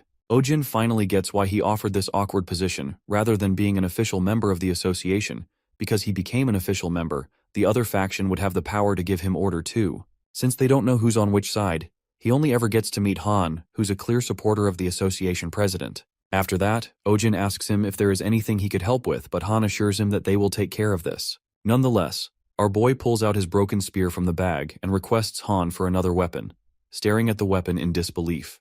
Han then asks him if he wants to meet the artisan instead, which would help receive a more customized weapon, and our guy couldn't let this chance slide. Heading to the Holy Relic Research Center, Han explains to him it's where they create and research weapons and equipment made from myrrh crystals. Entering the research center, Han informs Ojin that the in charge of this place is a little artisan boy, Kim Sihu, who comes running towards them. While Han pats his head and praises him that he's the best in the field, Kim Sihu is delighted to see the lightning wolf and asks Ojin if he's getting use of the wire shooter he made for him. Telling that it broke, Sihu lets out that it's good since he didn't put much effort into it because he was busy back then. He assures Ojin that he will make a much better one this time, leaving our boy in awe as he didn't know that his world still had people this wise, polite, amazing, and great as him. However, things take an unexpected turn when Sihu says that he's going to need a lot of money, and Ojin, unpleased after the money talk, changes his remarks, thinking what an evil bastard full of greed he is in this damned godforsaken world. Being a nice kiddo, Sihu says he can fill the rest of what he can't pay with his money since making for Ojin weapons is fun after all. While our boy is filled with joy and calls him God Sihu, Ojin reminds him that the spear broke too, but the little guy clarifies that he has to pay for it because it was not fun to make. After that, Sihu takes him to his testing area to make him check something and asks him to hold a metal bar and swing it like he would a spear. Meanwhile, Ojin swings the bar and uses the Pixis's spear art. Sihu stops him after a while and gets on his computer. He begins to analyze Ojin's movements and strikes, deducing that a spear that's shorter but has a longer blade than his old one would be nice. Our guy gets shocked that he can tell all that just from looking at that, while Sihu anticipates that he's more of a close-range fighter, given that he doesn't really use distance to his advantage. With that, he concludes that a Guandao-type spear should befit him more since it has a shorter handle part and a longer blade. Looking at the spear on his tablet, Ojin seems deeply moved as this is much greater than he expected. After that, Sihu informs him that he will go into making this and the wire shooter so it'll take weeks, and in return, he asks Ojin to look after Mr. Gorilla, referring to Han, as he's been having a real hard time recently because of the executive team guys. As the little guy waves them goodbye, our boy thinks that he's a good kid, and Han agrees with him even though he's a bit weird. Soon after, Han asks Ojin if he has plans once he gets those weapons, and our boy lets out that he's going to farm as many myrrh crystals as he can. Whilst Ojin presumes that he needs to focus on the Black Heavens quest for now, Junman informs him that there's a pretty popular gate right now for that purpose, revealing that the monsters in that gate have 2 myrrh crystals instead of 1. Upon hearing this, a bolt of happiness hits our fella as he seems to have hit the jackpot, and before Han can express the problem about that gate, Ojin tells him to go there right away as he can't see anything but money. 1 week later in Busan, the place seems to be bustling with people. Ojin lets out that they've gone crazy after the rumors that monsters here have 2 myrrh crystals inside them. On the other hand, our guy who has come along with Vega, Hyun, and Liark ponders that a constellation, a holy spirit, Draco's metahuman, and Polaris disciple are in all-in-one party is kind of iconic. Even if they search the whole world before Lee Shinyuk's regression, they'll never find a party like this. Filled with pride, Ojin now has his new shooter and spear Kim Sihu made, recalling that Sihu said that for portability, the spear only assumes the shape of a Guandao when he pours mana into it. Thrilled, our boy looks forward to fighting inside the gate. Moving inside the dungeon, Vega seems to have heard that 5-star or higher monsters come out, and Ojin thinks that it's because of the difficulty, but thankfully there aren't too many people in the inner part. While our boy presumes that he will have to farm a lot of myrrh crystals in order to complete the quest, at that moment, they spot a guy who has killed many monsters, who seems delighted to come to the gate that prints mirror crystals. Peeking at the guy, Haeun recognizes him and lets out that he's Jerry Kim, a pretty famous Sagittarius, 6-star metahuman, adding that he's also a streamer who broadcasts hunting gates by himself. As soon as Ojin hears about the independent 6-star metahuman, he asks Haeun if streamers make a lot of money as he's totally inspired by Jerry, and Haeun tells him that they do earn a lot, but they're mostly doing it for fame. Shortly, Jerry witnesses their group, and of course, the Lighting Wolf. He rushes to Ojin and says that he's a big fan. Thinking that it's fate, Jerry asks him to be the guest on his livestream as his viewers are curious about Mr. Ojin. Our boy gets confused, and that's when Jerry pulls him in for a bet like who can hunt more monsters in a period of time. Meanwhile, his viewers go crazy as they think Jerry is challenging a 4-star, which kinda insults our boy. Just as Jerry mockingly says that he will give him a handicap, Ojin catches his true intentions of inviting him on the show to get more views out of him, and wants to show off in front of his viewers. Well, if that's the case, our guy puts on a smirk and gladly takes the bet. He tells Jerry to add more stakes as it won't be fun with just a bet while Haeun is freaking out at the back. Laughing, Jerry says that he does know a thing or two about streaming, and just as he is asked how many myrrh crystals they should bet, our boy without a flinch bets all of the myrrh crystals in. Meanwhile, the viewers are left in utter shock to see a 4-star being this confident. Jerry nearly loses his shit as they are talking about the myrrh crystals that he worked so hard to gather. Deciding to bet all the myrrh crystals, Ojin proudly pulls out his pouch of myrrh crystals that looks like nothing compared to Jerry, who has a huge pouch filled with crystals. Watching him, the viewers are laughing their ass off, thinking that the Lightning Wolf is deranged, and he has nothing to lose in this bet. Just then, they point towards Jerry, commenting that he's scared, but to maintain his reputation, he agrees on the bet. Before they start, Jerry begins the viewers' point betting where they will bet on who they think will win. The viewers are exhilarated to bet while our boy is confused to see all this. That's when Haeun explains to him that it's like sports betting. They buy points and bet on who will win. Concluding that it's gambling, Ojin is totally smitten by this idea, wondering how much he'd make if he could bet too. The current betting percentage begins, and as expected, Jerry takes the lead with 92%. However, suddenly it drops to 73%. The viewers think that the guy has gone crazy, and after making the calculations, that person bets 460 million won on Kwon Ojin. While our boy is taken aback and thinks who it is, the bets get closed. After that, Jerry Kim elucidates that the time limit is 30 minutes. They will form a party and hunt monsters, and whoever hunts more wins the bet, with whoever takes the last hit being the winner. Just then, Jerry asks Ojin where his weapon is, and our boy pulls out his new spear that looks sleek. However, Jerry, giving it an alien look, thinks his weapon is petty, and reckons that the conditions of the bets are favorable to him, who uses a ranged weapon. He wonders if Ojin has something up his sleeve and gets cocky as he dreams of standing out in front of all his viewers. He gets determined not to let this opportunity slip. Jerry decides to win at all costs, and after a while, the time begins. The fish monsters start appearing and the streamer guy uses his flashiest technique to kill them, using his bow and arrow. Just then, our guy steps in and iconically slices the heads of 3 monsters in a row, making everyone gaping in astonishment and wondering what the hell just happened. At that moment, Jerry loses his shit and wonders if this was even real. As the hunting continues, Ojin incredibly kills the monster, and so is Jerry. Our guy reminds Jerry that the last hit is what counts and flies away with his spear gun. At the same time, Jerry strikes the arrow blast, killing multiple monsters at once. However, more monsters keep rushing towards him and are about to smash him. In a flash, Ojin electrocutes them all and compliments Jerry for having a cute scream, embarrassing him to death. Later, they both keep hunting the monsters, and eventually 30 minutes pass with the results of Lighting Wolf killing 24 monsters and Jerry Kim killing 7 monsters. With that, Ojin takes a win while Jerry is in denial, thinking how a 4-star could pull this off. That's when our guy comes in, saying he never said he was a 4-star and reveals that he's a 5-star. After hearing this doesn't make sense to Jerry, wondering even if Ojin's a 5-star, how can he close the gap between them this easily, making him think if he's nothing compared to the Polaris. Eyes on the prize, our guy takes the pouch of myrrh crystals from Jerry, who's on the verge of a breakdown. During this, they decide to divide up the points, and Jerry lets out that he will announce the username of the person who got the most points. Abruptly, Haeun gets panicked and asks Jerry why he's announcing usernames. Clarifying that it's the rule of streaming, Haeun seems to be freaking out and asks him to cancel her bet, saying the viewers voted without knowing what star Ojin was. Just then, Ojin sneakily holds her back and tells her that no one can cancel the bet.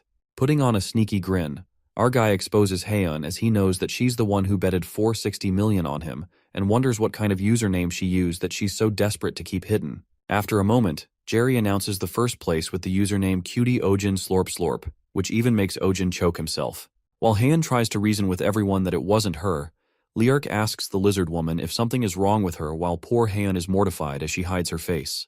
Wrapping it up, Liark comes to Ojin and asks if he's gonna leave already as only he got to fight. As our boy asks the wolf if he wants to go further, suddenly, a large number of monsters rush towards them from within the dungeon.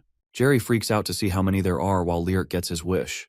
With that, Ojin prepares his spear, however to his surprise, the monsters run past him without attacking him. Noticing they didn't attack anyone, Heian realizes that they are running away from something, and it turns out to be true when they witness a colossal Hydra, the boss monster amongst 7-star monsters.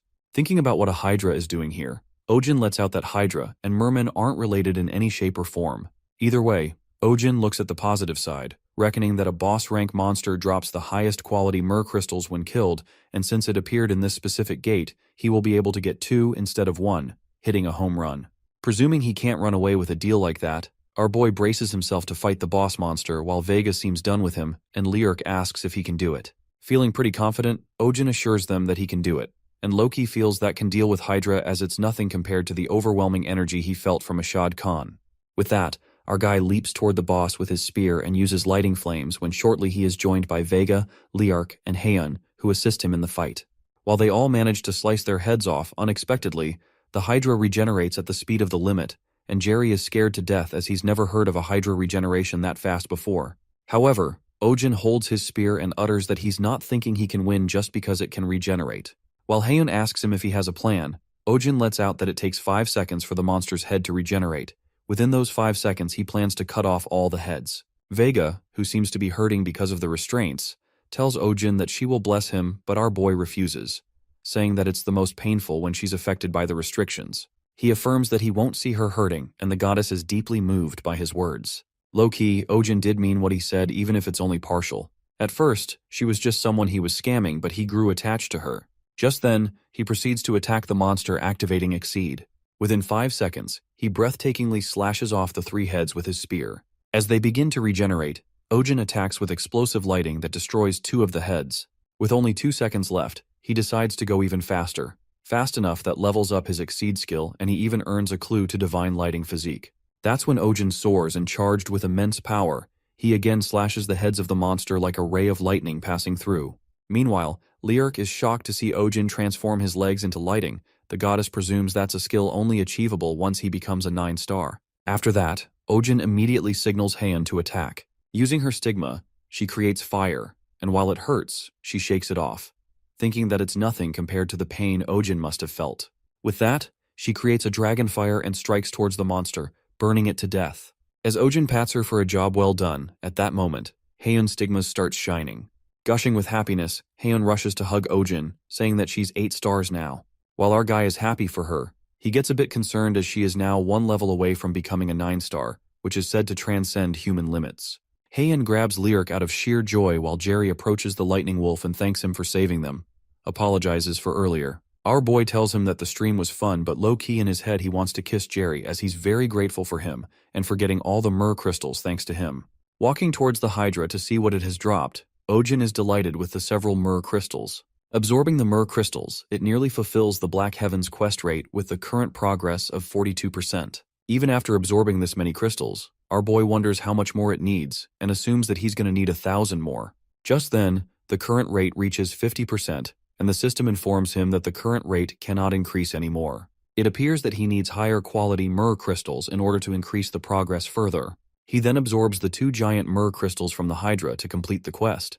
However, it only reaches 72%.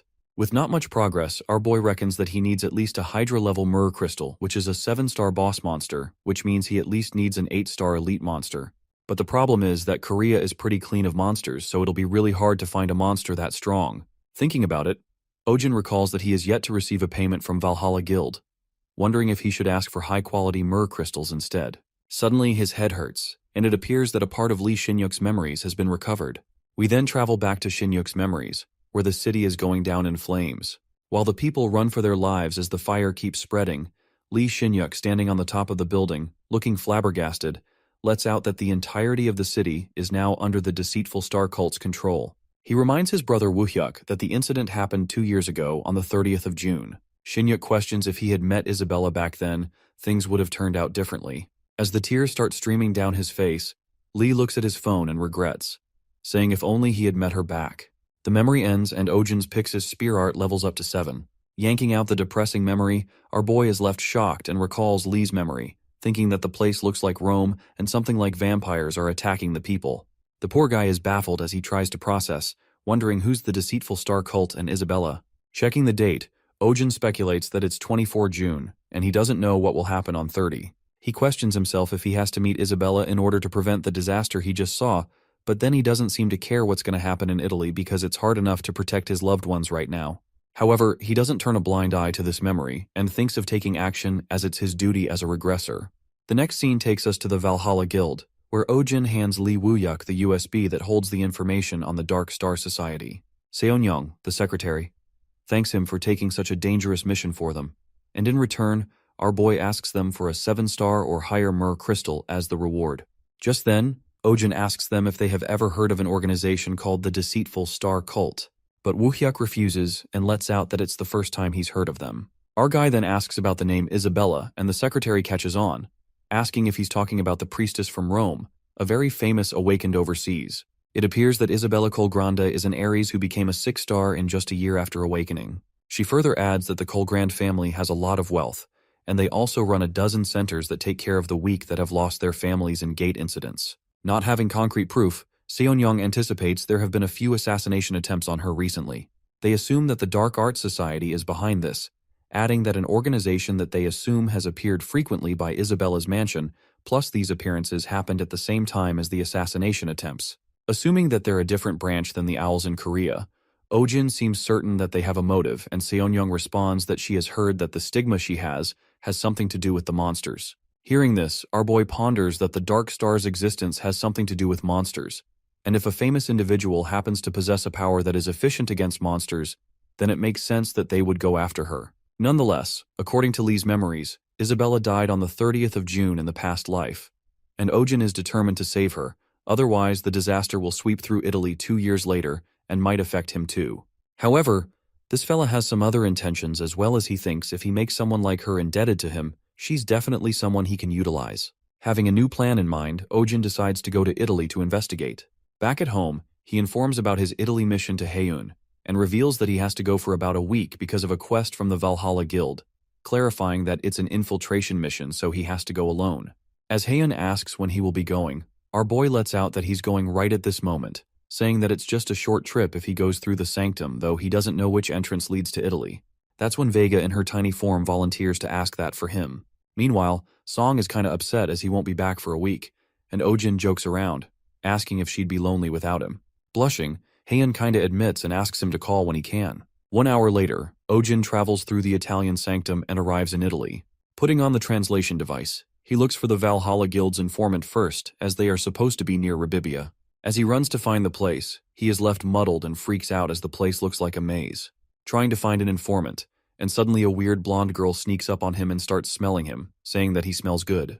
While our boy is creeped out by what she just said, the blonde girl hides her face from embarrassment and apologizes to him. Wearing a black hat, the girl reveals that she's here for charity work but got distracted by a nice smell. Just then, she recognizes that it's the lightning wolf, which leaves Ojin surprised, as he didn't know he was popular among Italians too. Guessing being a Polaris disciple really gets people's attention. As our boy nods, the girl tells him that he saw the live stream where he defeated the Hydra and couldn't believe that he's a 5-star. Well, this all makes sense to Ojin as a lot of viewers were foreigners. After that, the blonde girl offers to help him with the directions as they are hard to find in this area, and our guy appreciates the help. But then, he gapes at her with astonishment and moves close to her to have a proper look. While the girl is freaked out and asks him if he knows her, Ojin finds it hard to believe that she somehow looks like the girl in the picture Seon-young showed him, the priestess Isabella Colgrande. That's when the girl takes off her hat and utters that she thought he wouldn't know her since he's not from here, introducing herself as Isabella. The beautiful girl turns out to be Isabella, and our boy is kinda taken aback by this coincidence to think that he would meet her here of all places. Soon after, Isabella asks him what brings him here, and Ojin lets out that he had to meet someone but got lost. She then decides to guide him through the way and asks him to follow her, but the air gets kinda awkward when our fella says that she doesn't even know where he's trying to go. Later, Isabella can't seem to find his friend, and Ojin tells her that he can't reach them either, guessing they had an issue or something. But it appears that our sneaky main character lies to her as they weren't supposed to meet here anyway. He plans to take this opportunity to grow closer to Isabella if he wants to use her in the future. Acting like a yandere, Ojin strikes his ultimate scamming trick and asks Isabella if they want to have a meal together because he feels bad about just letting her go like this. After that, they buy a nice lunch and Isabella says that it feels bad. However, her eyes land on the place in front of her, and she utters that this place isn't a nice location for a date.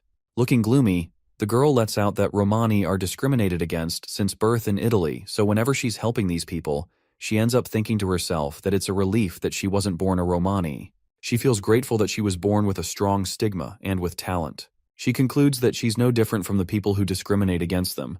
Perhaps she's worse since she's helping them feel that bad emotion. While Isabella says she shouldn't have said something like this on their first meeting, Ojin speaks up that a good deed is still a good deed. He elucidates that it's stupid to consider the result, but it's even stupider to only consider the process.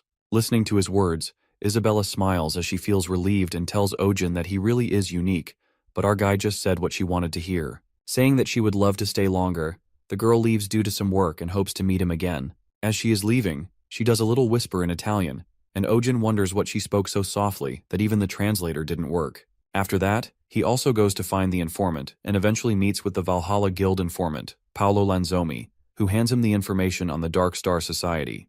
Reading the information, Ojin gets to know that the society is growing its influence by pushing into Marco's family territory, unaware of who these people are. At that moment, Paolo tells him about the Marco family first. He unveils that the Marco family is a mafia organization that has reign over the entire underworld of Italy. They are famous for being cruel, and they will not hesitate to kill civilians because Marco Giorni is leading them. Marco was like the king of Italy until the Dark Star Society appeared. Upon hearing this, Ojin seems to remember Marco as he's supposed to be one of the 5 most evil awakened and gets to know that he's leading an entire mafia organization as a 9-star. After that, Paolo says something unusual that leaves our guy dumbstruck for a moment. The guy lets out Italy's people have a different opinion on Dark Star Society compared to South Korea's. They all are in support of the society as opposed to Korea. While it sounds crazy to Ojin, he confirms if they are trying to assassinate the Saintess, and Paolo answers that this is what they assume as the timing and location of their appearance are almost the same as the assassination attempts. Processing all this, our boy concludes that they pretend to be a good organization and get rid of anyone who's in their way behind the scenes. He thinks that he might have to use Vega's powers this time, and it's a good thing he asked her to refrain from manifesting because he still doesn't know how strong the Dark Star Society is after all. So if he receives her blessings, he will at least be able to run away even if he finds out that he can't win against them. Snapping out of it, he thanks Paolo for the help and leaves as he has got a lot to do. We are then taken to 6 days later, where we witness someone scampering away as some guys chase after her. The girl turns out to be Isabella, who manages to outrun them and hides in an alley while the guys search for her like crazy. Scared stiff, Isabella can't seem to move her mana at all and all her communication devices stop working. Meanwhile, she thinks that she completely let her guard down, and knowing the assassins were after her, she didn't expect the owls to get involved too. The girl believes that she needs to get away. However, at that moment, someone grabs her from behind. The guy captures Isabella and thinks that it was easier than expected. After all, they used the curse of the purple forbidden enclosure, a very advanced stigma seal. Trying to release herself, Isabella bites his hand and the guy slaps her hard, calling her a bitch. Furious, the guy instructs his men to knock her out before she tries to do anything, while Isabella, her eyes filled with tears, ponders, there is so much that she has to do, and she can't be killed like this. As she wishes this before her last moments, suddenly, a bolt of lightning strikes the area. Well, we all know who it is. Our main character makes the entry and emerges from the lighting. He annihilates the gang bastards with the spear. Coming to her rescue, Isabella is lost for words and asks him how did he find her, to which Ojin smiles and responds that he was just passing by, calling it a coincidence. While it looks like our boy has saved the day, Isabella points behind him and alerts him that those are the people who are after her, as many of them rush towards them. Ojin could feel the aura of the Dark Star all over the place, and got to believe that it was the Dark Star Society after all. Deciding to escape, he takes Isabella and dashes away, planning to get out of Rome and reach the coast through the Tiber. As he had already prepared a boat to escape, Isabella tells her the direction to downtown, and Ojin, using his spear gun, flies away along with her. Gliding away, Ojin believes that it's for the best that they go into the heart of the city, because if they are somewhere less populated, the assassins will become bolder. However, to their surprise, the assassins mercilessly kill the civilians coming in their way and actually slash them with weapons. Witnessing this, Ojin is flabbergasted as he thought the Dark Star Society was trying to have a good image in public, but they are being hella aggressive, which leaves them to conclude that something's off. As he thinks hard about what went wrong, abruptly, the assassins appear from the front, blocking their way. Ojin decides to give it a thought after dealing with these guys and wipes them out with his lighting power. At that moment, one of the assassins attacks Isabella from behind, who's enfolded in Ojin's arms, aiming his spear at her.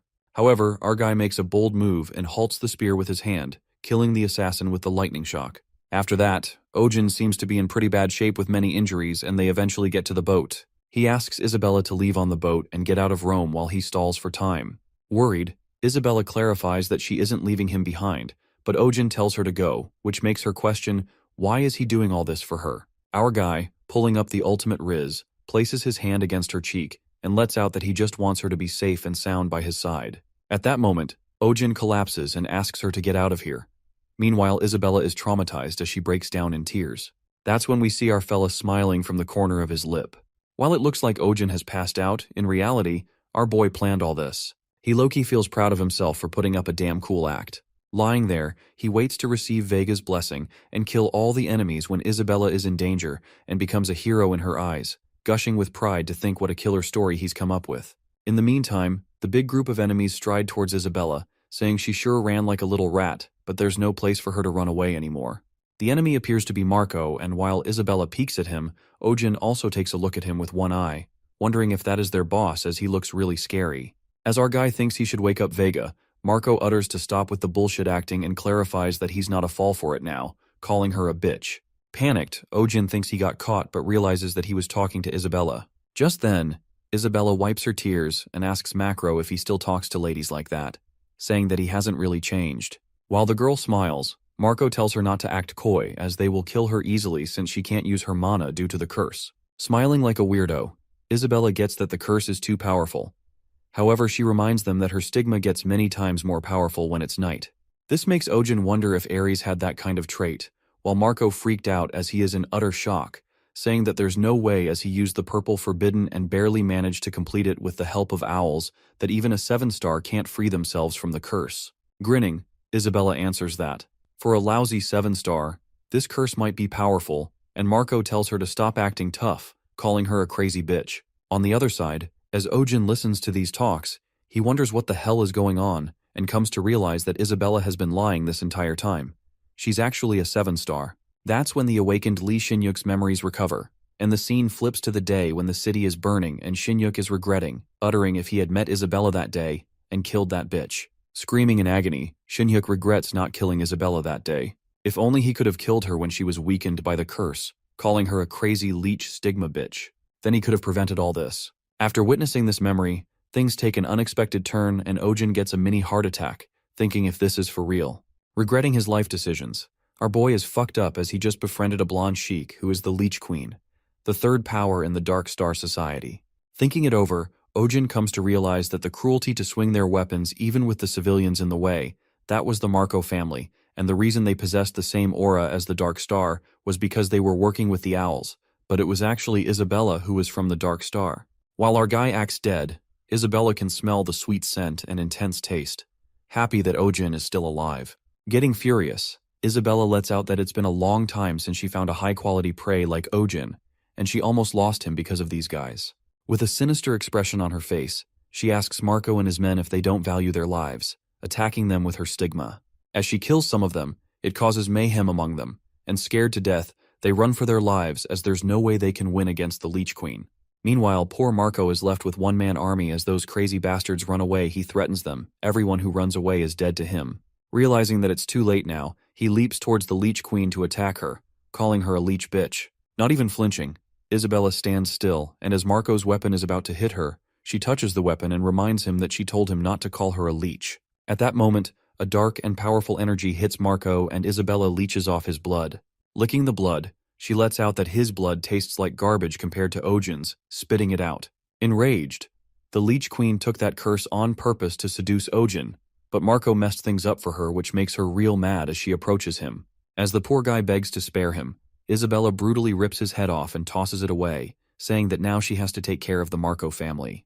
Panic-stricken, Ojin witnesses this, and ponders that he'd known they'd be strong since the entirety of Valhalla Guild lost against Cheon Do-yoon, but the Leech Queen is on a whole different level, guessing it's because she's ranked 3rd within Dark Star. In addition, he recalls that Lee Shinyuk said that the Deceitful Star cult took over the entirety of Italy in 2 years, which makes Ojin wonder if the Dark Star Society will change their name to Deceitful Star Cult later. Either way, our guy decides to avoid getting involved with his vicious woman from now on, because he doesn't see a chance to win against her. After the psychotic move, the Leech Queen approaches her little Ojin, saying that he's sweeter than honey and dashing like a prince. Peeking at him with a creepy, sinister smile, she says that she will never let him go while our boy nearly shits his pants, and hopes this to be a dream. Later, Ojin opens his eyes in the hospital, and moments later, Isabella comes rushing into the room, acting emotional now that he's awake. Thinking what the actual fuck, the reality punches his face as he realizes it's not a dream. Asking where he is, Isabella informs him that this hospital is run by the Colgranda family, and his family people came to help after he passed out, adding that the assassins as soon as they saw that they had backup. Knowing that she's lying, Ojin reckons that it's not too late. He needs to cut her off and book it. Getting into the act, our guy utters that he wasn't able to protect her, and he's so disappointed in himself that he doesn't want to see her again. Upon hearing this, Isabella puts on a psychotic smile and reminds him that he said he wanted to be by her side. With a sinister stare, she asks Ojin if he will live in Italy forever, and the fella's soul nearly escapes his body as the Leech Queen scares the life out of him. Dodging the bullet, our guy instantly changes his word, and with no other choice, he holds her hands and makes her believe that he will come to Italy once he feels strong enough to deserve to stand by her. Being the sweetest guy on earth, he promises her to come back, leaving the Leech Queen in awe as she looks at him with starry eyes. Later, she comes along with Ojin to say goodbye to him and asks when he will be back, to which our guy responds that he'll be back once he's strong. Just then, she leans forward and kisses him on the cheek, filled with love, and waves him goodbye. The kiss leaves Ojin quite shocked. After that, he travels back through the sanctum and is welcomed by the goddess, who seems very worried about him as he didn't come back to her for so long. Meanwhile, the goddess rushes to him and asks him if he saved the saintess. Our guy bawls his eyes out, saying that he's fucked.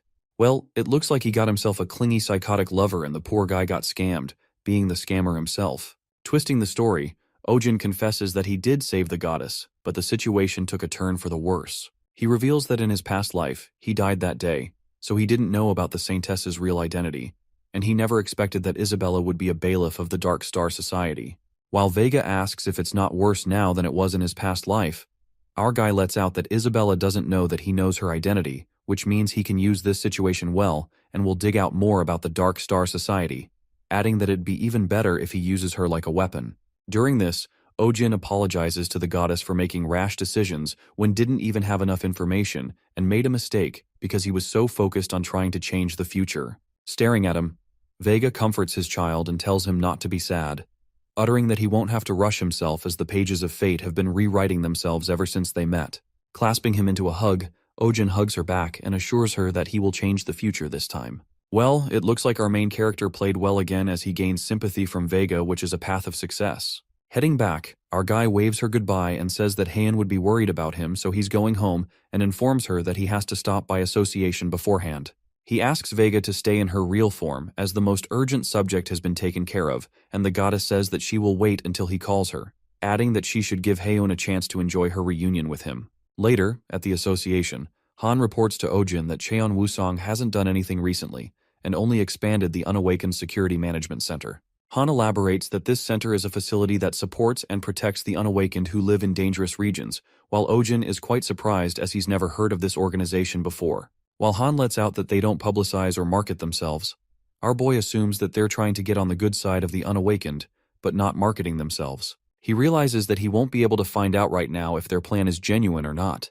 Just then, he gets going and decides to focus on the quest, since there's nothing much going on. Getting on the elevator, Ojin encounters Cheon Wusong, who hands him his card.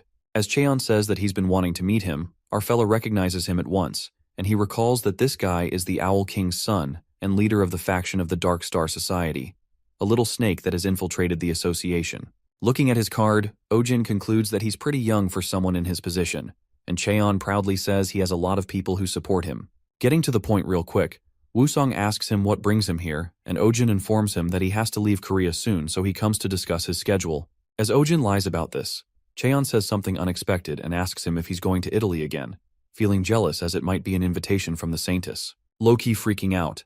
Our boy discovers that he knows that went to Italy and laughs it off, saying that luckily Miss Isabella really likes him. Upon hearing this, Wusong is quite shocked, and Ojin instantly catches on that he's wary of the Leech Queen, and it makes sense since his plan to eliminate her failed, believing that he wouldn't be able to do something about him after attempting something like this. With that, Wusong hopes that he will have a good time with her and affirms that it'll be a great help to the association if he has connections to someone that famous.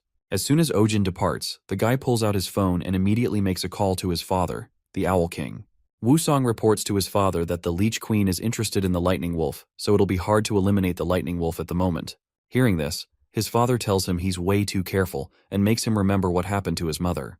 Getting intimidated, Wusong utters that he has never once forgotten, and Cheon Do-yoon gives him a clear command to get rid of Ojin without hesitation if he gets in the way of the plan. As his father hangs up the phone after wishing him a Dark Star blessing, Wusong gets determined to avenge his mother. On the other side, Ojin gets out of the building and ponders that he has to fight with Wusong someday and anticipates that not many people know about him. But soon enough, he'll be a very infamous man. Our guy decides to be the one to spread the news of how evil he is, but first, he stops by a shop to eat something. He gets 2 burgers and feels nostalgic to think how he bought burgers to go when he first awakened too, wanting to bring it to Hyun right away. However, that's when he again experiences Lee Shin-yuk's memories. Traveling back to his memories, Lee Shin-yuk and Woo-hyuk seem to be running away from the deceitful star cult guys. While Shin-yuk asks about the others, Woo-hyuk tells him that they're protecting the ship. Reaching the shore, someone seems to be waiting for them on the ship while Shin-yuk waves his hand and apologizes for being late. And surprisingly, the girl on the ship turns out to be Haeun. Witnessing the memory, Ojin couldn't help but wonder what Haeun was doing here. As the memory continues, suddenly, Haeun alerts the brothers to get down as they are about to be attacked by the enemies. But Haeun burns them with her firepower, even though she's hurt. Soon after, Shin-hyuk rushes toward her and apologizes as he didn't know they had tracked him down. Asking if her eye is okay, Haeun assures him that it's tolerable, and lets out that he used all that money for this eye so it's gotta do its worth. While Shin-hyuk gets a bit shy and says he didn't buy it for her so she'd think that way, Haeun pokes his face and says that she will repay him one day, although not today. Saying that she has to take care of someone, the 3 of them leave Italy. Meanwhile, all the lost memories of Lee Shin-yuk are recovered. Ojin comes back to reality and gets to know that Lee bought Haeun the dragon demon eyes, which leads him to wonder what he was doing in his first life. He gets tangled up in the thoughts and wonders if she was referring to him when she said she had to take care of someone and questions himself why he destroyed the world if she was alive. Going crazy, Ojin doesn't seem to have enough information to connect the dots. Arriving at the apartment, Haeun gets mad at him for not staying in touch. However, Ojin immediately hugs her. Thinking if he missed her that badly, Haeun gets a bit flustered and our boy asks him if she thinks that she's indebted to him. But she lets out that she used to think like that long ago, but now she has repaid everything she owes him by staying by his side. As she feels embarrassed to see him react like that, Ojin gives her the food he bought on the way back. However, she peeks at Ojin, who looks kinda gloomy, and at that moment, she tells him to get the keys as they are going for a drive. Driving to the bridge, Haeun finds a good spot and asks Ojin to take those burgers out. While the burgers get cold, Song reminds him that not a long time ago, cold burgers were a treat for them. Holding the burger, Ojin utters that maybe he should have called Vega and Liark too, and Haeun gets pissed, asking if he doesn't like to spend time with her or something. But it's not the case, as it turns out that our main character has grown to like Vega too, recalling how she appeased him with the hug. He ponders that Vega trusts her completely, but the more her trust in him builds, the worse the betrayal will hurt, and this makes him afraid of her finding out about who he really is. To think that he barely managed to earn her affection, but he's the regressor that she thinks he is. And one day when she realizes that, he will have to witness that affection be broken into pieces.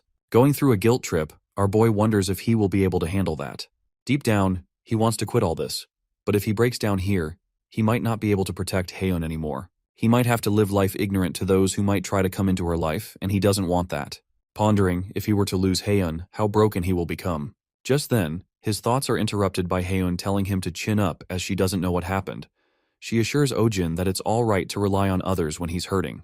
She affirms that she's always by his side, and Ojin looks at her, getting reminded of Haeun as a kid who used to be with him and told him to trust her. At that moment, he rests his head on Haeun's shoulder, and she sarcastically asks him how he would live without her. As Ojin lets out that he probably wouldn't, she hugs him and tells him that she needs him by her side too. Well, with that, our boy concludes it doesn't matter what happened during his past life. What matters is that she's right by his side right now. He's not the real regressor, but he will strive to protect this world and Haeun no matter what.